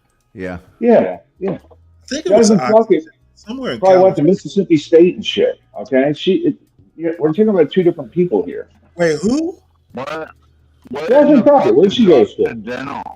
I don't think she went to Mississippi State. I think I don't recall. I actually She went looked to at it Texas. I'll She's find not out. overly smart, is what I'm saying. But She doesn't appear Oh to my be God! She went to the university. She got her bachelor's at Rhodes College, and she got Rhodes College is where Amy Coney Barrett got her undergraduate. and then she went to University of Houston for her JD. Houston isn't a bad school. It can't be that good. One of Ball State's basketball players coached the basketball team there after he graduated. Well, I'm thinking of Gerald Horn. He's a history professor there. I just don't think that she's gonna win. No, I think we all agree with that. She's not gonna win. She's good whipping people, but she's not a party leader. We need someone at the top.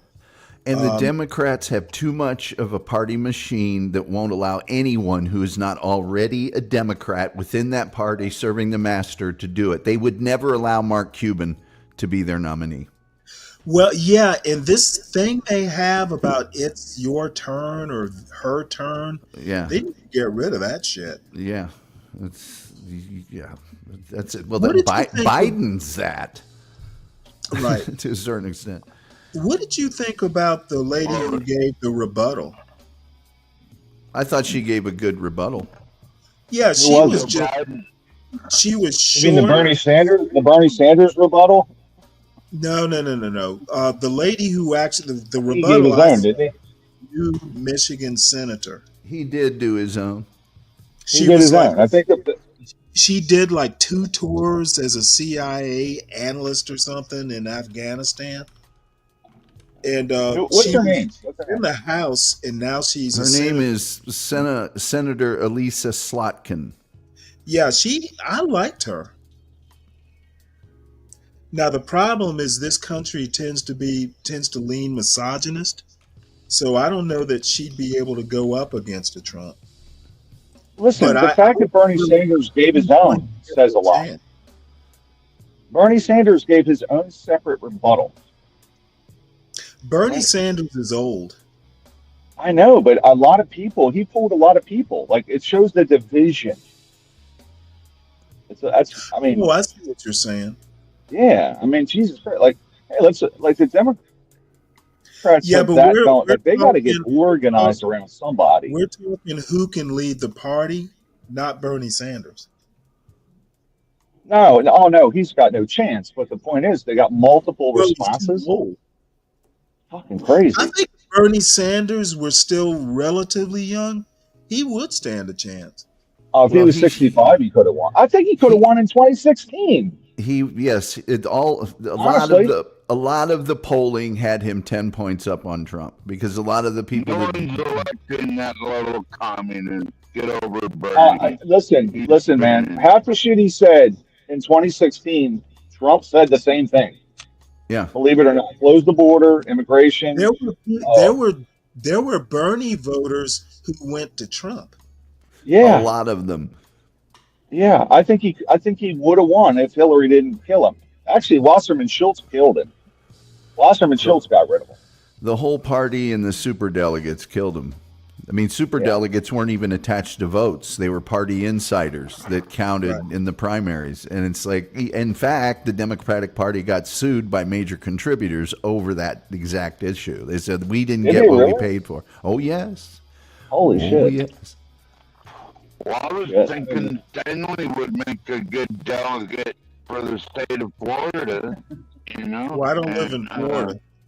And have no intentions. Georgia. Have no. Georgia. The only way you could get me to Florida is give me a free house on the beach. I'm in Georgia, Stanley. I'm Stanley, I'd go for you if you made me your economic guy. Republican enough. I might I'd even go for vote for Stanley if he was ran for Congress or something. I'll tell you who the only Republican who stands a chance of getting my vote is our governor. Kemp. Yep. Kemp. He's a good guy. Hey, how about a Kemp Larry Hogan ticket? I don't Kemp agree Hogan. with a lot of his bullshit, but I do believe there's some things that one of these days I'll get into, specifically the Ahmaud Arbery case. I think he's a good man.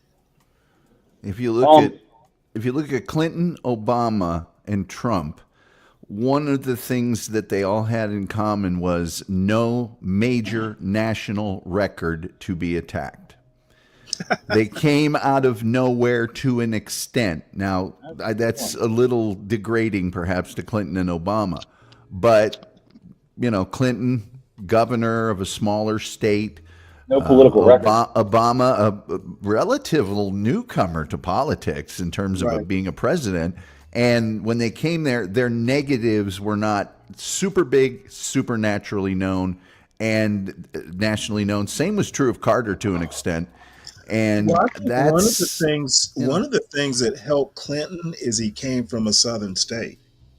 Yeah, that as well. Same with Carter. Oh yeah, I think Clinton could talk the pants off of any woman, and if he's the kind of guy you want to play golf with, man. And elect his president. I just think he had such a plain folks appeal, right? I mean, it was pretty remarkable. He came from plain folks. It's that gravitas, it's that charisma. That's what it's going to take. Trump has that. Like it or not. I think somebody said that about Bill Clinton. They said that, didn't they say that when Bill Clinton walked into a room, you felt like he was talking right to you personally? They say that about all the very best politicians. Oh, do they? Okay. Yeah. I just read that yesterday's congressional speech was the most watched in history. Like, more people are paying attention. I To like who? that. To Trump? Well, to politics, period, Stanley. Well, that's good. Then Trump will be undone. If more people are paying attention to the nuts and bolts of politics, that will work it'll work against Trump. I was going to say, did y'all ever hear the story about Obama? You ever heard that story about Obama and McCain when there was the national security issue in 2008? I heard it on television. It was intriguing. What did he call McCain? No. What happened was that was the election. It was McCain and Obama in 2008, right? It was McCain. Yes. Right. 08? Yeah, that's right. 2008. Yeah. So, but apparently there was a big national security situation on Friday. McCain calls this meeting for Monday. Everybody goes home. Apparently Monday, everyone comes back to debrief on it. And McCain calls the meeting. They all sit down and say, what are we going to do about Libya or whatever it was? It might have been Libya. And Obama spent all day Sunday, at DC, he was fully versed, studied, knew everything. This is when he was first running, right? But he knew everything about the topic, top to bottom, and had a game plan.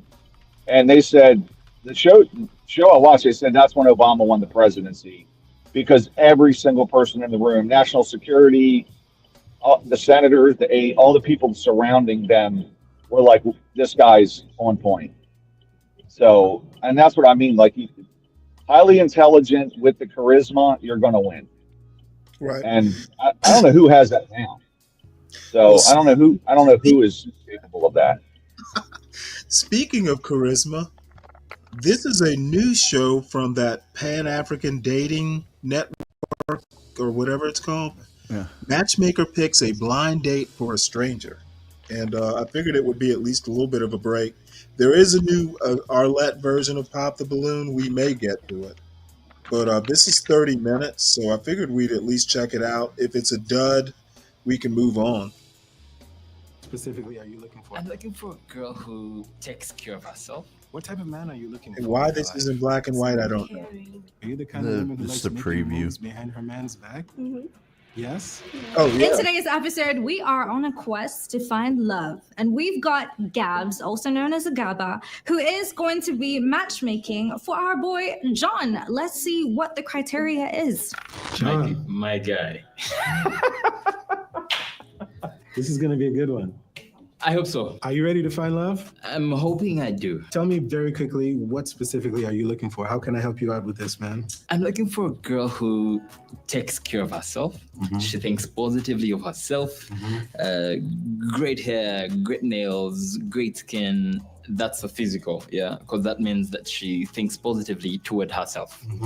And then someone who likes to talk, someone who is happy soul, vibey. Yeah, I guess pretty much that's it. Then the conversations will get into that. Cool. Yeah. Any attitude issues? Bad girl, good girl, nice girl? Tell me about that. Good girl, really good girl.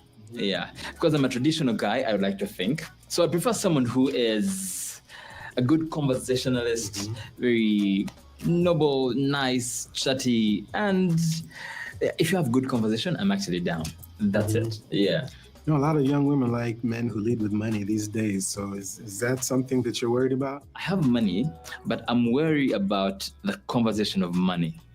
If it's not a deep relationship and then money is taken away from the relationship, I'm wary of such things. Yeah. Okay. Yeah. How about religion, man? What role is that going to play in the relationship that you choose to have? I'm a Christian, so most of my conversations are led through my faith. I believe in Jesus, so I'm going to throw around the name Jesus sometime, once or twice on a date. So it would be nice to have a Christian on a date. Also, that means that they think like me. They already know what I'm thinking, so it's not coming from far that I don't do some things. Yes. All right. Do you trust my judgment? You're my big bro, so I trust you. All right, man. Let's get into it. Cool. Let's get into it. Cool. So today, Gabs, I have given you the task of finding a lovely, perfect match for John, who is sitting outside right now. How do you feel about it? Well, I can see this is already going to be a difficult task because all four of these ladies are quite lovely. See, I already but, don't like I'm up this. for it, so let's get into it. All right. So earlier he gave you his criteria on the type of lady that he's looking forward to you picking for him. So right about now, I'm going to let you get to know each of these lovely ladies, and you're going to have to eliminate one of them before she even gets to go on a date. Okay. Are you ready? I'm ready. All right. Let's start with lady number one. Hello. Hi, What's your name? Pamela. Pamela. Nice to meet you. Nice meeting you too. Mind if I ask how old you are? 23. 23. Okay. What do you do for a living? I'm still a student. Still a student. Yeah. Okay. What type of man are you looking for in your life? Someone caring, someone who will be there for me, and someone who is willing to have a future. So you're looking for a long-term relationship. Are you the type of girlfriend who is party animal and your boyfriend needs to be worried about that type of a lifestyle? Or are you more calm, humble? Occasionally, I would love to go out for. Yeah. Okay. How do you feel about money in a relationship? Money is not a big ish, but when it's there, well and good. Thank you. All right. Let's move on to lady number two. Hello. Hello. Nice to meet you. Nice to meet you too. What's your name? I'm Sharifa. Sharifa. Yeah. Pleasure. How old are you, Sharifa? I'm 23, making 24 soon. Okay. Are you looking for a serious relationship or are you just trying to date and figure things out right now? I'm looking into a serious relationship. Yeah. Okay. How do you feel about men who are older than you? What's the oldest age of a man that you would consider Someone has to dating? be 3 to 5 years older than me. Okay. Are you looking for a God-fearing man? Do you prefer any religion in particular? A good-fearing man. Okay. How does your family feel about the fact that you're doing this dating show? Are they excited about it? Do they know about it? They do know That's a about good it because question. they know I'm single. Yeah. Are they excited and looking forward to you coming home with a good man? Yeah. They can't keep up with this beauty home anymore. Yes, Roz. That's a good one. Oh my goodness. All right. All right, shall we move on to lady number 3? Yes. All right. Hello. Hi, What's your name? I'm called Sarah. Sarah. You look dangerous, Sarah. Thank you. I take it as a compliment. Ooh, that wig is fitting. Hey, come on. Okay. I meant it as a compliment. So tell me about, what are you looking for right now in your life in terms of a relationship? I want someone loving and someone who will take me first. Yeah. Are you looking for a rich man to take care of you, or are you the kind of a woman who wants to be a partner and build a life with your man? I want a partner, but still money has to be there because look at me. Oh, look at you indeed. Look at her. Okay. Look at her, See, guys. confidence is not an issue. Sometimes an overly confident woman might be a problem for a humble man. Then I have nothing to say about that because I want someone who will take me first over things they want because I'm the prize. Ah, okay. Very good. Thank you. All right, shall we move on to the final lady? Yes. All right, lady number 4. Hello. Hi, What's your name? Jessica. Hi, Jessica. Hi, How old are you? 23. 23. Are you working, studying? Both. Both. You're working and studying. Yeah, okay, I'm just starting to study. Just starting to study. Yeah. Okay. Do you have any long-term career ambitions that you want to share? Like cry here? Sure. Mm-mm. No? Yeah. Still figuring it out. I have many. But you don't But want no to share. share. Mm-hmm. Oh, so you like keeping secrets, huh? Keeping things close to your vest, huh? You don't like I will not show it to everyone. not everyone. Mm-hmm. Okay. She moves in silence, yeah? She's Really? one of them ones. Yes. Yeah. Okay. Like a ninja, so to Mhm. speak, huh? Okay. What does that say about your dating life? Are you the kind of woman who likes making moves behind her man's back too? Mm-hmm. Yes. Yeah. Okay. So if you had a guy who was humble, quiet, reserved, is that the kind of energy that you want from your man, or do you want a guy who's like a lion, like an alpha male? I can change him to what I want. Oh. Interesting. Okay. Thank you. You're welcome. All right, so Master Gabs, you have gotten to meet all 4 of my lovely ladies, and now I'm about to ask you to eliminate one. But have you made your decision yet? Yes. You have, yeah? Yes. So tell me about why you're deciding to eliminate this lady before you reveal which lady you want to eliminate. I think the first thing that I want to make sure that my brother John has is the opportunity to be himself and have somebody who's going to accept him as himself and not feel like he needs to change for somebody else. Yeah. So in that regard, I think I'm going to eliminate lady number 4. Lady number 4. Oh, I'm so sorry, Jessica, right? She looks Jessica. like I'm she's, so sorry, Jessica, but interviewing thank you so much for being on the Pan African auditioning Dating Show. for, Ladies, I'm about to send you on NCIS. dates to meet She looks John, like who Gabs is matchmaking for Pippi today. Ghana Gabs, are we stocking. ready to send this man on the dates? Absolutely. Absolutely. So let's get into it, guys. Let's get into the dating. Do not touch your dial. We're going to be right back. Hi Pam, how are you? I'm alright. How are you? I'm good. Now, I already know your name, Pam, but what's your surname? Can we skip that? Because I don't normally share it unless it's a weekend or a family occasion. Family, I'm hoping to be your family. You wouldn't want to share with your family? You will when the time comes. Nice to meet you. Oh, now, you don't want to share your surname. Do you also share age on first date? All those are things Age is that you... okay. I don't mind. How old are you? 23. Nice to meet you. Do you want to know my age or we leave Of it out? course, why not? I'm 28. Nice to meet you, Pam. What do you do? Apparently, I'm a student. Where? Chambago University second year. What are you doing for Business course? administration. Nice. What's your weekend like? I'm normally home. Sometimes hang out with friends. Depends on how I feel about the day. Yeah. How do you choose your friends? I think that's not a big issue. What are your friends like? Are they loud? Are they very humble people? Depends on the mood we're in. Mm, Sometimes we're silent, sometimes we're loud, and sometimes we're crazy. nice. Do you want to ask me a question? Of course, I will. Ask me. First, go on with yours. Okay. So I'm just going to give you a hypothetical question, yeah? If I was driving with my mom and we are coming to pick you up, where would you prefer to sit? The co-driver's seat or behind? Anywhere, as long as you open the car door for me, because I'm not doing that. Okay. I need to park the car, get out. My mom is, and then open the door for you. Then, okay. Cool. It's so beautiful, by the way. Appreciate. Nice. Do you want to ask a question? I'm really here for you. I'm going to ask, but I just wanted to give you time first so that. Okay. Yeah. If my questions are done, Okay, where do you do? Like, the work? what do I do? I am a communication strategist. So I think and talk for a living. Yeah. Think and talk for a living. How does that work? So basically PR, Well, I get one. communications is PR. So things like billboards, I do, my normal day involves photo shoots, PR strategies, event management, concept notes. Yeah, things like that. Is that an African Tom Gully? No. Tom. Who's your best friend? I don't do any event management because I'm not a What secretary. are they like?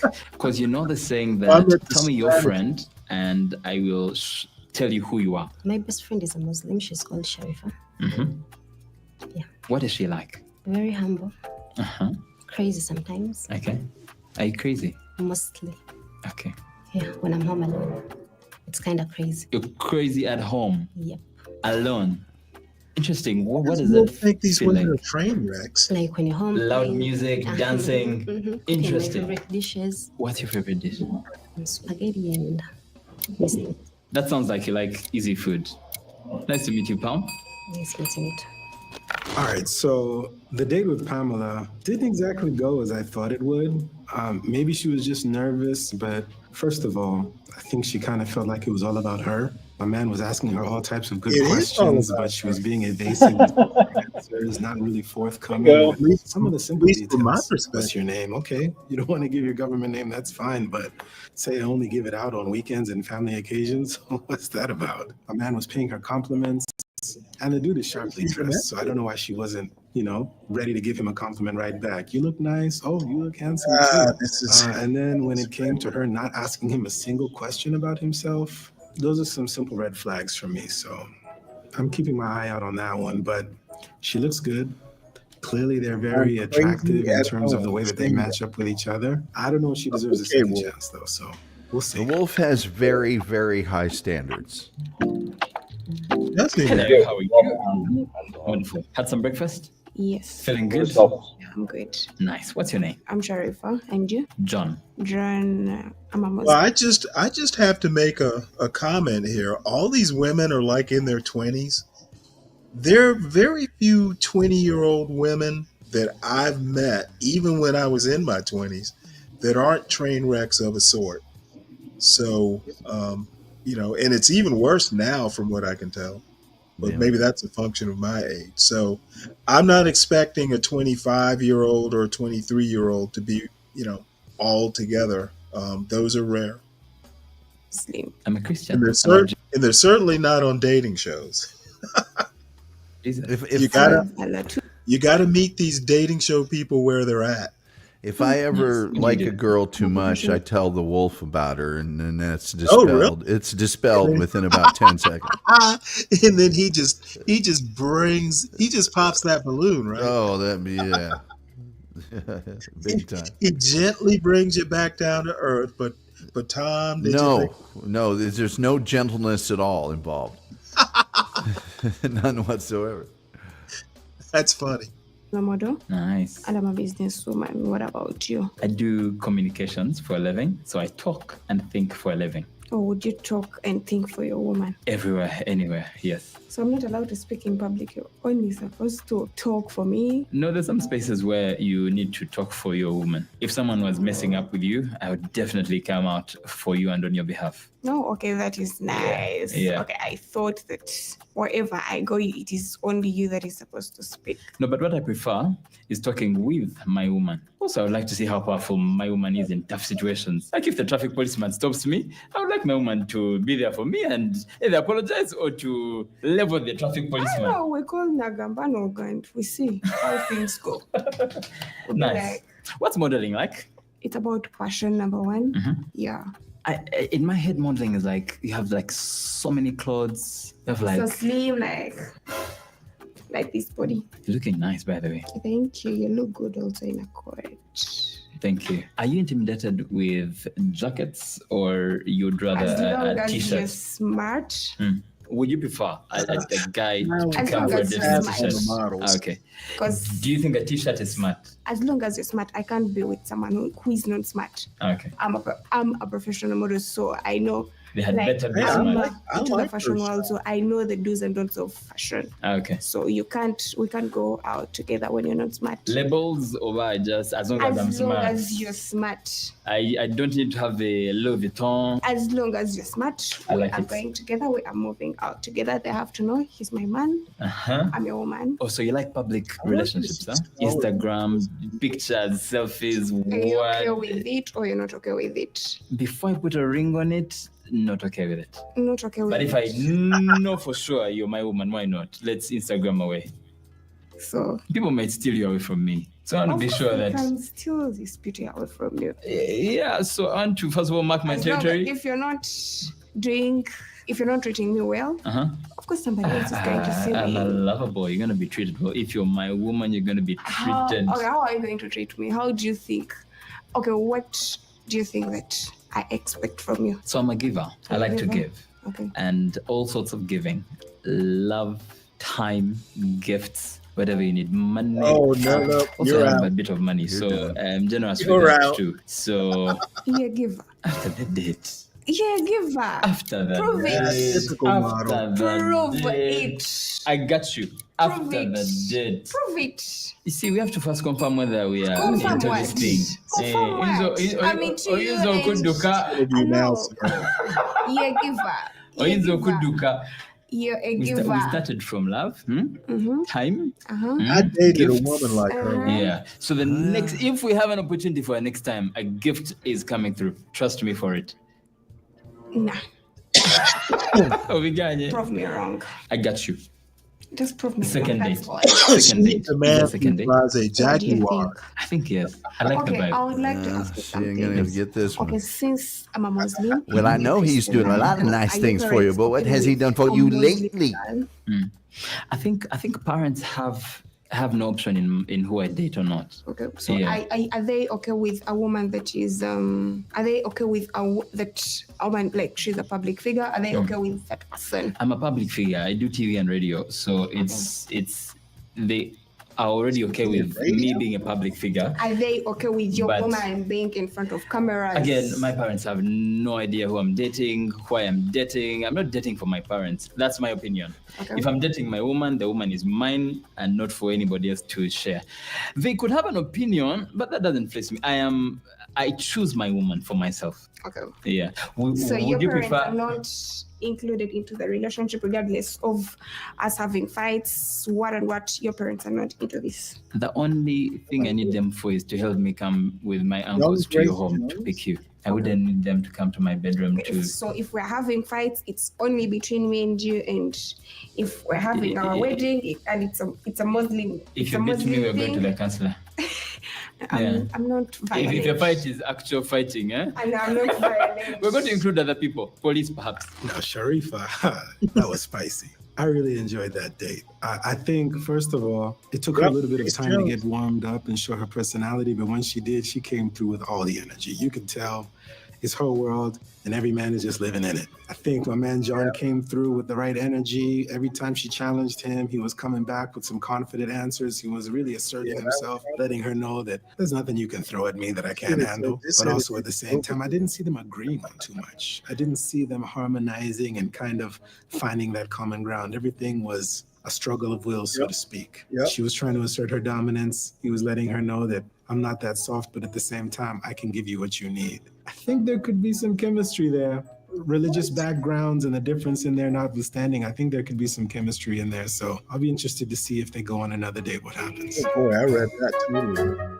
We've reached the middle part of this video, so if you like what you're seeing, please like and subscribe and follow for more. He looks like a chef. Yeah, he does. Hi, how are you doing? And how are you? I'm good. You're looking beautiful. Thank you. A friend of mine would say What's that on your head, pulchritudinous. ma'am? That simply means extremely beautiful, or epitome of beauty, like number one of beauty. Nice to meet you. What's your name? I'm called Sarah. Sarah. My name is John. Nice to meet you. Nice to meet you too. Tell me, what do you enjoy to do? In my free time, I love reading and sleeping. What kind of books? I just read books, just Any book? Yeah. About anything? Yeah, as long as I'm reading. Are you currently reading any book? Yeah. Which one? Why men marry? Is there an answer yet? Why? Not really, because I'm still reading the book. Interesting. Oh, who is your kind of man? I would love a man who is caring, loving, and God-fearing. Isn't that cliche? Isn't that what every woman looks for in a man? No, to me, I'm not every woman. For me, that's what I want. Caring, loving, and God-fearing. Do I have to be Christian or Muslim? As long as you're God-fearing. Okay, good. I already asked how you spend your weekends. Where do you stay? I stay in Makerechkon. Nice. Are you a student? No. Because that's a street for students. No. Stay with family? No, alone. What do you do? A lot. Right now I'm a hostess, but yeah. A hostess where? In plans over? Not really, but Yeah. I host on some parties, so yeah. As long as I'm getting paid, you'll find me anywhere. Interesting. So you're loud, happy, funny, I guess. You have some jokes. Do you want to ask me any question? Yeah. How do you define love? Tough questions. It's just a first date, Sarah. Love. Love is kind. Love is patient. Love is giving, and love is sacrifice. That's how I describe love. Desiderata, man. How do you describe love? Me, I Yeah. describe love by if you love someone, you have to take the things they want first. So are you willing to do that? I'm a giver, so yes, definitely. Something off about Where her. do you work? I have two jobs. I work at a law firm called AB and David Africa and Grindstone Limited. It's a communications firm. That's nice, but let me hope if we're dating, you're not going to start being a lawyer in a relationship. I can't be a lawyer. I'm a lover in a relationship. No, lawyers, you're always dramatic. You bring your books everywhere, so let me hope it's not that. Nah, I'm a lover. When you meet me, you will know love. So be confident of it. Oh, that's nice. Oh, Yeah. You I have a love to be beautiful loved. smile. You have a beautiful smile. Keep That's smiling. nice. I will. Yeah. And your eyes. Actually, I think I can't let go of just looking at your eyes. But let's move on. Yeah. Do you want to ask? So, like, do you love traveling? Sometimes I travel for work, but I heavily travel for leisure, yes. So I like traveling. That's nice. Do you like traveling? Yeah. Where have you traveled? It depends according to what I was going to do, but I traveled to Dubai, Zanzibar, Mama. Please continue. Dian, and Ethiopia. Interesting. I've traveled all of Uganda, first of all. Do you know that Uganda is the most beautiful country in the world? I've traveled all of Uganda and a bit of countries here and there, mostly work though. Because of the nature of work, you get to support some brands here and there. So, yeah. So, do you take birthdays as a serious thing? Because to me, it's a big thing. We have to close down a bar for a birthday party, yeah? Not about, but you have to celebrate me if you're my man. Okay. So I'm going to ask very random questions, and I'm hoping that I will get correct answers. How old are you? I'm 23. What did you do for school? Social science. Interesting. And Makerere? Nice. If you were given an opportunity to either travel or to go out or stay in, what would that be in? Stay in or out? It depends how much I'm earning, because at the end of the day, I'm chasing the bag. No, you're not earning. This is a date. So I'm giving you an opportunity to either come and dine in, or call you over at my place, or calling you out on a date outside in a restaurant. What would you prefer? I can't come out or in? Out. Because like first and foremost, right now, I don't know you. We have to come to your place. Yeah. Anything can happen. I can't Where do would you? that. Yeah. Obviously, I have to meet in an open place. Yeah. Okay. Nice to meet you, Sarah. Nice to meet you too. And I'm positive for another date. If God wishes. Amina. Now, Sarah's date was not what I expected. She likes to read, and judging by the title of that book, I clearly couldn't judge her by her own cover, right? I think what I liked most about this was that she had a lot of exchange back and forth with John. She was asking him some very good questions about himself, challenging him a bit. And I think some of those answers that he gave kind of reflected a little bit of nervousness in himself. And I like the fact that she was making him nervous. And Yeah, I making agree him with feel that, like he needed Brian. to step his game up I a do little bit. too. I mean, all these women are very beautiful, so that goes without saying. I don't know. I guess that it's just third about a one, mix of no. personalities and how they match and fit together. I like Sarah, though. I did so- like that girl seemed reserved, but she did have a little personality, but not quite enough. I don't know. Do you think she was putting on an act? Like she was trying to be too cool for school? No. You think that was actually her? Huh? I think sometimes some younger people have kind of a, I'll be reserved because that way I won't look silly. And yeah, I forget you work with young people. Yeah. Let's see how it goes. Yeah, I sure do. Ladies and gentlemen, tuned in right now. This is about the time where we tell find you, out the she's my lovely favorite. lady who is going to get to go on another date Breaking off. with this fine gentleman. But before we get into that, gentlemen, how are we feeling? Let me start with Gabs. You were watching all the dates. Was it awkward? How'd it go? I was entertained. Based off of my first impressions, the dates gave me something just totally looks different. wise, none of them really have personality. Yeah, this next part of this experience is going to be very That middle surprising. girl needs to go now. Look at how Played small this matchmaker guy before. is. Never actually. Holy cow.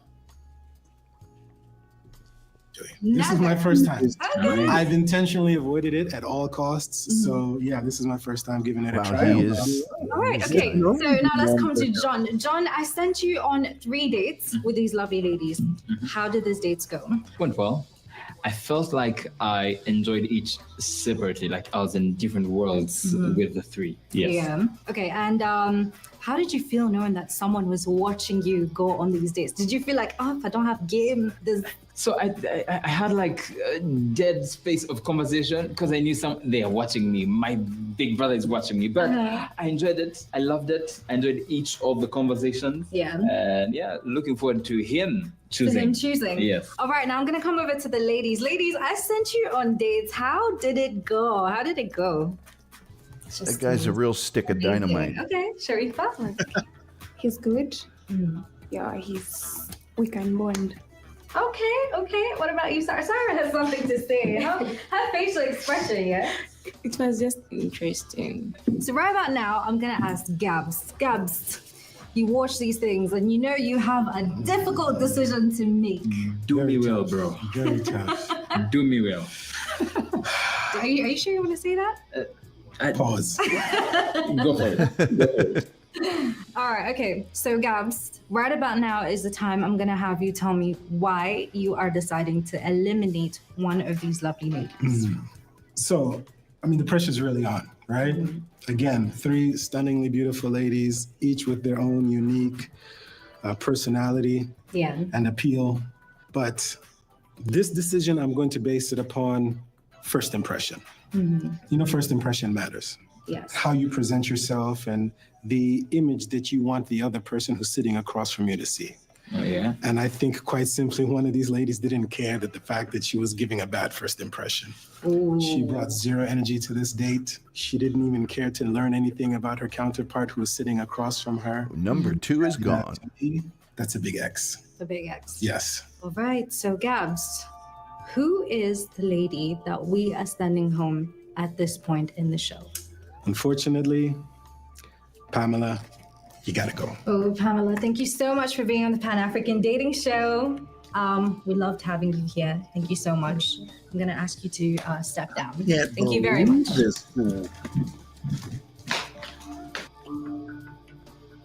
All right, so at this point, we're left with just 2 ladies. Now, John, Yes, ma'am. how are we feeling about the Braids. the options right now? I'm feeling good. Optimistic. Always happy, so we're in a good place. Okay, so while you might be thinking that Gabs is going to pick one of these lovely ladies for you, I have to put that pressure onto you now. He's not. He's not. He's not. Okay. You got to go on 2 dates with these lovely ladies. Now, before you tell me who you are selecting to go on another date with, tell me why you would like to ask this girl on another date. I thought that for Sharifa, she was a bit firm, very strong, very articulate with her heart and where she's headed. Very And graceful. that came off very dominant, Kelvin. not friendly. Yeah, they're not smiling. And yet friendly feels warm. I think that that's where Sarah took on. Very warm. She is sharing her heart, how she likes to make money, but she's not asserting that the man has to make money. So I feel like, and yet money is a good conversation for a relationship, but it didn't come through as if it's the other's responsibility. Come on now, Roz. And It's then Africa. Sarah came off independent with growth, with knowledge of herself and where she's headed. And a book. He's wiry, but he's got cords of muscle. A reader. A book I want to read also. So yes, that's where my head is at. All right. So based on your, your comments, I'm pretty sure I kind of have an angle as to where this is going. That girl on the left doesn't even want to be in the same city as Who this is dude. the lovely lady that you would like to ask on another date today? Another date. Yeah, they considered those dates. Sarah out on a date. Sarah, come on. But right now, let me just say thank you so much, Sharifa, for being on the Pan-African Dating Show. Thank you so much. I'm going to have to ask you to leave now. So, sir, Gabs, did you see this coming? Kinda. Kinda. Yeah, You really kinda. put him in the fix, Yeah. yes? Yes. Come stand over here. Let me switch sides with you. Do you want to do that thing or? Sarah, do you want him to do the hand thing? No? He definitely has. He has quick feet. So, Sarah, how do you feel about the fact that you have been chosen to go on another date with? I feel good. Yeah. Yeah. Because I think he has seen something good in me. Yeah. And how did the date go for you specifically? It was nice. It was interesting. He's an open-minded person. So yeah, it was good. You know, It's good. reminds So now the me question of? is, would you want to go on another date with John? Yeah, I'll give it a try. You will? Well, congratulations, John and Sarah. You guys are giving shy vibes. The conversation was different. But you guys are giving shy vibes. Nonetheless, we're very happy for you. Gabs, are you happy with this match? They look good together. And I think she gives the type of energy that she shows she's open-minded. And I think once my man gets to be with her in a space outside of all of these prying eyes, they'll get to know each other in the right way. So I'm optimistic. All right. And John, are you happy with the criteria that you gave him? Do you feel like he has hit that criteria? Yeah, I think so. And I'm happy that she said yes, first of all. So thank you so much, Sarah. So I'm looking forward to getting to know each other, getting to eat money. Yeah, why not? All right. Well, ladies and gentlemen, there you have it. This is a lovely match made by Gabs. For those of you out there who are still looking for love, this is the Pan-African Dating Show. Please make sure to subscribe to our channel. If you like our content, leave a thumbs up and, of course, drop a comment as to who you guys would have matched our boy John with or who you guys were shipping and pitching for in this episode. I'll see you guys next time. Until then, we remain the Pan-African Dating Show. This is Daddy Sims, and I'm signing out.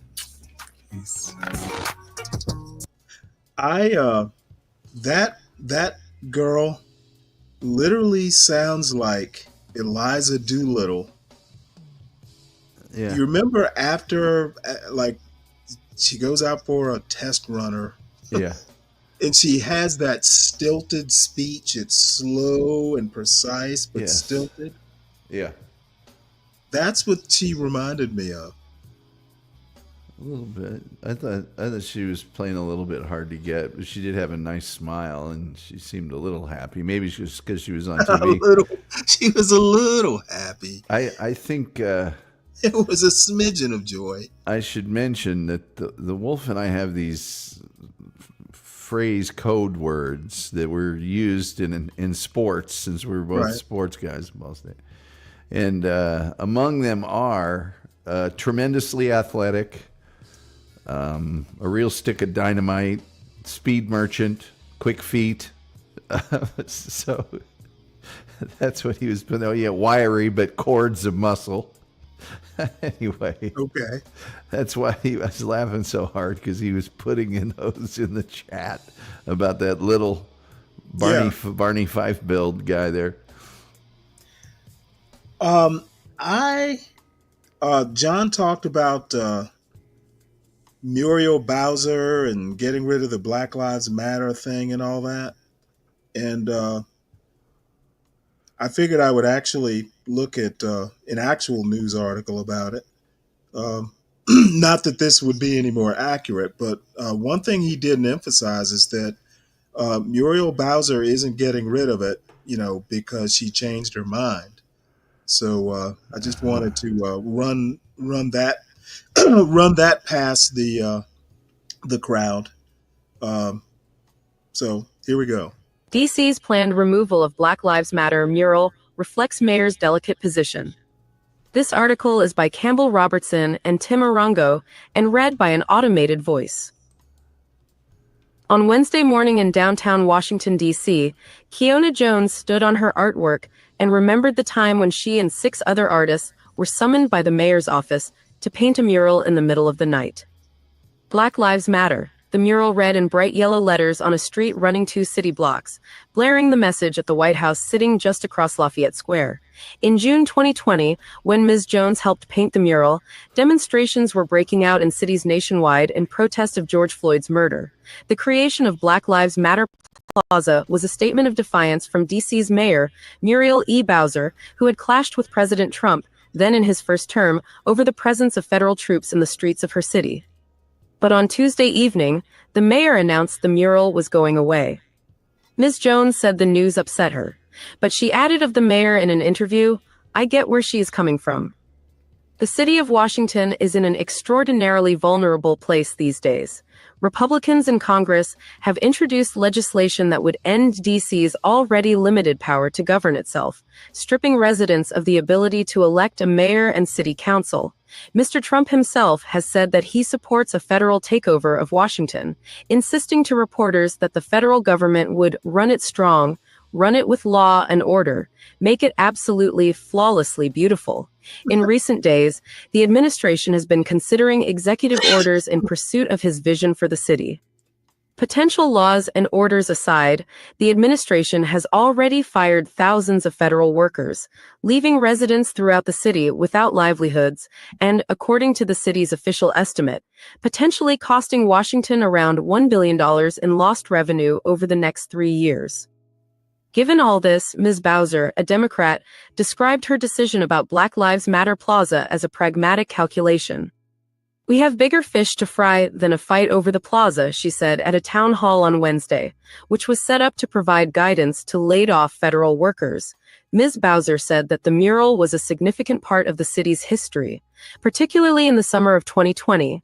"But now our focus is on making sure our residents and our economy survive," she said. If Mr. Trump was satisfied, he gave little sign of it. In a post on Truth Social on Wednesday night, the president said his administration had ordered the mayor to clean up all of the unsightly homeless encampments in the district. "If she is not capable of doing so, we will be forced to do it for her," he wrote. He then thanked her for her efforts. To be sure, Ms. Bowser did not say whether the decision about Black Lives Matter Plaza was in direct response to any specific actions or threats by Congress or the White House, though she acknowledged that people in the administration did not like the mural. On Monday, U.S. Representative Andrew Clyde, a Georgia Republican who has often taken legislative aim at Washington, introduced a bill threatening to withhold millions in federal funds if the city did not repaint and rename the plaza. But the mayor said the decision had been made for some time, and that she had planned to announce it later this month at a meeting on the celebrations around the country's 250th birthday. In a social media post on Tuesday evening, the mayor said the plaza would be redesigned as part of a citywide mural project in connection with the anniversary. But she said on Wednesday, news media inquiries about the fate of the plaza forced her hand. The mayor's office gave few details as to whether or when Black Lives Matter Plaza might be renamed, or how the mural itself would be removed, a process that is more complicated than a simple paint job given its inlaid bricks and other features. At the town hall, Ms. Bowser said that she believed one executive order, possibly aimed at cracking down on crime and homelessness in the District of Columbia, had apparently been withdrawn, as the Washington Post had reported. But Trump administration officials said they remained committed to addressing the president's complaints about the district, and said an executive order from the White House focused on the city could still come as soon as next week. Officials declined to elaborate on the specifics of the president's order, saying it was still under review and that the timeline remained fluid. President Trump has been crystal clear that he intends to restore law and order to the nation's capital and reinvigorate the majesty of this storied city, Harrison Fields, a White House spokesman, said in a statement. Ms. Bowser suggested that the risks to Washington of additional federal intervention and even a takeover were always present, given the city's complicated status within the U.S. government. She expressed no second thoughts about her decision concerning Black Lives Matter Plaza. "This is the threat to our city right now," the mayor said. "We go into a budget season where our revenue was estimated to be down by $1 billion, and we still have the threat of Medicaid cuts looming. That's what DC residents want me to be focused on. They want us to be smart and strategic and get to the other side," the mayor added. "And that's my job. I'm going to navigate us to the other side." Ms. Bowser has mostly taken a diplomatic approach toward Mr. Trump, visiting him at Mar-a-Lago before the inauguration and pledging to work closely with him on shared priorities, like bringing federal employees back to the office. When she characterizes her discussions with the White House about D.C., which she describes as frequent and ongoing, Ms. Bowser often emphasizes a quintessentially Trumpian goal of making D.C. the most beautiful capital city in the world. She has tried to make the case that some things the administration has apparently mulled, like putting a multitude of large federal buildings on the local real estate market all at once, would be counterproductive to that aesthetic vision. The decision about Black Lives Matter Plaza was perhaps the most high-profile sign yet of the mayor's attempted balancing act. Not everyone was sympathetic. "I would never understand why she's doing it," said Angela Harrelson, an aunt of George Floyd who lives in Minnesota. "They can make up all the excuses that they want to about this. The message they are sending is still the same. You are trying to destroy history. You are trying to erase a memory." At the plaza on Wednesday afternoon, as a steady rain fell, Kevin Thornton, 63, a Black man who works at a nearby hotel, asked what the mayor hoped to achieve by ceding anything to Mr. Trump. "You can kiss the ring all day and get nothing," he said. He believed Ms. Bowser showed strength back in 2020 when she ordered the mural painted in the first place. "I thought you got a backbone," he said.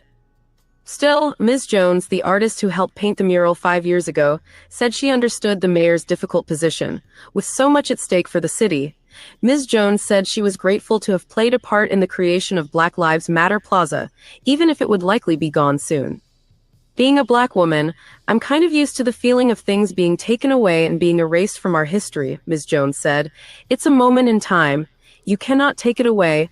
I think the whole world felt that moment. Recognize that moment. I think they are going to feel this moment too when it's taken away." Clyde McGrady, Tyler Pager, and Darren Sands contributed reporting.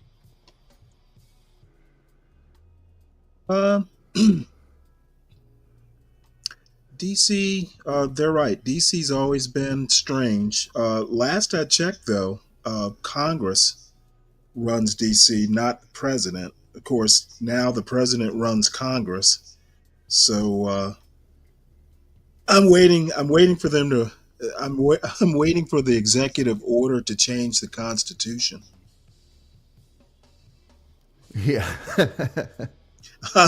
I'm sure it's coming. Yeah. Let's see here. It's interesting to go back and look at .gov, the history. I mean, not an article on the history, but the actual executive orders that have been given by all the presidents. It's kind of a time capsule into itself, but it's also a really clear indication of how, increasingly far-reaching executive orders have become. Yeah, and I think they're going to become much more far-reaching. Between the Supreme Court, uh, you know, um, the immunity thing, and them being, at least the conservatives, being relatively into, the unitary executive sort of legal theory. Yeah. Frankly, the only thing that's going to change it is basically the people just kind of revolting. And that's not going to happen anytime soon, the way the country's divided. So, in essence, I think basically the only thing that's going to break Trump is Trump. And he's perfectly capable of doing it. And Democrats need to understand that. Between him and Elon, there are changes, there are breaks that they are trying to do that basically are going to be irreparable, especially with the administrative state. Yeah. And I'm actually looking forward to a 2026 just to see if Democrats come back in power. And I'm not predicting it because I don't.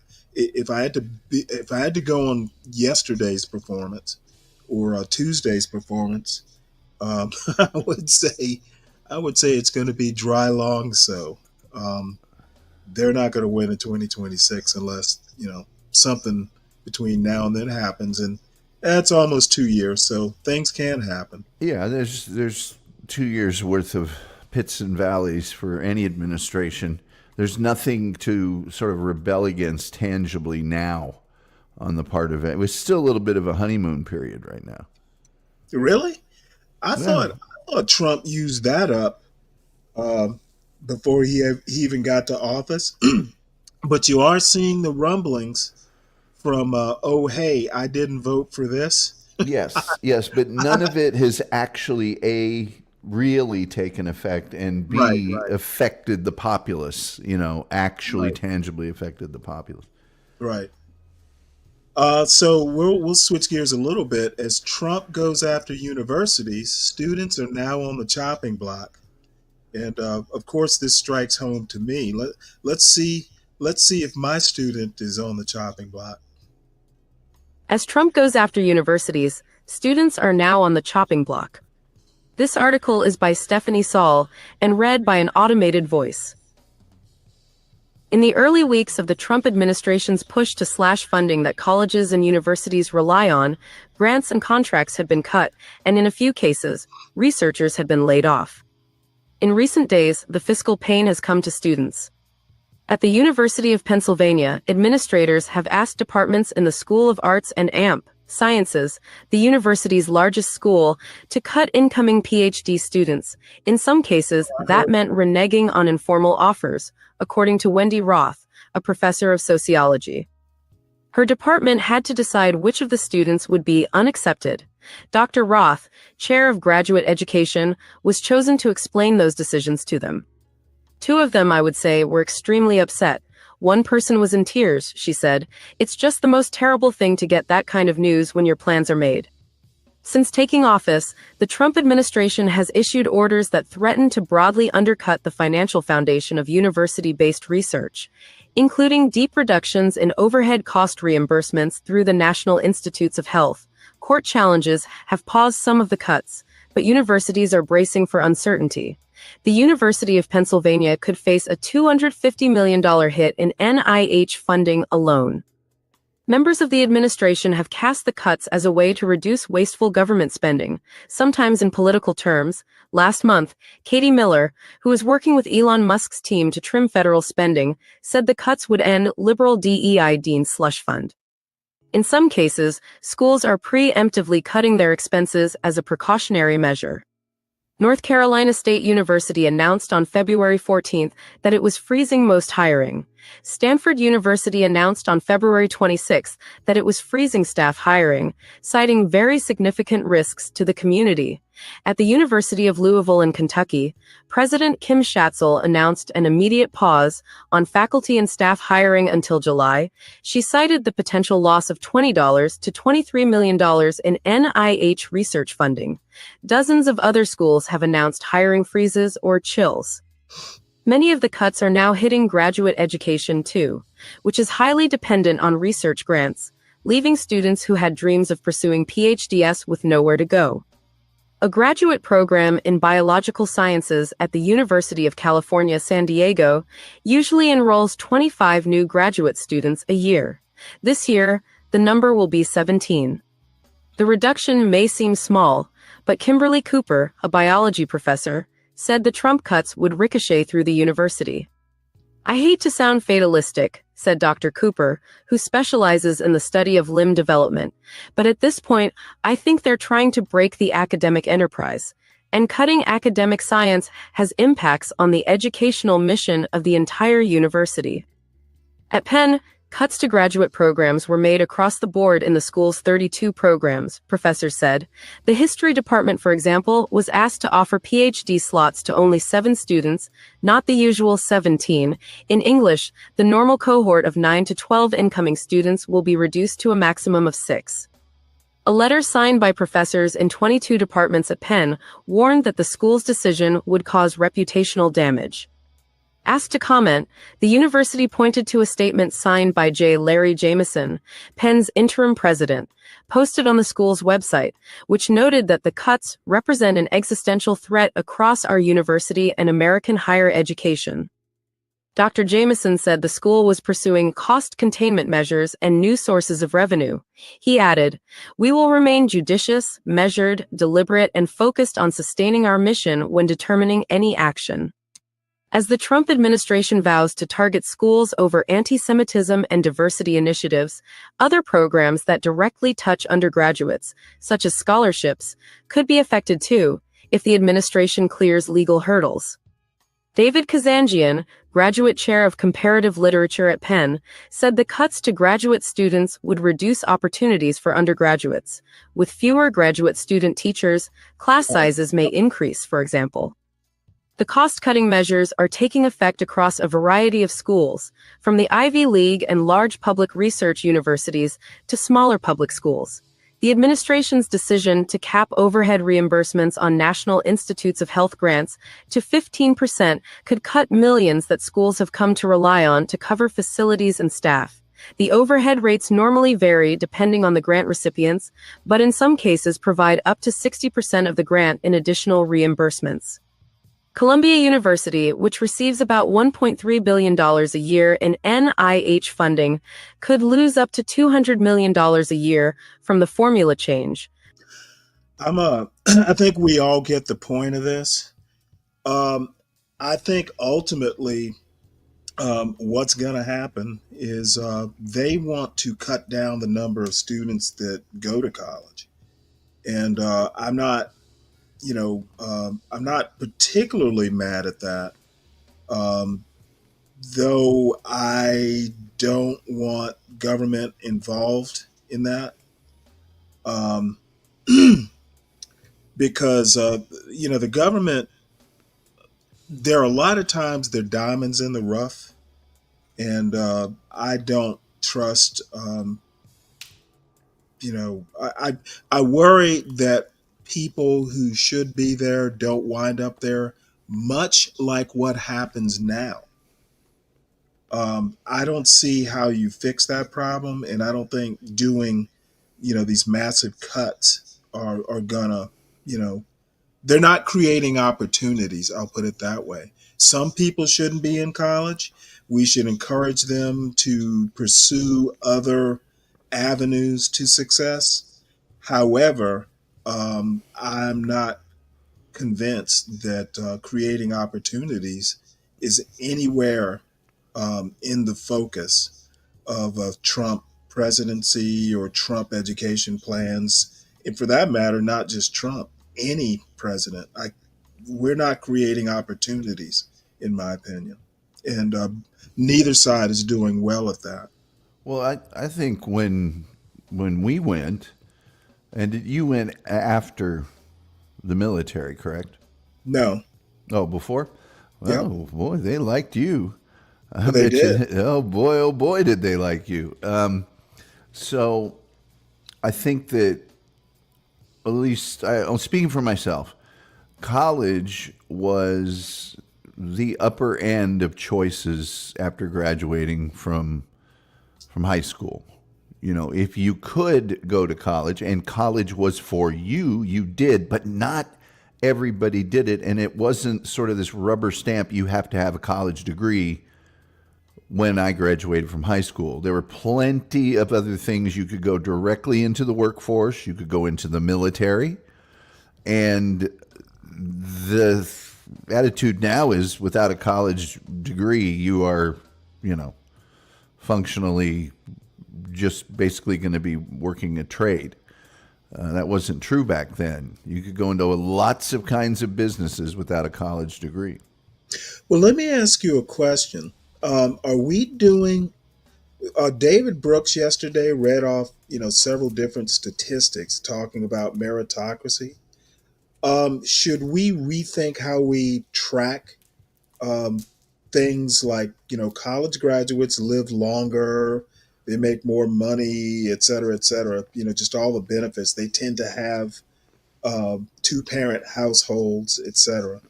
How do you square those statistics with not everybody should go to college? I think the statistics are somewhat. Those statistics show the benefits of getting a college degree. Well, they do, but that's because not having a college degree now is, I think, the paradigm's changed. Now, if you don't have a college degree, it's exclusionary, where before, if you did have a college degree, it was inclusionary. Okay, well, that's not going to change. But the totality of those numbers have changed as the percentage of people that went to college changed. Okay, I don't think the exclusionary part of, hey, I want someone with a degree, it's not going to change. I don't think it will either. So the problem is you can't square the logic. No, I don't think. Well, not you personally. I meant in general. No, I agree. I agree. You're not going to be able to square the not everybody should go to college. If they're not even saying needs to go to college, not everybody should.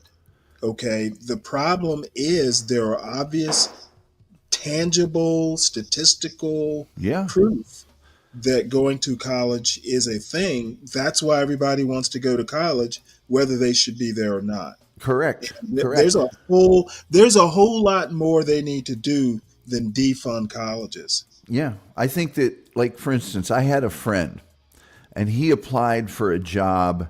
And by the way, this was a guy that was accomplished in business. Mm-hmm. He applied for the management training program for enterprise car rental. Mm-hmm. A good job, one that you could make pretty good money at if you're at a busy, area for car rental, like at an airport or something of that nature. And he'd entered the workforce right after high school, and he was a go-getter. He'd worked in insurance and done pretty well at that, but he wanted to make a career change and get into a more stable, I don't have to go out and sell every day kind of job. They wouldn't take him because he did not have a college degree. Mm-hmm. And I think that's just, to me, was sort of an example of, wow, that is exclusionary and it shouldn't be. In other words, that's a job that job ads over the years where they go, we'll take work experience in lieu of a degree, but you got to have work experience in the area you want to switch careers into. Yeah, then they're not doing that as much anymore. Right. Well, they do it for some things. Even if you decide to go to do a course correction, and by the way, I did that. Mm-hmm. Um, um, but I knew that, being good at computers is one thing, but actually having, some certificate of something would improve that. Luckily, I was in a position to do that. Um, I think this education should go to college. I think, um, Your mic is muffled right now, by the way. Hmm? Okay, now you're better. Never mind. Your mic was yeah, muffled. I'm gonna have to get a new microphone. What I was saying is that I think one of the more troublesome parts of MAGA thought is that they like to break things down into. They like to state things simply and go A equals B, but they don't like to break things down into component parts. So, the statement that not everyone needs to go to college or should go to college sounds good on the surface, but then when you look under the hood, there are a lot of moving parts there that I'm afraid they're not looking at. Let's just slash the funding and see how it plays out. There are people involved. There are young people involved. And like Roz says, students at her university are getting a little antsy. I don't blame them. And to me, one of the biggest moving parts is the thing we were talking about, which is as more people went to college, having a degree became the standard. And now there are a lot of positions that you shouldn't necessarily have to go to college for. If it's a training program in a particular vocation, you shouldn't have to go to a 4-year college to take the training program. Right. You know what I mean? Oh, yeah. Because, even if you have a degree, a company's going to train you to do it their way. Sure. And we need to kind of take a look at aptitude more than pedigree. And I think a lot of you stuff. should say that. You know what? What I would love for MAGA or any, political entity to do is put your money where your mouth is. European. I have a friend who lives in Czechoslovakia, and he's a civil engineer, basically a construction engineer these days. So you got a test to get into college. I would love to see that in America. Let's you want meritocracy. Let's institute a meritocracy, and everybody tests into college, or you go do something else. If they were serious about this, they would just test everybody. Now, yeah, there are SATs and all that, but no, there's no SAT where a college can, play around with race or, geography or anything and build a scoring system. No, you got to hit this score to get into the university. Well, I think that there's a lot of benefits to go to college. We both know that. And I would say that arguably the 4 happiest years of my life were in college. But and I learned a lot of things that weren't necessarily scholastic. I always tell people the most important thing you learn there is how to be a person. That's your first formative, I'm not at home anymore, and you're in a somewhat protected environment, more so than, say, the real world. But the point being, if I knew for a fact I wanted my lifelong career to be 100% undeniably devoted, and by the way, people at that age don't know 100% undeniably anything, what they're going to be doing in 10 years. But if I knew it was going to be, let's say, radio, and radio is the perfect example. It's probably not true of television or advertising. I was already working at a radio station. I would have gone whole hog into that industry and been 4 years down the road, rather than going to college. Right. There's a lot of vocations like that, where if you really want to sell insurance, there's a path to that. You get a job being an administrator, at an early age at an insurance agency, someone who fills out the papers for the agents and satisfies the claims, et cetera, and you move up, and then at one point you become an agent. Well, that let me doesn't ask you a necessarily question. require a college Are degree. there age cutoffs for this? For what? Well, are there like, what if you want to do a mid shift or a mid career change? Hey, I want to sell insurance. Are there age cutoffs? To switch careers? Well, no. Training to be Well, there shouldn't be. There shouldn't be. The average length of an employee's stay at a company right now in the United States, across the board, is 4.4 years. So until you reach, 60, retirement age is 60, I think 7 now. Why does it matter? If it's only a 4-year stay, you're just as good as an entry-level person, only you have a life of experience and everything else. Well, the thing is that, the older you get, having a young person who worked for nothing, is different than having somebody mid-career who probably has a family or has a higher likelihood. Well, if you switch careers, you're going to have to take a step back and pay. Correct. And you're going to have, okay, I get your point. You're going to have to be competitive with the other people. Yes. Right. Okay. All right. John, Stanley, I don't think you want that. What, testing into college? Oh, hell yeah, I do. Oh, boy. Yeah. Absolutely, I do. Why would I not want it, John? That means people actually have to succeed in the meritocracy, and they might study every now and again. It would spur competition to get into college. Now, in Czechoslovakia, there were tiers of colleges, like the engineers. If you're going to be an engineer, you're going to have to test this to get into the engineering university. So, it wasn't as simple as, a college like a state university that has an engineering school and they're English majors. No, it was an engineering school. So, I should have added that in there. So, you wouldn't have to test as high as an engineer if you want to be an English major, or in his case, a Czech major, I guess. Of course, English, you probably have to, probably would work there. But, I'm dead serious. If we're going to be serious about education, let's change it. Let's do the meritocracy thing. And we've got to get in. That meant you didn't prepare them, or they need to go do something else.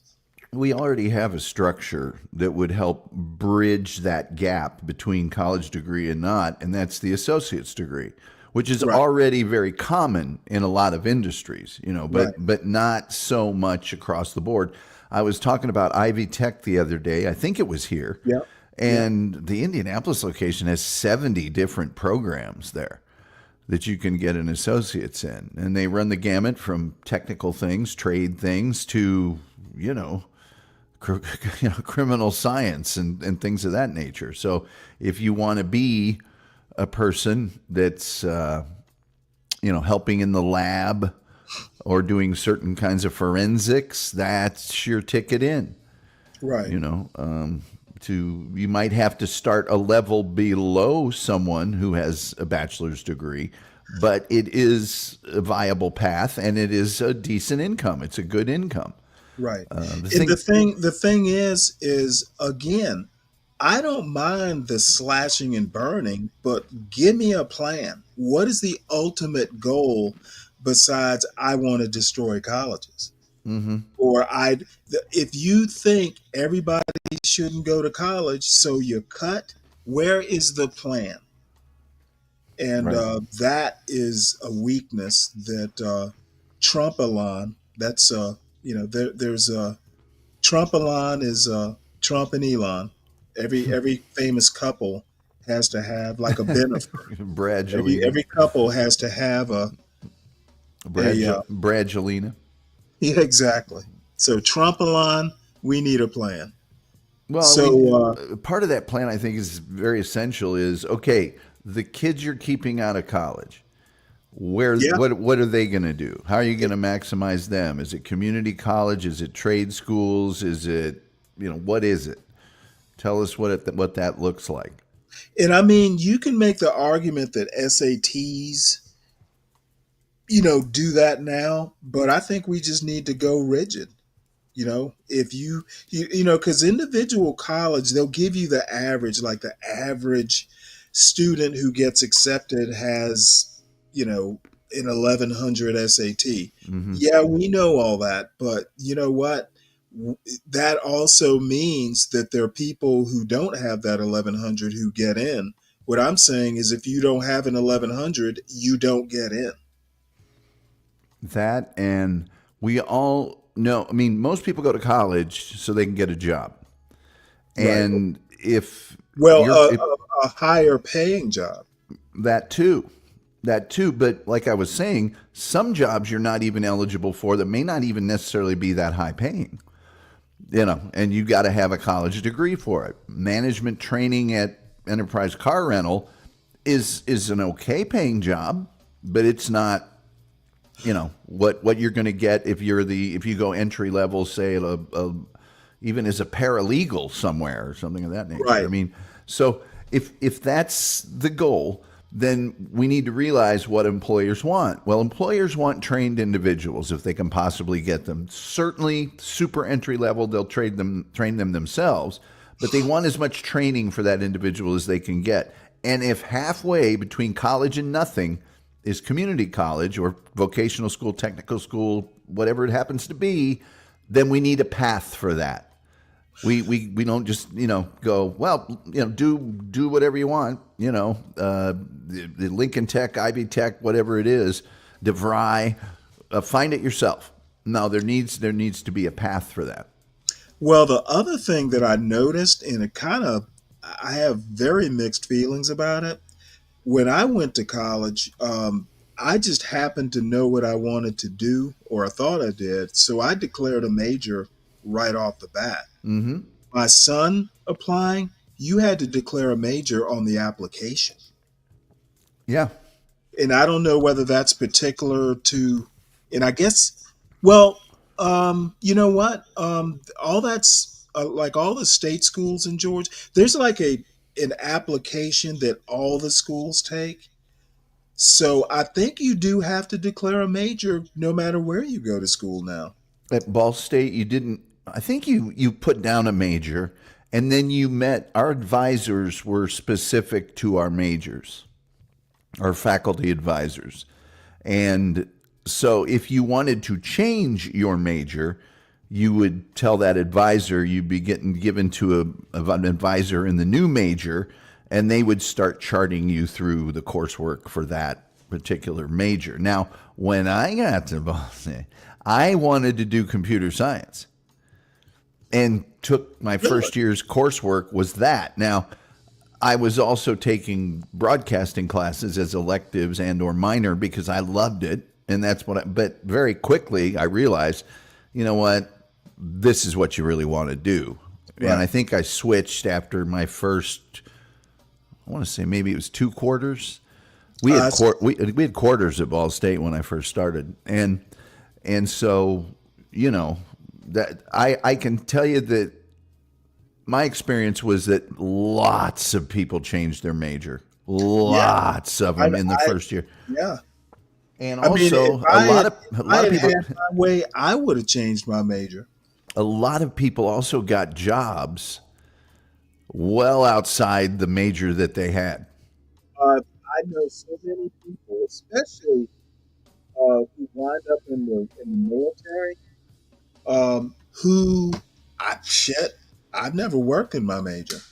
I know mechanical engineers who were nuclear in the Navy, who when they get out of the Navy, they go to business school. They just, the Navy people don't often do what they were trained to do in school. And for some reason, the military kind of changes that for some reason.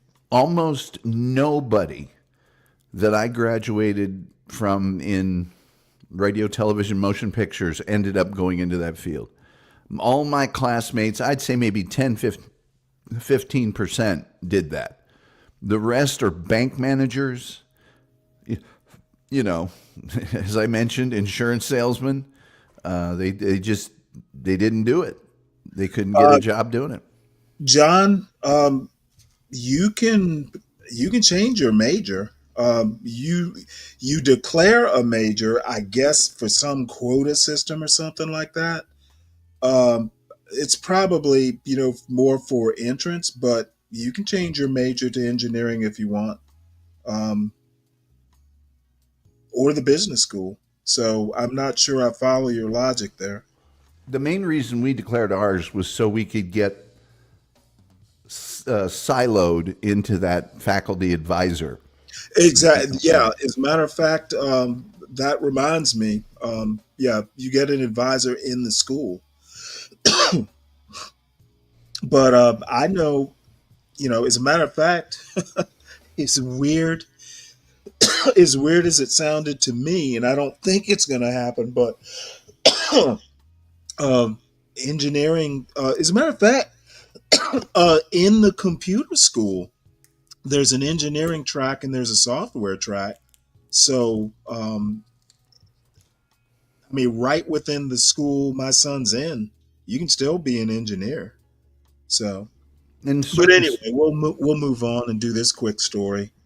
Or actually, it's not so quick. Why some schools are rethinking college for all. And this is mostly what we've been talking about. And I think this is actually an important article. Let's see what it has to say. Why some schools are rethinking college for all. This article is by Dana Goldstein and read by an automated voice. For 3 decades, College for All was an American rallying cry. The goal inspired a generation of educators, offered a North Star to students, and united political figures from George W. Bush to Bernie Sanders. Thousands of new K-12 schools were founded to achieve this ambitious vision, often focused on guiding low-income students toward bachelor's degrees. Even after decades of bipartisan effort and billions of dollars spent, about 40% of students who start college never finish, often leaving with life-altering debt. Across the political spectrum, higher education institutions are less respected and trusted by the public, whether because of sticker shock, perceived left-wing bias, or doubts about their ability to prepare students for the job market. In response, some high schools that once pushed nearly all students toward 4-year colleges are now guiding teenagers toward a wider range of choices, including trade schools, apprenticeships, 2-year degrees, or the military. Among them are schools that are part of KIPP, the nation's largest charter school network. For many years after KIPP's founding in 1994, the network was known for its single-minded focus on getting low-income Black and Hispanic teenagers to and through 4-year colleges. College starts in kindergarten was a KIPP mantra. Classrooms were named after the colleges their teachers attended. On senior signing days, students proudly marched across auditorium stages, waving the banners of their future alma maters. But over the past 5 years, KIPP has been part of a national rethinking of college for all. KIPP is broadening the celebration of what students can do and achieve after high school, said Shavar Jeffries, chief executive of the KIPP Foundation, which supports 278 KIPP public schools across the country. And KIPP is not the only college-focused education player newly experimenting with career-centered learning. 10 years ago, the Geneva-based International Baccalaureate Organization started a career program as an alternative to its traditional diploma program, which is well known as a pathway to elite college admissions. The IB career option, while still small, has grown exponentially over the past 5 years and now serves more than 8,000 American students. The shifts can bring more than a little bit of discomfort for many highly educated educators who are unlikely to forget the doors that their own college and graduate degrees opened. Mr. Jeffries of KIPP, for example, is a graduate of Duke and Columbia Law School. And young Americans with a bachelor's degree earned a median salary of $60,000 last year, compared with $40,000 for those with just a high school diploma. Mr. Jeffries acknowledged that some of KIPP's moves have been influenced by trends in philanthropy and politics. Business leaders have shown a strong enthusiasm in recent years for alternatives to traditional college. Many politicians and wealthy donors to education causes like KIPP are concerned about student dropout rates and ballooning debt, They have also been influenced by famous tech executive dropouts, by their own personal distaste for campus left-wing activism, and by the anti-college populism of the Trump movement. Mr. Jeffries said schools like KIPPs are trying to walk a line between encouraging students to strive and being realistic. We have to be very, very careful, particularly for younger people of color, Mr. Jeffries said, noting that many apprenticeship and job training programs are expensive and may not have a proven track record of placing students in well-paid jobs. While Kip is enthusiastic about directing students toward what Mr. Jeffries called credible job training programs, the data is clear, he said. A college degree opens up more opportunities. At Kip Academy Lynn, in a working-class corner of coastal Massachusetts, almost all students still consider four-year colleges, and about three-quarters enroll. But now the conversation does not end there. In the fall of her senior year, Mariah Berry, 18, realized that her biggest fear, she said, was being broke. To avoid that fate, Mariah has been working with her teachers and counselors to create plans and backup plans for life after she graduates from high school. Her big goal is an undergraduate degree in biochemistry or physics, but Mariah is also considering an accelerated 3-year bachelor's degree from a private trade school, which would qualify her to work as a radiology technician. And because the $56,000 annual tuition there could turn out to be prohibitive, even with aid, she is also looking at 2-year programs that offer certification in the same field. I don't want to have an outrageous amount of loans, said Mariah, who lives with her mother, a nurse. I want to be really realistic. This school year, for the first time, all KIPP juniors and seniors across the country are enrolled in a 2-year seminar called College Knowledge and Career Success. At KIPP Academy Lynn, juniors research career paths, orthodontist, CIA agent, software engineer. Teachers also work to demystify the college application and financial aid process, explaining basics like the difference between a grant and a loan. Students look critically at specific college and training programs, examining their graduation and job placement rates. During their senior year, students fill out applications and then do financial planning for the years ahead. The work is pragmatic. KIPP students are overwhelmingly from low-income households, and often the first in their families who might go to college. They earn bachelor's degrees at about double the rate of other low-income students nationally, according to a 2023 Mathematica study, while more than 3/4 of students who attended KIPP for middle and high school enrolled in college, only 40% graduated within 5 years. KIPP Massachusetts has tried to adjust to that reality, renaming its college counseling team as Match Counseling. It also removed the requirement for a college degree from job listings for persistence advisors, counselors who work with recent graduates to troubleshoot college, career, mental health, and financial challenges. Similarly, the Bronx Early College Academy, which offers International Baccalaureate's diploma program, is also shifting away from pushing all of its students, who are largely from low-income families, into 4-year colleges. The IB program is well known for its focus on liberal arts rigor and philosophical thinking. Its most famous course, called Theory of Knowledge, focuses on epistemological questions in politics, culture, and the arts. But 18 months after graduation, about a fifth of BECA alumni were not enrolled in any sort of college, according to data from 2021 to 2024. We didn't have the construct to talk to kids about anything other than college, said Yvette Rivera, the school's principal. But we don't want to waste kids' time. We don't have a lot of time, especially in communities like ours. 5 years ago, Ms. Rivera embraced IB's newer career track as an additional option. The signature course is called Personal and Professional Skills. Students take on big ethical questions, a hallmark of the IB approach, but also focus on professional writing, public speaking, and disagreeing respectfully. Learning about careers is a central part of the program. This fall, Danessa Ayala, a 17-year-old senior, was considering 3 disparate paths with vastly different educational requirements: automotive mechanics, real estate, or becoming a detective. Her parents, a security guard and office administrator, said they would support whatever their daughter chose, but otherwise had not offered much detailed guidance. After Danessa was assigned at school to research her career interests, she realized that it could take many years for a police officer. This is almost done. And what the reader just last talked about, kind of dovetails into the part that I highlighted. Now, a student with that sort of disparate interest, I would worry about. Basically, I don't know how you test or interview or whatever, but that person needs to choose a career. The next example is a kid who's considering going to somewhere to get a BS in electrical engineering versus going to trade school to become an electrician. That's at least kind of in the same, ballpark. At least, I would imagine it's fairly hard to go to night school to become an electrical engineer if it's possible at all. But that situation, I would simply go, how good are you in math? Because that's going to be the one thing you need to be good at to be an engineer of any sort. That would be the separator, whether you go to trade school or you go get,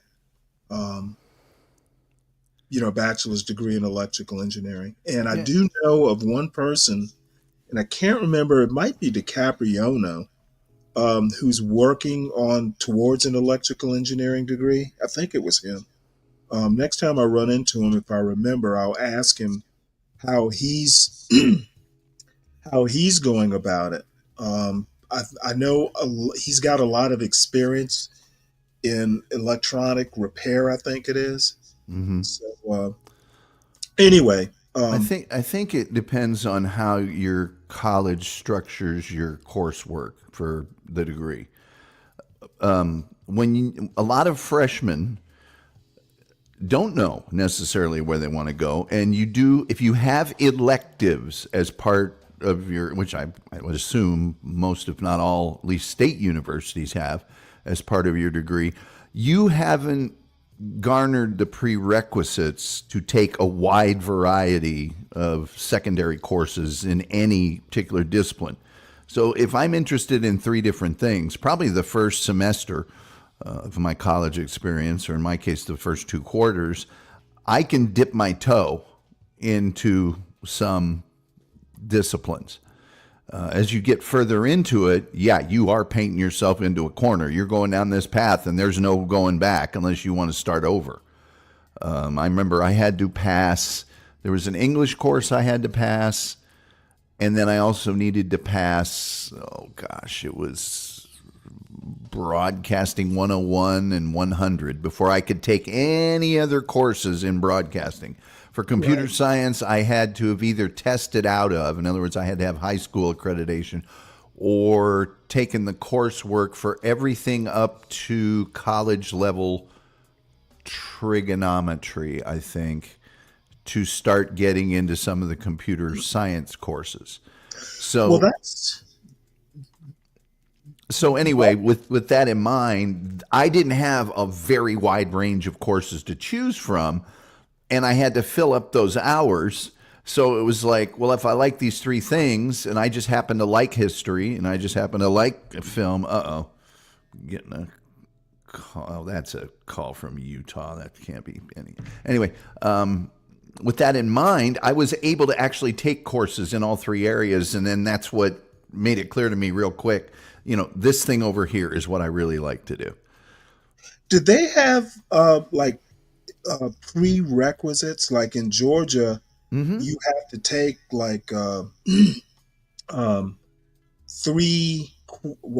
it's changed now. I was on the quarter system. You have to take X number of hours in English, X number of hours in history. In Georgia, you actually have to take a swimming PE. You're talking about in high school? Regardless of major. In high school or in college? No, in college. Yes, in college, at least at Ball State. Now, in high school, you back in my day, you could CLEP out of it, or you could AP course your way out of it. Well, there was certain things you had to have in high school to get into college. You know, Right, exactly. But once you got to college, like for instance, for me, yes, I had to have Well, let me put definitively my major, and then then they also had you had to have a certain amount of math and science. Right. You had to have a certain amount of, I believe, what they called humanities, which involved history or English or some other things. But yeah, definitely, there were things outside your major that you were required to have, and then Right. there were just sort of electives. There were things that like You don't had to take fall. so many hours of electives. Yeah, anywhere. And I ended up with, at a certain point, I never left the telecommunications area because I had a degree in radio, television, motion pictures, which they later changed to telecommunications. I think that's what's on my degree. And then I have a minor in film. So I was in the same building. And then I think I may have also qualified for a minor in history. But that's not the one I put on any of my stuff. Well, in Georgia, and I'm sure it's everywhere, you have to have a certain number of credits in different areas to even graduate. Yeah. And I think it just kind of jibes with whatever prerequisites there are for the state college system. Mm-hmm. So it's kind of like a seamless thing. Mm-hmm. So, because I'm trying to think back, it's been a while, but I never had to worry about whether I was going to get into the University of Georgia. I just applied. Well, assuming that whatever I graduated with was good enough to get in. I think I've talked about it before. When I got my acceptance to Ball State, it was almost like, why are you even sending this to me? Doesn't everybody get in? Please. But the Wolf is correct when he says there were prerequisites at Ball State, and we called them weed out courses. The prerequisite courses, particularly that English course, and which I had no problem with, but that got rid of a lot of students at Ball State. And I know that the business program, I didn't have to take it. The Wolf will know which one. There was an early business class. They basically set up courses early in everybody's discipline to, yes, if you can't hack this, you're gone. Right. Or at least severely on academic probation. And some departments, there were two of them, so that you were definitely going to be gone if you weren't really, devoted Seriously. to your coursework. Yeah. All right. Well, the last thing that I have, at least until I either think of something else or don't, this opinion piece here, and it's 4 different writers, so I don't know that excuse me, let me get some water. I don't know that I even want to have the AI thing read it. Water. There's a big market for fighters now. 4 opinion writers on the Democratic Party and Andrew Cuomo. Now, part of the problem is Andrew Cuomo should not even be in the picture. Why are we talking about him? Yeah. He's either thinking or actually said he is going to run for mayor of New York City. Why that's allowed, I don't know. Didn't he? He had to resign from governor, right? So I believe so. It's almost like why aren't we talking about Al Franken making a comeback? Exactly. And Al Franken basically didn't do anything wrong. He was just I know. He was just being a jerk. Right. But I'll just not bother reading it. I think we all know where this would go. And we pretty much touched on it, by the way. There's a big market for fighters now. Tom and I and probably everybody everywhere agrees that we don't have one. And you can't just be an Andrew Cuomo. You actually have to, I would prefer having character, good character, in addition to being a fighter and, personable and all that. But one point I want to make, I don't think Democrats are fighters by nature. Well, I mean, if I'm trying to think. it is true that we cater to the professional managerial class, that class is not a class of fighters.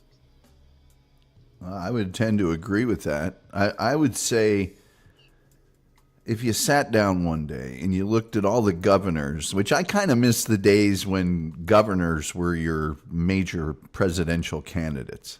I do too. Because they've got that, administrative experience and stuff. But if you looked at all your governors, all your senators, all your, usual suspects for the Democratic Party, write them down, because there's nobody at the forefront right now. There just isn't.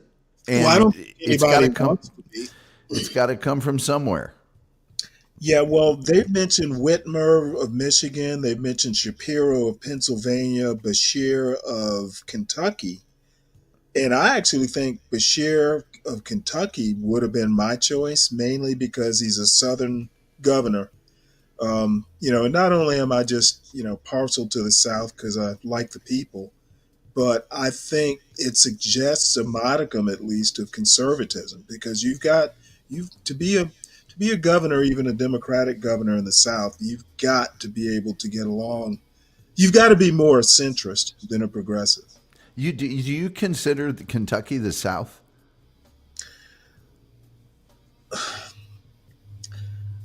In my heart of hearts, no. In my opinion, if you got North in your name, or you're maybe, let's just say, north of the Tennessee line, you're not the South. But Mason-Dixon is what we've all agreed to. So yeah, yes, they were a border state, but I think they considered they were. University of Kentucky was in the SEC, so I'll give them that. Well, But in my heart of hearts, they're the North. Virginia. Oh, I used to piss my wife off and her family off all the time. In my opinion, if you ask for iced tea and they ask you sweetened or unsweetened, it's North. That's North? If they don't assume you want sweet tea, it's the North. Oh, I got you. No, that makes sense. And personally, being from Indiana, which borders, and Indiana is just like known as a northern state, and it's bordering Kentucky. Having grown up in Indiana, anything that separates us from Kentucky is fine with me. If you want to call them the South, I'm super happy with that. It's like, because there's a thing between Indiana and Kentucky, not a very friendly thing. Basketball? Oh, with everything, dating your cousin, all sorts of stuff. Speaking of the South, and I actually truly believe that, the deep South is the South. Everything else is just, you can call yourself the South. However, and I really never thought about it till I worked in upstate South Carolina. It's more mountainous. It's right near or in the Appalachians. And I know I don't pronounce them the Appalachians. I hate that pronunciation. And if you ever read history books of a certain type, there is the mountain South and the coastal South, and then I think there's a plateau South. They're really like in a state like Georgia. Up there in Dahlonega, Georgia, is nothing like Savannah. And Savannah is nothing like, West Georgia. So, but Georgia's a fairly large state. I think it's the largest state east of the Mississippi. You can have different Souths within the Deep South. So I had a guy, when I worked in upstate South Carolina, was in the Spartanburg, Greenville area. He asked me where I was from. And I told him Savannah, and he said, "Oh, y'all are English down there." I looked at him like, I looked at my hand and I looked at him and I went, "Excuse me?"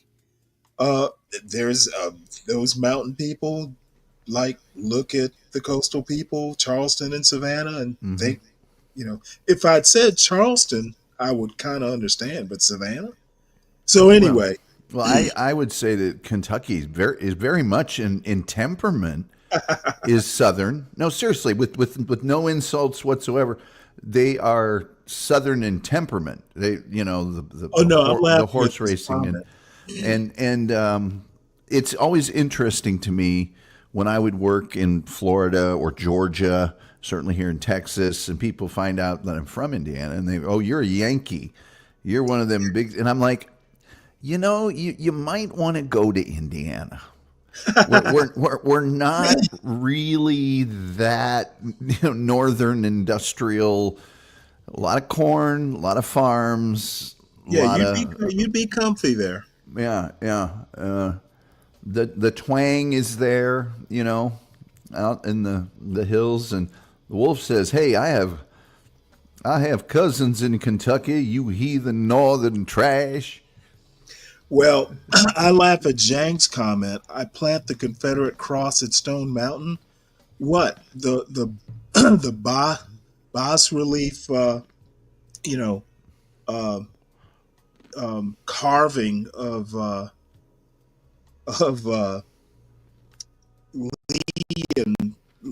Lee and Stonewall, and I forget who the third general is. That wasn't enough for you. You gotta do the Confederate cross too. Yeah.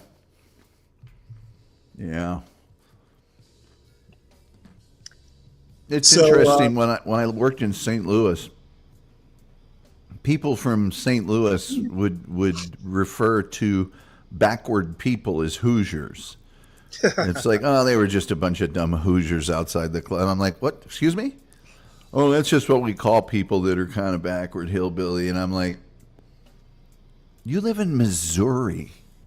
Well, look, the Ozarks are here, man. I've seen people with made their own shoes out of tractor tires and have ropes for belts. Let's not turn, you're not exactly Paris, France over here.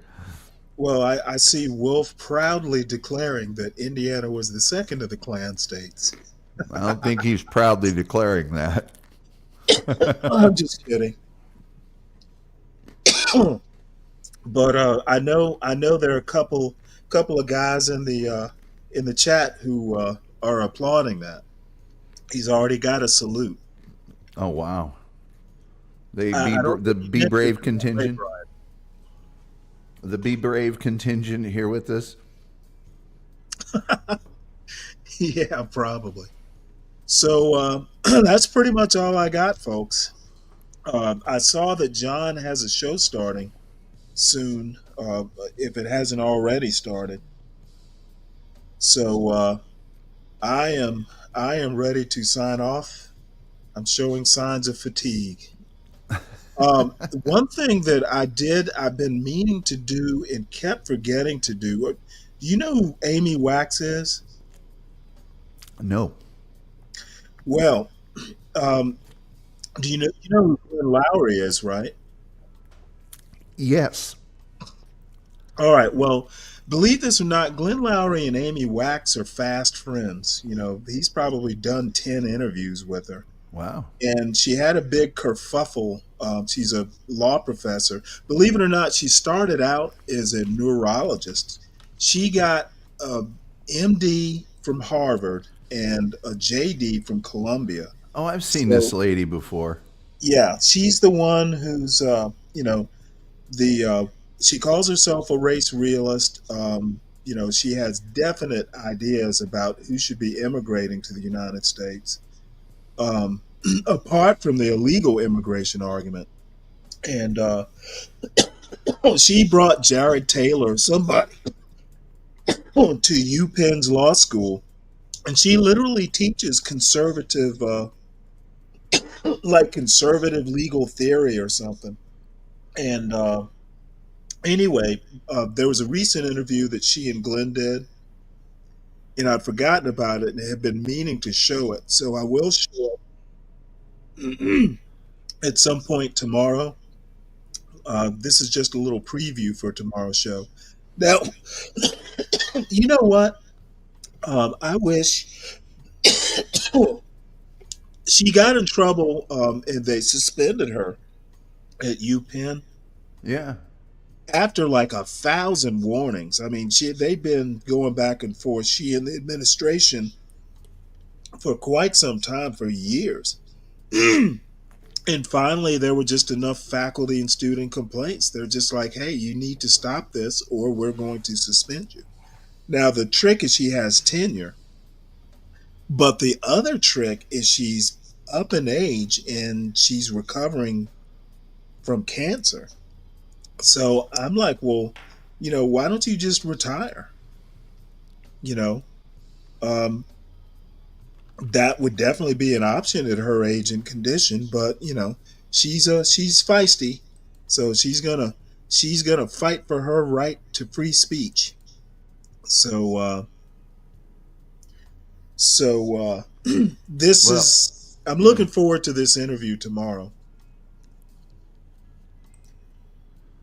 Well, what did you think of her, Wolf? Wolf says he watched a YouTube deal on her. Yeah, she's all over YouTube. And you know what? She talks a lot about bourgeois values. She thinks she has a problem with Asian immigrants to America, successful as they might be. She has a problem with them because they vote Democrat. And no one's ever asked her, well, if they voted Republican, would you approve of them? So maybe Glenn will ask her in this interview. So Wolf, we'll talk more about her. Show up tomorrow, Wolf, and come up on the panel. We can watch Amy and Glenn chop it up. I'll be on if I can make it on time. 3:00 tomorrow morning. Eastern. And I may appear on a show or two today. Hey now, what shows, Stanley? Oh, depending on the topic. No, one of either John's or Okay. whoever. Something in the urban landlord family. Oh of, yeah. Entertainment. I yeah. haven't. I do have a channel. I've never done a live. I do have a video I'm supposed to be completing and uploading, but haven't gotten around to it. But no, I tend to limit myself. Now, there's a buddy of mine who lives in Nigeria who does a politics show. When he asks me to, and it's always subject dependent, I go on his show, occasionally. But no, I'm not into panel hopping or anything like that. Maybe I should be. What's the Wolf saying here? I Let's don't see, know he enough says, about I'm not sure she should be making comments about qualified immigrants, regardless of how they vote. She thinks, and I'm not gonna, other than the sheer racism of it. She thinks Northern Europeans should be the ones that are largely allowed to immigrate, and we should limit immigration from other parts of the world based on culture. Essentially, she wants to preserve Western culture and the influence it has on the United States. She's naked about it. Well, not naked. She's direct about it. And I admire her for that. At least she has a reason. She sees Asians and other types of immigrants as threats to American/Western culture. And she's probably right, but American culture is kind of a hybrid culture. What? Yeah.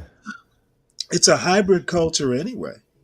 Yeah, it totally is. And so she's be brave, but with a philosophy and some some explanation. I'm kidding, but when you guys the other day, and I didn't say anything. There's a lot of things that if I don't know about something, I don't comment on it. Right. And then so there's a variety of topics. I can either don't have that experience or can never have that experience, so I can't say anything. But it was interesting to me, because I think I was the only white dude on the panel, hearing everyone talk about white culture. And it actually, well, no, it was me talking about it. No, there was other people. Everybody was sort of chiming Well, in. let me tell you my qualifications just right quick. I literally went 1st through 12th to Catholic schools, and from 7 through 12, I went to predominantly white schools. My high school, generally, I was the only black in all my classes. And I went to the University of Georgia, which at that time was pretty damn white. And I wound up eventually, years after there, marrying into a white family. So I have some insights. Yes. And I tend to be like a liberal with a capital L myself. I'm a big fan of, liberal culture. So I haven't lived it, but I've lived around it and with it, married it, had a child with it. So I have a somewhat of an insight. Yeah, I don't. I grew up in a pretty conservative area and in a very conservative household. So I don't, and now I'm relatively apolitical, but I don't really apply politics to it. But it was interesting to me that while listening to other people talk, and I don't care what people's opinions are, they're more than glad to hear what they have to say. But I have never been asked to consider that or forced to, Right. And so when people ask that question, the best answer I can give was one that was given a couple of places. Now, the podcast you were playing, I think, was way off on a lot of things. Mm-hmm. In terms of the actual culture, the effects of it, and the historical nature of it, that might be 100% valid. In fact, I agreed with a few of those things. But the biggest thing about white culture is there isn't any. There's not a behavior. There's shared experiences, but that's American culture. Aspects of it. And so that was just, it was like, yeah. I get your point. It's nebulous. It's nebulous. And you, I believe, or someone said it's more regional than it is anything else. Well, it is definitely regional. I'm convinced of that. And you're right. White culture, that's kind of a term. European culture is more appropriate. But the fact is, you are not forced to face your race if you are white, with the exceptions of, the instances when, I've been the only white guy doing things before, and maybe you think about it a little bit then. But it's not something that you are required to process really at any point in time. And so a definition for it is, other than mayonnaise, I can't really think of anything. Well, we're so into it now.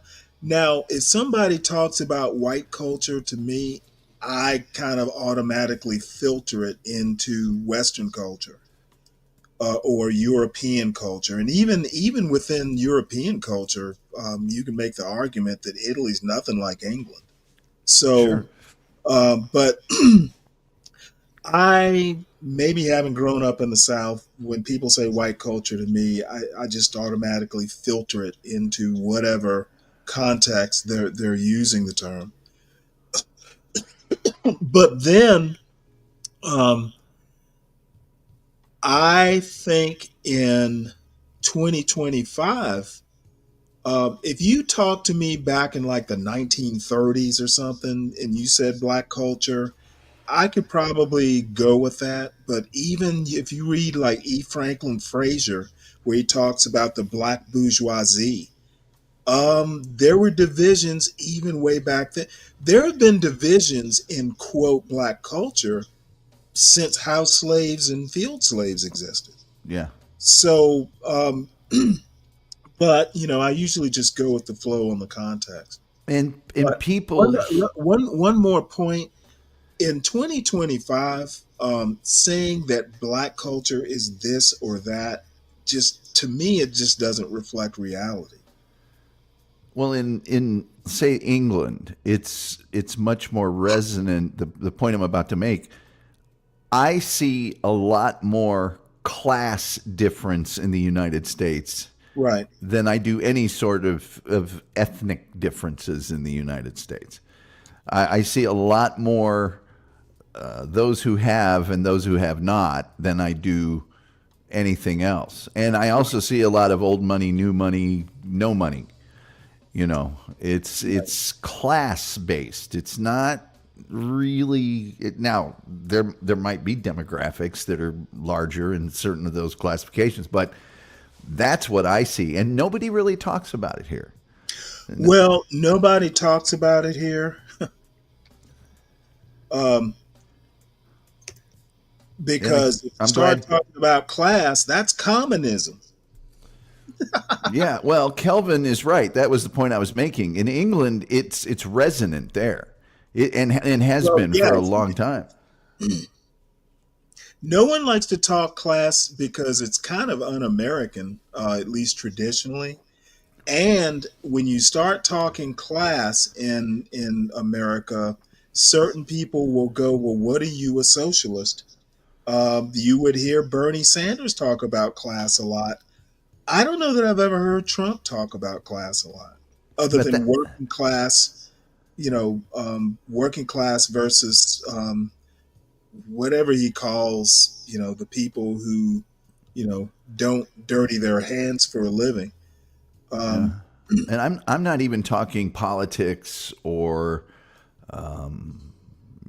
economics. I'm talking about culture.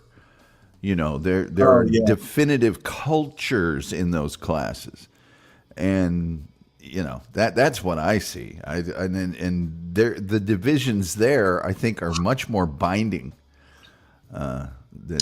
Well, the thing is, you and I have read books, so daggone it. Yeah. I'm gonna leave it at that. Sometimes the value, and there are definitely negatives to book learning, but there are things, and not only that, but experience. This audience tends to be fairly young, so you and I are on the upper end of the age range. Yeah. So there may be some life experiences, that influence our outlooks and points of view that don't get, might not, a young person might not get. The distinctions are the only discriminations I've ever felt in my life have been class based. They have not been racially based. Now it might be because I'm a white guy, but those are the things I've experienced, and from both ends of the spectrum. That's where the lines are drawn. Are you a member of the upper echelon? Are you not? Are you you thinking you're putting on airs? Do you think I have not gotten that and still get it? Yeah. Oh my Lord. Yeah, it's. And believe it or not this space. There's a space that every now and again I still dip my toe into. Oh my Lord. Well, and I don't care. The only thing they didn't say is you talk white. Yeah. Well, and I don't care about a person's class. Predominantly, it's like, you got money, you don't got money, you grew up this way, you grew up that way. People are people, because I've been around all of them. I've got relatives, friends, you name it, from all of them. And if you're going to be successful and happy in this world, you need to learn to walk with beggars and kings. And so, you can't be cowed by, affluence or, right. arrogance or whatever else it is. And you also can't have the conceit that someone who didn't have the advantages that you do may not have thoughts just as sublime as yours. Right. So, but that's the thing I see more than anything. And it's also the most divisive thing in a society. Well, part of that class argument, though, is know your lane, Yeah. and which was the point you started out originally. Yeah, yeah, but there was an interesting podcast to listen to, just to get other people's perspective, because the historical stuff they were talking about, I pretty much can sign off on, but there were other parts of it that I just wanted to go, hey, no, you've built a Frankenstein where no monster exists. I wish sometimes there was a culture. There's not. There's just not. Other than we're not good at dancing or karaoke once we get over 50 or something. I mean, it's just there aren't really the cultural markers that there are for a lot of other I guess racial distinctions. Well, I guess I better get while the getting's good. I'm being called a snob now. Oh boy. Oh boy. Here we go. Kelvin, you're my buddy, man. I don't think I'm better than you. I know you play video games better than I do. I don't think I'm better than anybody except for Be Brave. I have games that I bought 5 years ago and haven't played them in 5 years. So, my son left his Xbox because it's a dinosaur, I guess. And I haven't turned that thing on once. The only video game I own is the Mahjong app that's on the phone that came with it when I bought it. That's it. I don't have any other video games. Now, I do play Words with Friends, but that's about, and I don't even do that as much since I'm online or planning for being online so much. Well, before Mac went to a different operating system, and I should probably try to find this, it's technically a video game. I had this awesome video game where they would give you, I think it was 7 or 8 letters randomly, and you had to make as many words out of those letters as you possibly could. I loved that game. Loved it. Play it all day. There's got to be an app for your phone. Well, I don't do anything with my phone but receive calls, make calls, and occasionally when I'm required to text. I don't do anything. Well, I maybe have there's a few apps that I have to use for work that are security related. Right. To log into things and stuff, but that's it. I try not to do anything on my phone, and it's because I don't trust the phone. I don't, my bank one time said, well, I was there depositing a paper check. You can just take a picture on both sides and send it, and blah, blah, blah, blah. And I'm like, I know I can do that. Well, wow, don't you trust us? And I went, I trust you. I don't trust the phone. Oh, wow. Okay. So it's like I work with computers and stuff. I don't not trust that phone. So we need to get. Does BlackBerry still exist? You remember? I think they do. Back in the day? Yes, I think BlackBerry does still exist. But I also really love my big boy computer. I don't like to use. It's like I know I don't like to use iPads. I can. I don't even like laptops that much. Oh, really? I love laptops. No, I like my workstation. I like to be at a spot and have all the power there. But anyway, you got to go. Yeah. 2 quick things, Kelvin. GTA 6 is coming, but it's been coming for years. I won't be playing it. My son, I bought it for my son when he was in middle school, believe it or not. And my sister was horrified, but I'm like, hey, he's mature enough to handle it.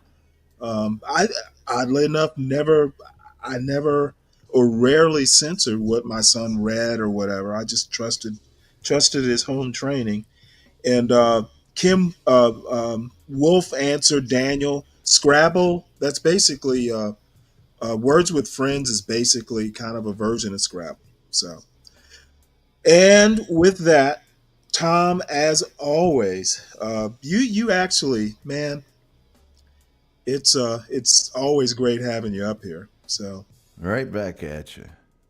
And chat, Kelvin, Zhang, please ask him to call off the fatwa. I did not do anything that I know of. So everyone in the chat, I will see you all tonight. I hope I'll make it on time at 3. Make sure you hit the like button on your way out. If you're new, subscribe to the channel, to this channel and the Stanley Cross 6000 channel. And what else? Share the wealth. Let your friends know that we're going to be watching Glenn Lowry and Amy Wax tomorrow. I'm sure that'll bring them in hordes. And I will see you all in the morning. Take it easy, Tom. You too. Take it easy, John, if you're listening.